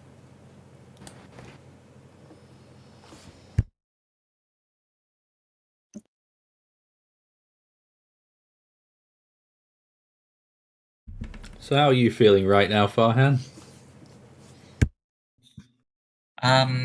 Not great. Yeah, this is potentially going to be, well, originally I thought it's going to be my second Landfall coverage where I stay on the Discord call all the way. The other one was Rye, and I will forever remember that because that was my first one. And I'm going to forever remember this for how comical it is. Earlier, when I was muted, there was a comment by Hurricane Alton Ebron that says, "Would it be possible that the game will be retired?" Well, I'll tell you, Alton Ebron, if it does to me, I will retire it because this dang name will give me PTSD for years to come from what it's been doing the last 4 hours. Oh dear. I'd suggest anybody, if people, I'd suggest to people right now who are covering, I'd say go and eat something, because I know many of us have been here for the last 4 hours. So it was 8 kilometers from land earlier. It is now 14 kilometers away from landfall. Wow, we're Oh, just dear. speeding away from the coast.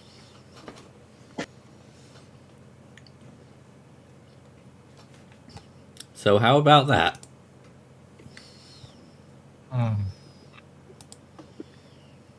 This is gonna be a stream full of disbelief noises, especially from hour 2 onwards. A moment of lovely in the chat there informs us that rainfall has drastically slowed down in the Philippines. No more red rainfall warnings at all. They've been lifted. So that's some good news. Some very interesting comments there as we look back at the view here at Hualien City in Taiwan on the east coast, which probably should have had the eye of the storm, but it decided to play silly buggers and is now moving back out away from Taiwan again for now.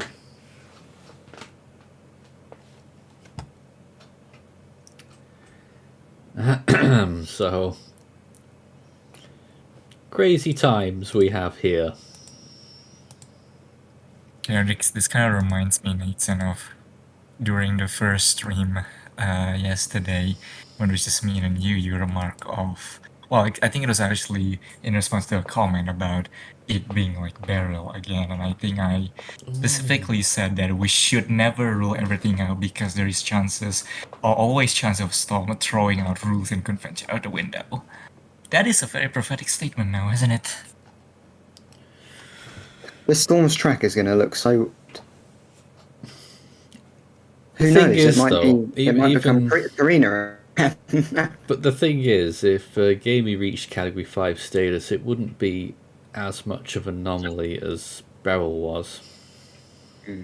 Yeah, I mean, because the Westpac has like a Cat 5 in like every recorded month of the year. Yes, it does. It does. That is true. Alright. It wasn't the case until like 2019. I think only in 2019 did we actually complete this 12-month Yes. C5 streak. Yes, in 2019 with Boot Tip in February, that completes the whole set.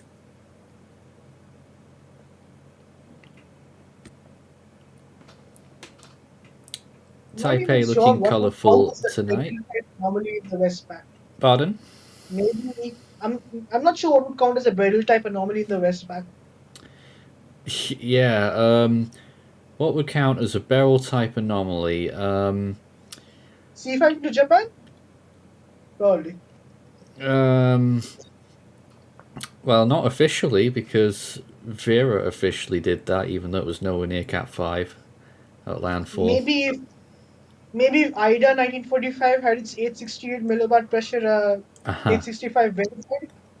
Ah, well, that one is. Still need to figure that one out. Regardless, do we have any new updates on radar? Probably not. Has it been that long? Not yet. Must be soon, though. I did have news earlier, though, that I didn't manage to report. A new update on rainfall totals today.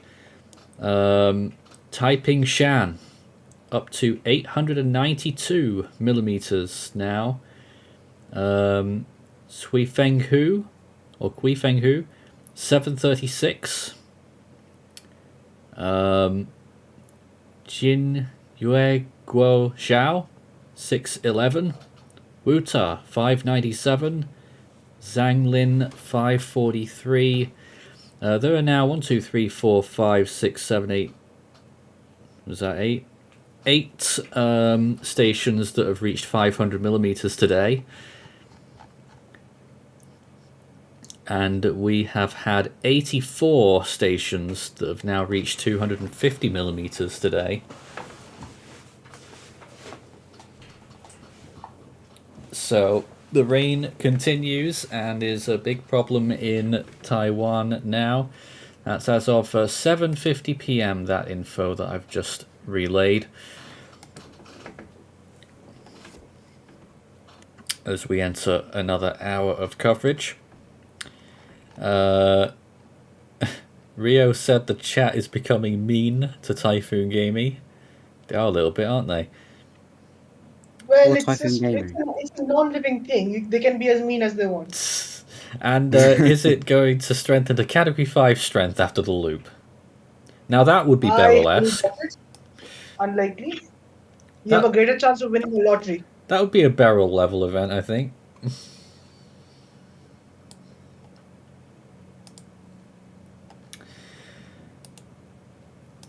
Is that a new frame? That is a new frame, and those reds surrounding the eyes starting to come apart quite a bit there as it continues this loop, which it's now doing.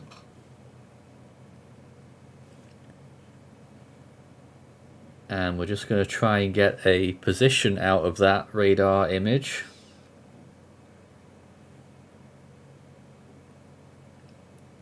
I'm trying to get my bearings.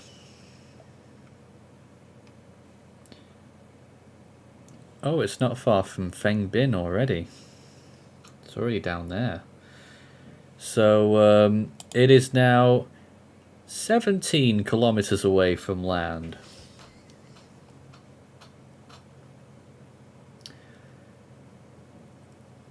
It has done half of the loop already, really. It's done 180 degrees since yesterday when it was moving north-northwest.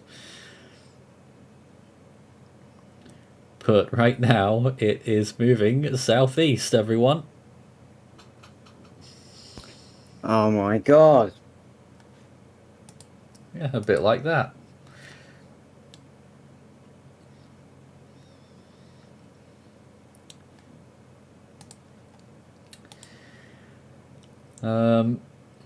So the storm is still relatively powerful, a Category 4.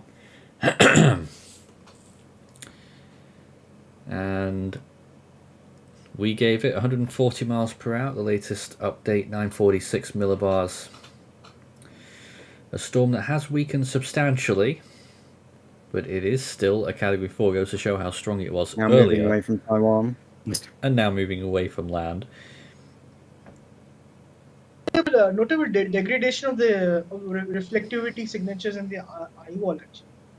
Yes, If you exactly. notice. So what's going on in there? I think that's dry air Dry from the air. land. Yeah, I talked about this. Remember downsloping from the Taiwanese mountains. Either that or land degradation. Well, these both current factors.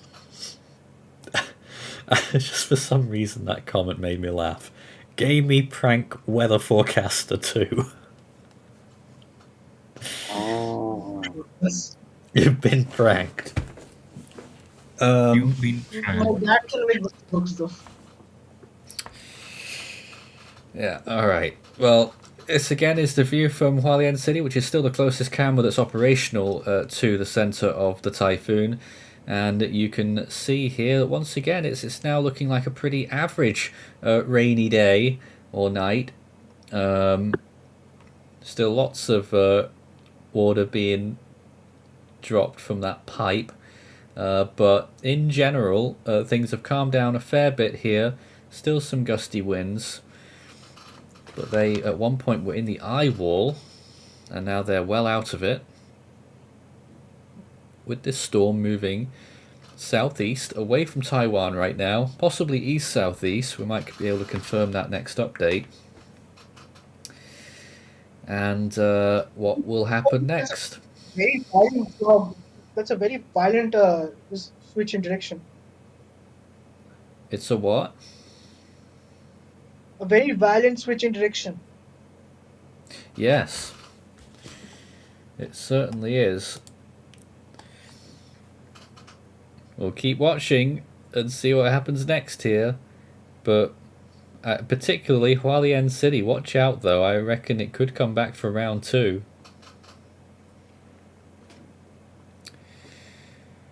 This is the kind of event that David Tones would have loved to have been part of, Jack. I did ping him. Well, time zones won't be Yeah. kind on him right now. We'll find out.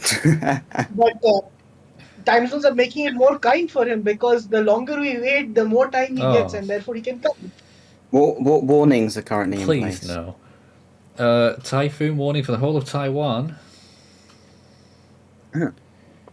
And typhoon warning for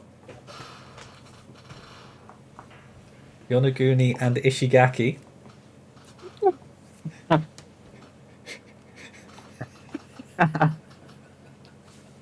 Jack, I think you have to put your landfall update on hold. Oh yes. Yeah, I might just. If you cannot tell already, That's guys ridiculous. watching this, we are losing our mind here. We are Just actually call it. losing our minds here. I guess we could call it the scrape update.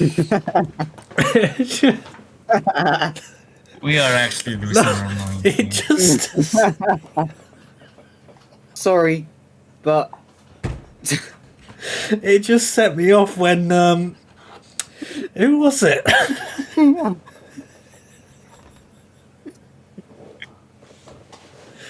It was Dark Steve in the chat that just said round 2 fight. It's just ridiculous. It is ridiculous. no. Oh, yes, No the bleeper. viewers, the stream members are completely incapacitated right now. For 5 minutes. Guys, wait, a red typhoon warning? Well, this is a serious situation, though. Really? Is that true? Are you telling me that China have issued a red typhoon warning? No, they haven't. Oh. I can't find typhoon warning. I'm just going to double check that just to see if we can get an update on those Chinese warnings. Yeah. Because I'm sure they may have made some changes. I'm just going to go and double check that. And actually, I'll just go through all of them that are currently active. If I can press the right button. So they've got yellow typhoon warnings out, and they extend as far south as near Guangzhou, and then they continue northwards. Yellow typhoon warnings all the way up to Wenzhou, but Wenzhou and that kind of area is under an orange typhoon warning.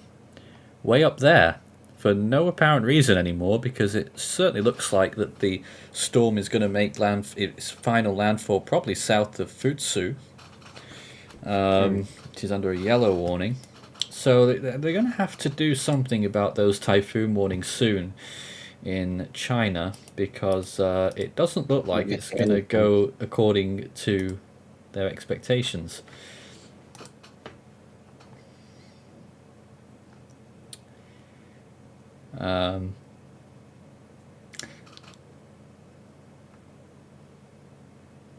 Unfortunate thing right now is because it is nightfall now. There is like less like opportunity to get like footage and like photos, because of course it's night and it's quite difficult to get such footage when it's nighttime, unless you are in a lit area like a city cam. Now, why is And it also done especially in that? the Philippines now, because many places having a massive power outage, so Oh, it yeah. is kind of hard to really give any up-to-date conditions, because it's dark now. So really, you just left here sitting, watching this, losing our mind because of what has happened. I'm sorry, but these comments are getting too much. It's ridiculous. Anyways, I'm just checking through some of my. When's Gaemi gonna make landfall and when's who? Was that a question? It's not gonna hit Wenzhou, is it? That's all. And he's mumbling to himself. Not unless it goes much further north.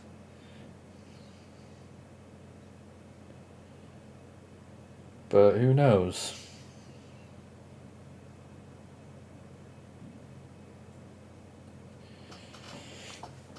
I was just reading up on any more info there. Anyways, let's see if we can get some more comments right now. They haven't really had any of interest as we continue to watch this view of a rather settling picture slightly now in Hualien City. Let's see if there's any new radar images. We just keep watching this, looking for the next crazy picture as to whether that motion has continued, which it probably will. No info on that yet. Has it been reflected on the satellite imagery? Here it is, and not really. Perhaps it's a bit delayed, but what we are seeing on that satellite imagery is the areas of red are getting less and less. But we have just seen one or two little bits of green in the center there again. But it's still a real sign of a weakening storm. It's almost as if it is over land as you look at it on satellite. It looks like a storm that's made landfall, so doesn't it? Yeah, that's just plain land interaction.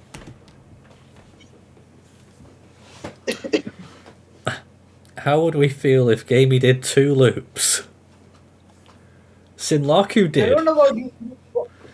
I don't Yeah, know the about problem myself. is- Oh, yeah, right. Sinlaku did do 2 loops. It did. The problem is, I was about to like facepalm and laugh, but the problem is, it has happened before. It has. So you really could not rule that out. So oh god. Yeah, for all we know, Taiwan could force Gaemi into a second loop. Nathan, where What is does gonna the be- yellow typhoon warning stretch down to? Quanzhou. Guangzhou. We have no idea how to say it, but Quanzhou. Which isn't far from Xiamen. Yeah. Okay, another comment there. Now that it is looping, where will it make landfall? Central or northern Taiwan? That is still a decent question, really. It could still hit Hualien again. And when we were looking at all of those other storms that did a loop in the past, they all tended to be quite stretched north to south, didn't they? Yeah, that is the precedent we're working So with. it could still end up going that way, but you know, all of this loopy roundabout stuff probably just to get the same result in the end of a landfall not far away from where it was originally. Oh boy. It just decided it wanted to take an extra 12 hours out of our lives. Because it do be like that sometimes.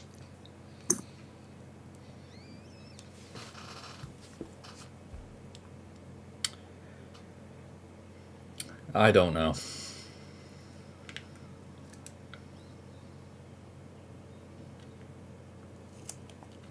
It absolutely refused to make a landfall, as one commenter said there. Got to within 5 kilometers of doing it.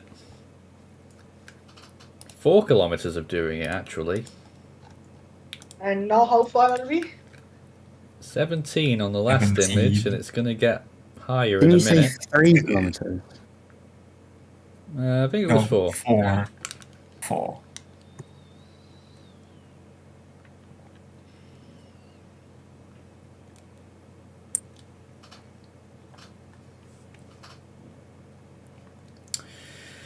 Well, we're sort of beating a dead horse at the minute. We're not sure what much to do. Yeah, we are. We definitely Yeah. are. It might be 4, 5, 6 more hours to landfall at this rate. Well, that's what I'm thinking. We might end our coverage at the end of the hour. Yeah, Yeah. that's what I was thinking as well. So, any plan on changing the title yet? No, we'll just start another stream and call it Landfall Attempt 2 or something. Part 2. Part 2. Landfall Part 2. The second iteration. yes. There Yes, will be a I director's guess. cut. I guess.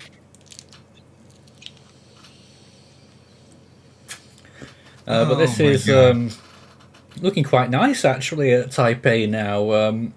Still windy, Yeah, I that is a assume, nice but scenery. it's cleared up. I think that's a clear sky.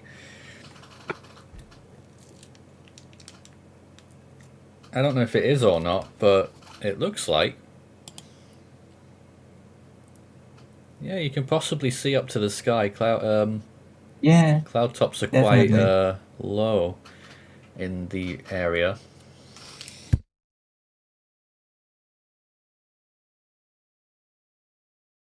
I'm if- sure. and if- I mean, That one is lit up very nicely.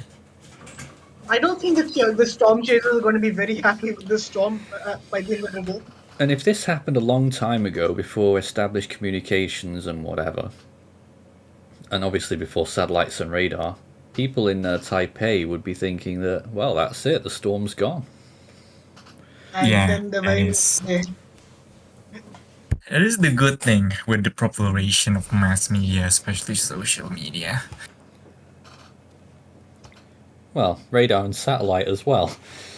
You know, otherwise, they wouldn't have a clue that the storm's going to probably cause more of a rough time overnight tonight. Probably still won't be too bad in Taipei, unless, well, that's the thing though, isn't it? We still don't really know when the storm will stop looping. It may give it another chance to head straight up northwest or whatever. Or will it keep it tight? Will it not move very much north? Will it turn straight west again? Also a possibility, but I'm wondering how likely that actually is. I'm not sure. From what we saw, Well, the further it goes away from the coast, the lesser the influence of the mountains in its steering. So the further away it goes, the further back into the wider synoptic steering it goes into. So it all depends on how long it takes to get that far away. so it's happened once. If the storm loop the loop and goes back towards landfall again, are you telling me it's possible that the mountains will do exactly the same thing to it a second time? I mean, it happened once before. I don't see why it couldn't happen again. Oh, that's just wonderful. Oh my God.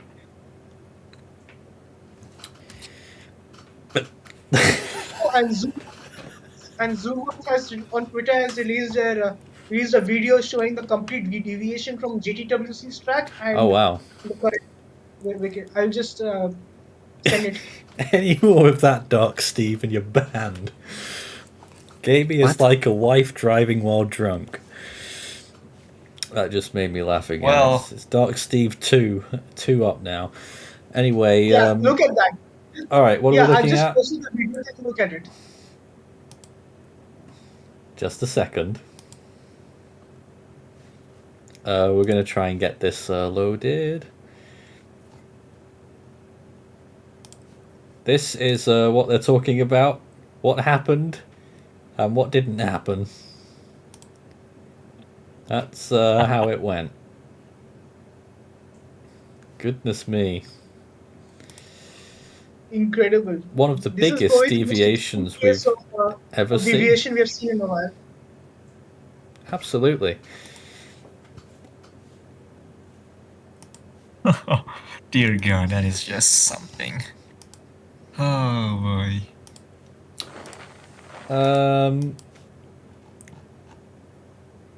Megumin has sent us some more footage on the ground at Kaohsiung. We appreciate your participation. I definitely do.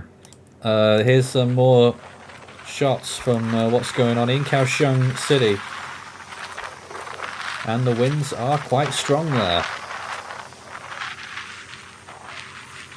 Of course, we had the first Taiwanese fatality from this storm over in Kaohsiung, so it certainly is evident from that this is a situation that is capable to kill people. And that was a fallen tree. Hmm. I'm just trying to get this. Yeah, there's some more of this footage here.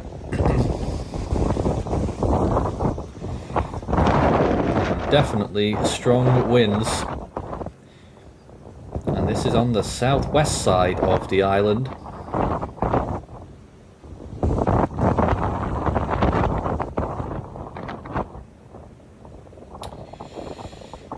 So, more dangerous conditions continuing across Taiwan this evening. Our regards to Megumin there, and hope you're keeping well. We're still looking at all of this radar imagery, which is quite remarkable.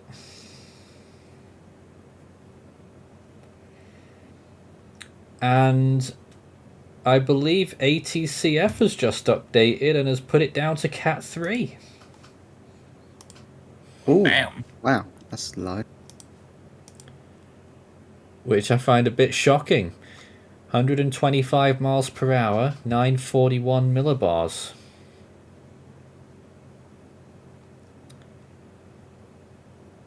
I am not sure. Maybe.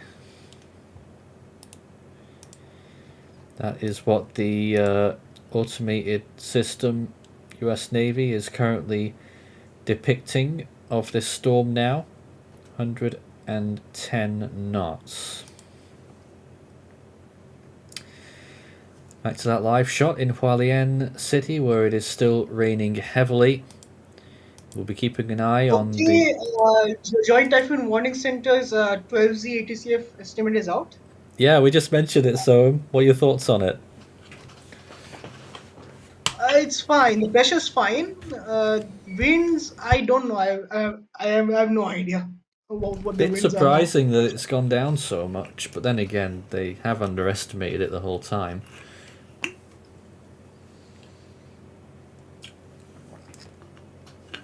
Rainfall update as of 8:10 p.m. Taiping Shan has received 910 millimeters of rain. And that's just today. There's now 10 stations that have reached 500 millimeters, and there are 88 stations that have now reached 250 millimeters, which is 10 inches.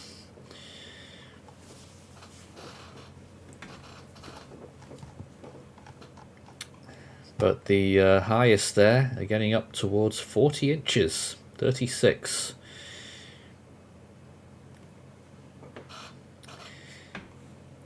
So it's a very interesting storm for many different reasons here as we continue to run it live. Amount of Lovely says that Gaemi calling for a taxi because one just drove by. Thank you very much. And people's patience, one person said that their patience is dying.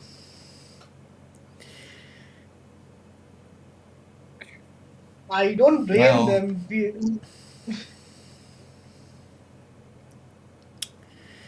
oh boy. Okay, what are we supposed to say? The storm's clearly executing a loop. And because it's executing a loop, it's going to take longer to landfall. Yeah, I'm just waiting for some new images. There hasn't been one for a little while. Yeah, at this point, we legitimately gotta just log off for now and come back when it actually starts going for its actual second attempt. Sure looks like it. We will be wrapping up for the time being at the end of the hour. Is this our first failed landfall live stream? Sorry? Is this our first failed landfall live stream? First fail landfall. Oh, good God. Hail 13. I don't Welcome know. to the land. Probably the first one in a great many years. Yeah, However, you've been at this for more than a decade, so this can't be the first time that it happens. 9 years but of the live first one is streams. just, in this channel's history is probably the first one because the last case of this happening was in the 2000s. And this channel didn't start till like 2011. I don't know, but we will throw it to the automated stream at the end of the hour. We've got 24/7 live stream, which is running the whole time, and that will get updated as well, which will have the latest info on Gaemi. It'll be out of date at first because I've not gotten around to updating it because I've been here. But then it will run on the automated stream for a bit, and then whenever we decide to return. I don't even know if we will. If it makes landfall in the dead of night, I don't know if we'll even go live again or whether we'll just do a video update. But we'll see how it goes. That is the great uncertainty of this. It's so I'll just uncertain, pretend we to be just asleep don't know. when the next landfall attempt happens. Still questions about whether it will strengthen to Category 5 when it loops. It really shouldn't. Oh, No. If it does, it's Beryl again. All right, we'll just we'll leave it at that. Beryl's just come back. The extremely torrential rain warnings have been expanded. Here's a look at them right now. Quite a few other areas have been added to the list now. Let's take a look at all of them. It's all of Pingtung County, Kaohsiung City, Tainan City, Chiayi County, Eastern Yunlin County, Nantou County, Taichung City, Miaoli County, Hsinchu County, mountain areas, Yilan County, and Hualien County. All of those areas. Extremely torrential rain warning. And then the red zone is torrential rain warning as well. I still don't actually know what the difference is between extremely torrential rain and the others.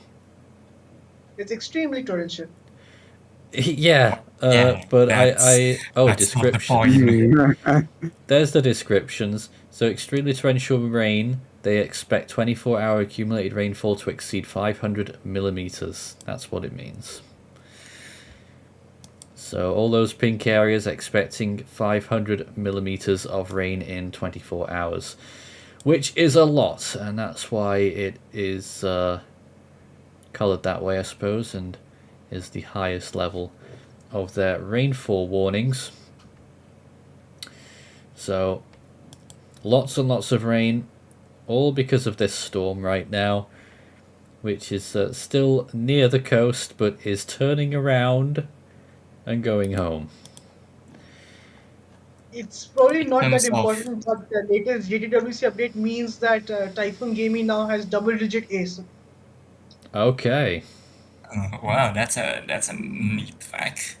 But yeah, in terms of rain, this is actually a worse scenario. And if we get more like footage and updates regarding that, we might be able to comment more on it. But the fact that it's nighttime mean that it's becoming really hard to get that. So over the past hour, we really don't have much to do other than scrapping the most basic info we can find, while also try our best to not laugh too hard at some of the jokes that has been coming in due to the ridiculousness of the situation. So just gonna put that understanding out there. Yeah. Not very good.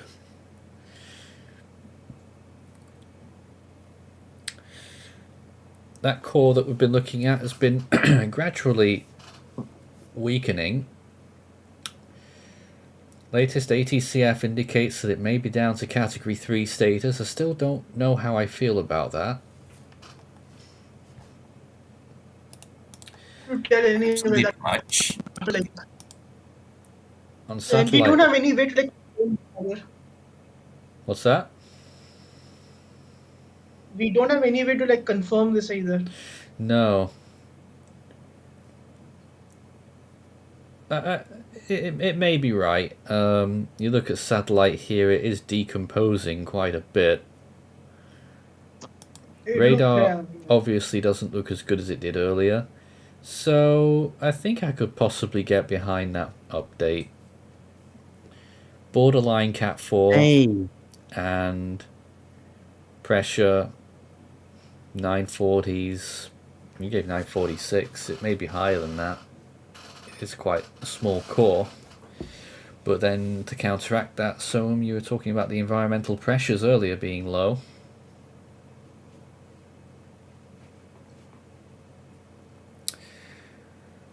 A lot of lot of more interesting comments in the chat there.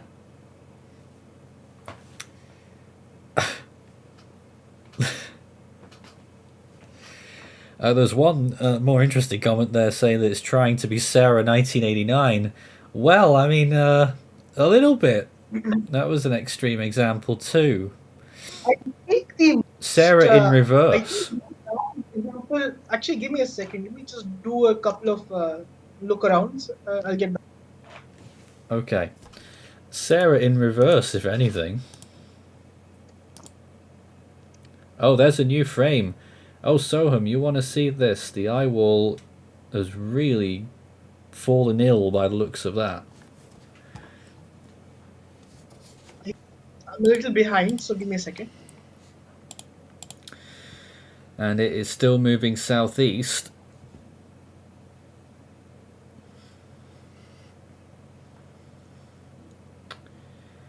Oh yeah, that's hard. That's a hard hit. So big degradation there, and latest position estimate now puts it a whopping 27 kilometers offshore. Yeah, call it the same now.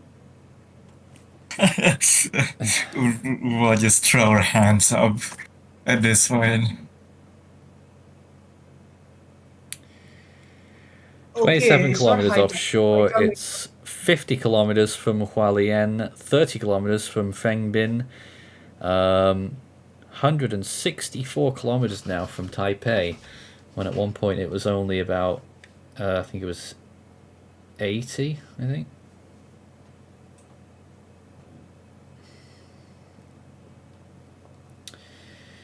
But that frame certainly shows some pronounced weakening here, and I think we can get behind that it's probably down to Category 3 now. Mm. A little bit more rain there in Taipei. We'll go through whatever cameras we've got left here. Well, Hualien City there, still getting lots of rain. Still blowing along there at times as well. You know, they're still getting a little bit of trouble. But still a lot of people, a few people out and about. Yilan, which looked like it was going to get a big hit for a while. Well, they haven't. But we really got to watch out and see what happens in round 2. when this storm comes back around. Will it be a tight rotation and it slams back into land, moving westwards? Oh, it's been overridden. GTWC just overridden it back to Cat 4. Oh, they have. Oh wow. 115 knots now. All And right. the pressures are lower as well. From Yes. 921, it's now down to 924. 924. That's a very I Well, think low the pressure. pressure's too low. Winds, I think, is correct. Yeah, borderline there. Where have they got that pressure from? Probably the old probably the old 20th century era wind pressure relationship. Because I know that's still built into the ATCF software infrastructure. But we had the empirical data of the pressures rising, right? Yeah, but for whatever reason, JTWC has a very inconsistent methods of using objective estimates. I don't know. So look at one or two more views. Taipei once again. Not raining there anymore. It's actually looking very calm on this street, on the western side of the city. Similarly, over at Daxi. Pardon? Oh, nothing. I'm just checking over any new estimates. Yep. Daxi there as well, looking quite calm. But the main viewpoint that we're looking at, then we have been looking at for most of this evening, is Hualien City. Looking like this right now. Another fierce bout of rainfall, actually. But the main part of the storm is now a fair distance away. They are getting a pretty chunky red band, though, on radar right now. That's what this is.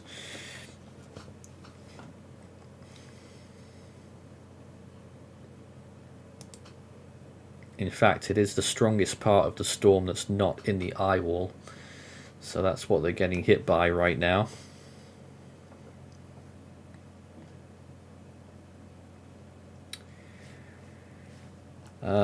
Just see if there's a couple more questions to take here. Where's the Pacific high pressure system at, and will it extend westward to affect Gaemi's track even further? At this point, Gaemi's track is more affected by its interaction with Taiwan. We're probably not going to see the Pacific higher play that bigger role in its motion. Farhan, you've got a news item there. Just want to end this after the past 2 hours of frankly frustration and just asking our man. Just want to say something positive here. We see one of the church parishes over in the Philippines doing some relief work in sheltering and also giving out food towards people who are affected. According to the tweet, about 160 people are sheltering in this church for the time being while they await for the situation in the Philippines to get better, which I remember a few hours ago, saying that the southwest monsoon effect would not let up until Friday. I'm not sure about that, but yeah, just a reminder that the Philippines is still being affected quite badly by the influences of Gaemi, and it has forced a lot of people out of their homes and into shelters, which, as is the human spirit in places like this church, has been given by others who are willing to help. Well, we were looking at various points on the model runs where it looked like we would have some kind of monsoonal showers all the way through the next week. And then you've got this potential next tropical disturbance that could form near the Philippines early next week. Or maybe the weekend. So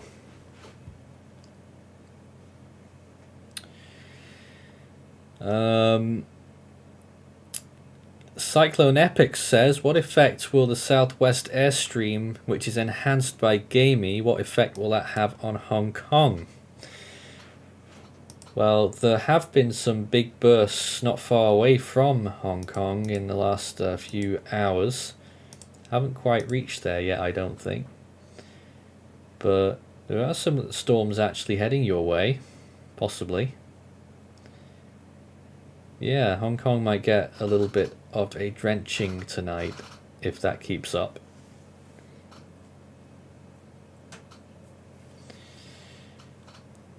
This is infrared imagery of Gaemi there and how it's been progressing. It's been weakening quite a bit there on that imagery. Let's check this version.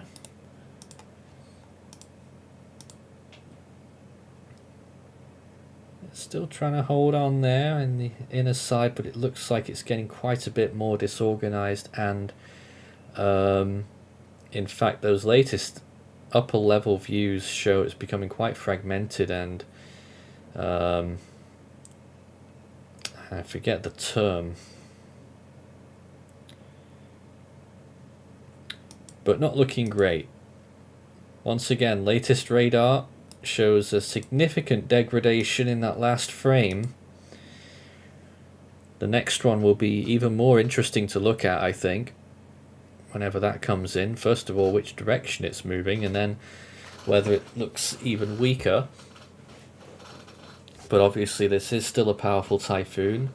We gave it 140 miles per hour an hour or two ago, and it looks like it's gone down a bit more since then. Borderline category 4 at this point. And we expect landfall at some point. At some point. Eventually it will make landfall. Hopefully. Maybe. Within 5 kilometers of landfall earlier, it's now over 27 kilometers from land. And no, it won't hit Bangkok. What an interesting question. What? Someone asked if it would hit Bangkok. They even spelled it What? wrong. Yeah, I know they I spelled it think that wrong. was I think that was the point. Okay. The Southern Mountain and Hualien Range is tearing Gaemi's clouds. Certainly is. Certainly is. Because I'm seeing Soham on the upper level clouds on infrared, you know, different rotations there now. They're not just completely not stacked together anymore. Yeah, some of it is noise from the radar itself, but otherwise there's a very clear difference in reflectivity. I was talking about satellite, but maybe on radar too. Yeah, it's there on radar as well. There it is. Is that a new frame? I think... Can't tell whether that was new or not. I think it is. Yeah, that is a new frame there. And it looks like Yeah. it might just be Yeah, it's east now. It is due east. Oh my Oh god! boy. Due east. Well, don't worry. Completely. Yeah. This has been a ride. So moving east, and best guess position estimate, something like 30 or 31 kilometers offshore now. It looks like it will turn north soon, but then the big question is what happens after that? Will it run back up the whole coast again? Or Gaby, I skipped lunch for you, man. Come on, have some mercy. will it run straight into... Will it turn west again? Just run straight into land? If it does that former option, game is basically just gonna like visit all of the eastern beaches of Taiwan, and then a marathon one way and then right to the other. Ah, goodness me. I'm not sure. Comments asking if the storm is afraid of Taiwan. I don't think so. Afraid Oh, I of don't know. Taiwan. Hold on, let's not rule anything out, guys. Oh my goodness. Really, we're not ruling it out being afraid of Taiwan. Yeah, we're definitely losing our minds here. It is better if we end it Speak for here pretty yourself, soon. Ryan. It's like, come on. Oh wow. Oh yeah, JMA's JMA's con still makes no sense to me. No. Has the Japan Meteorological Center agency released new code? Oh yeah, they have updated their code. Oh dear. And it still looks stupid because it's not going to happen. This is the latest JMA cone, and they are completely ignoring reality. Oh boy. Both That's of the not main happening. agency people trust like for it's the moved West more are east. just being They've doubled down complete even. loony in one way or another. They've doubled down on that Unbelievable. forecast. Whether that's like an extrapolated cone like the NHC do on intermediate advisories, I don't know. Yeah, their This cone's is gonna. this is the 12 p.m. UTC. This is a main synaptic point update. I don't think this is for. It's a I main don't think this is a update. bottom update. Oh well. I don't know what they're up to then. They're giving it 950 millibars, so slightly weaker.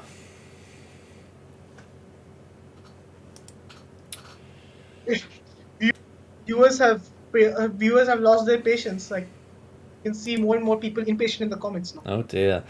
Look at this though, Hualien City right now getting another big thrashing of rain here. One of the biggest bands outside of the eye is over this city again right now. So another squally type shower really hitting them here.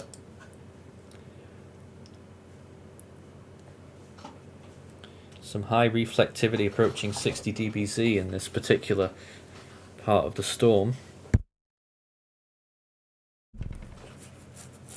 All of the counties and cities of Taiwan have all in unison declared that tomorrow there will be another day of no serious activity of school or office. They probably think that it would only be today based on the original forecast. Yeah. But it seems like it'll be another day or two at this rate. Yeah. Still a fair way to go until we get to tomorrow morning, but it looks like it'll still be over or maybe just emerging off the west coast of Taiwan by tomorrow morning. Perhaps. Because that's like 12 hours away, so yeah. I can't see it clearing all the way through Taiwan in 12 hours. The way it's gone. It'd have to be really quick. Okay, a friend of mine sent me some information on what's causing this weird track change. I'll just post it in output.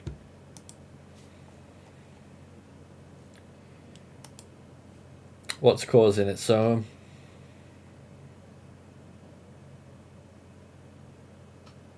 What an opportune time to lose connection. That's just the tone for this whole stream over the past 2 hours, really. Oh, that's Sums a it wall up. of text there. Yeah, but it's the main reason for what's going on here. Why don't you explain it to us? It's probably better to hear it from you rather than read that big wall.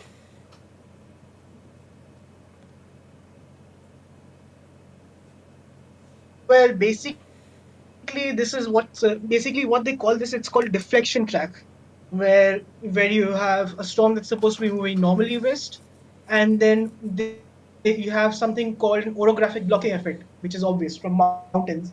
Think of this in simple terms: the mountain is forcing the storm south. It's simple as this. The storm is already sheared. The storm is sheared and so therefore has an asymmetric winds around it. And the shear's coming from the north, further isn't it? compounded by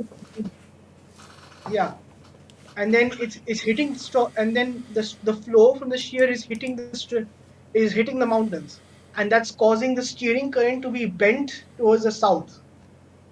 So, in other words, the mountains are basically forcing the storm to like go south. So what happens next? Will those conditions still be there when it comes back for round 2? It's not impossible, it might still be there, but the problem is by the time the storm comes back for a second round, it's usually weakened so much from the change in track Yeah, that the low level steering takes over the high level mountain based steering. So that's the storm fair. just simply plows into Taiwan.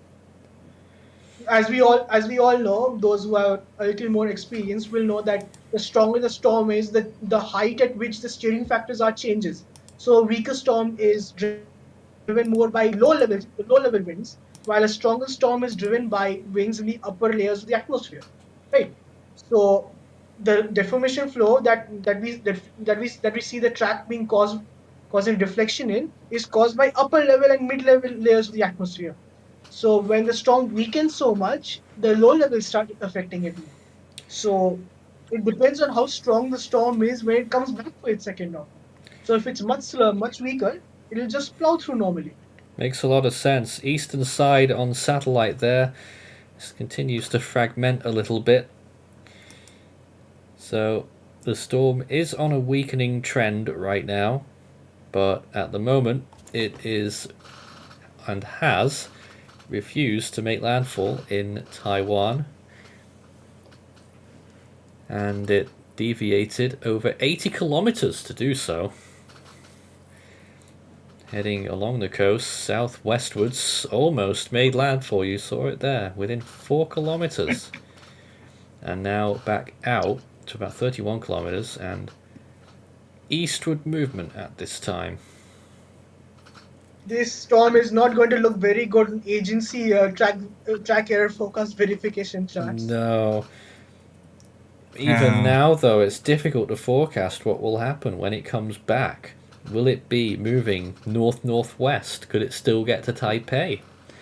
Will it move more westerly, as it was Or it in the could just run-up to die on its landfall? sea. That'd be much appreciated. Die right there? Well, I mean, What? Die before it gets to Taiwan. it could definitely weaken a lot to maybe a tropical storm by the time it really moves inland. Doubt it, Imagine though. it just dies out to sea and then never makes a Taiwan landfall at all. Oh, could you? Gee, could you believe that? If that's happened this whole stream, we will all look back on this stream with cringe, funny, laugh, despair, all of the love. The entire It's one stream for will the end ages. This stream. This entire It's stream one will for end up the as part of the ages. This Drupal and stream. therefore the Drupal will be like 6 hours long. Gonna be one for the archives then, eh? Yeah, indeed. We got some more videos sent in by one of our viewers there. Megumin, I think their name was. And again, appreciate your part of the coverage here. This is the view in Kaohsiung City where the rain is really getting up heavy. And you can see that here reflected in this video.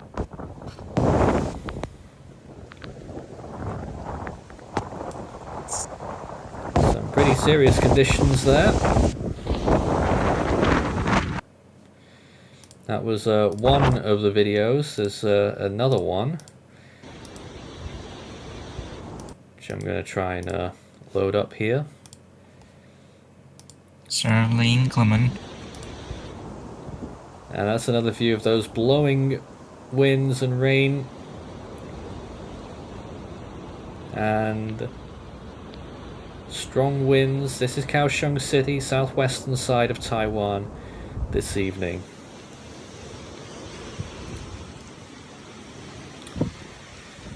Well, interesting stuff. Some powerful winds in there. The definitely. Typhoon U2 commented saying this is the longest time I've ever been in an F13 stream because I'm so appalled by this stall already. Appalled is certainly one way to describe it, buddy. Oh, and somebody was kind enough to send me a paper on these kinds of deflections and traps. Ah, Maybe I don't know. I don't think it's proper to send it in stream, but I'll send it if people want it. I'll send it over as something for you guys for the reading. there's a new radar frame there, and it might be east-northeast. It's close. In any case, the eye wall is horribly fragmented now, Soham. Yeah, but when you spend that long near mountains, it's probably going to cause the issues. Anyway, we're going to be finishing up now for the time being. Wow. I don't know how long for, whether we'll return. I know Jax, I don't know, did you cancel the update or are you still working on it? Still working on it. Okay, What so will the update on? It's supposed to be a landfall We'll give update. you an update soon. there'll be a non-landfall video update on Gaemi in a little while. But now we're going to throw you to the automated stream, which is also running on our channel. And we'll have more updates on social media and on YouTube. We may or may not be live again for the Landfall Take 2. Actual landfall. For the time being, a lot has happened If on it's this longer than stream. expected, it might go loop again. A lot has happened on this stream. That river in the Philippines, gee, I forget the name now. 21 meters nearly was the height. The was it the La Mesa Dam? River. Overflowed as well. So really dire conditions in parts of the Philippines today as well. And of course these very powerful winds across the east coast of Taiwan, and nearly 1,000 millimeters has fallen today so far over the mountains of central Taiwan. We'll be back again in the not too distant future. Until then, stay tuned, stay safe out there. Hope tonight goes okay. And we'll be watching this very curious little storm as it tries to overcome its fear of Taiwan. Good night.